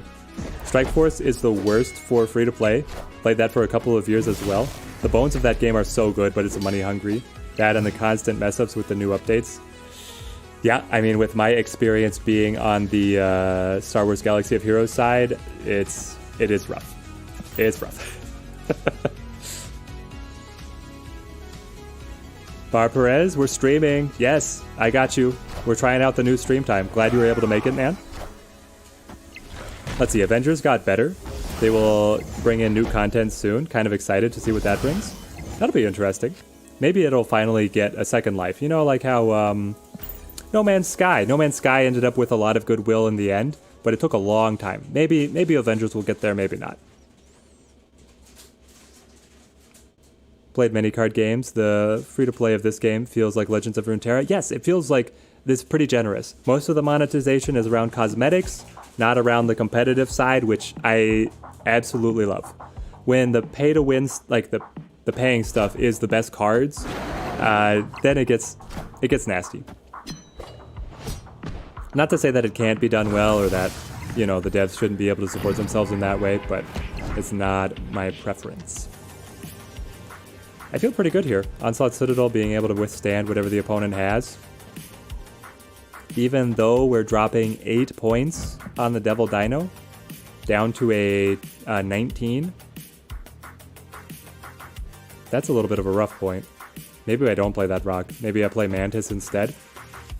Because if they play here, I'll be able to copy the Mantis. Whatever Morph turns into just has to be 2 power or higher. No, it has to be a little higher than that because they have the Bishop. Okay, I'll play the rock. I don't know. This one's a little odd. Okay, this one's gonna be tight.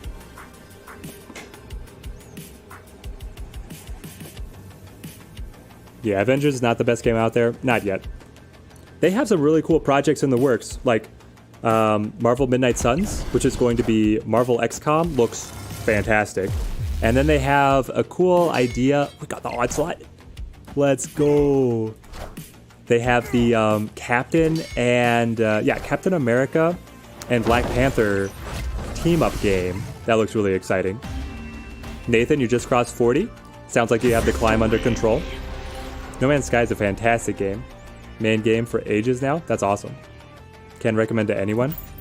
Yeah, which is wild to say. Like, after you watch the burning mess that was the release of No Man's Sky, nobody thought that one was going to be redeemed.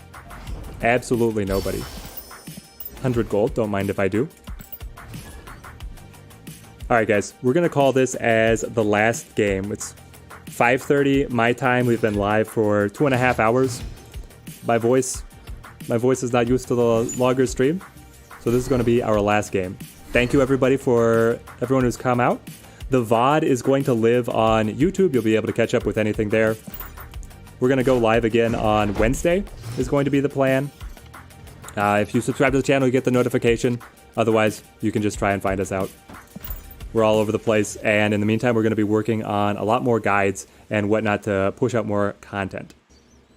Morph is such a gamble card. Yeah, Morph is such a gamble card. Is there a reason to not upgrade your cards?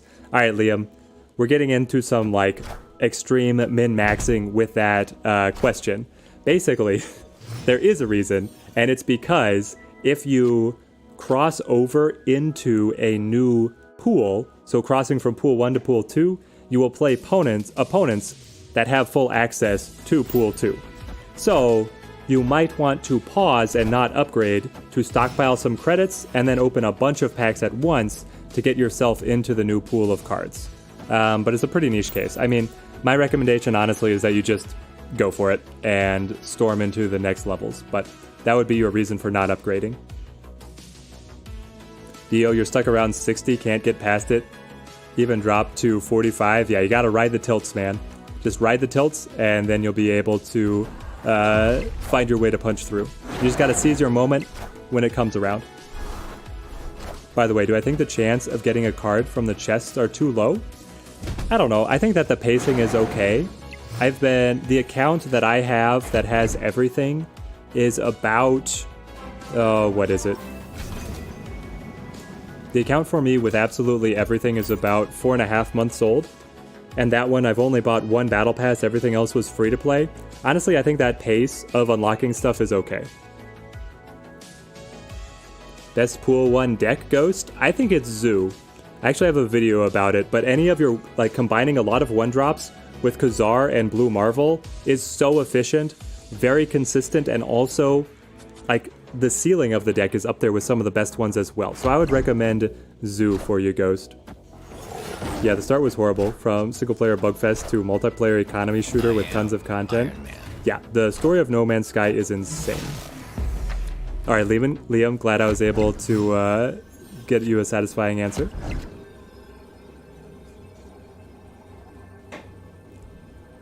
Forever, thank you for the subscription.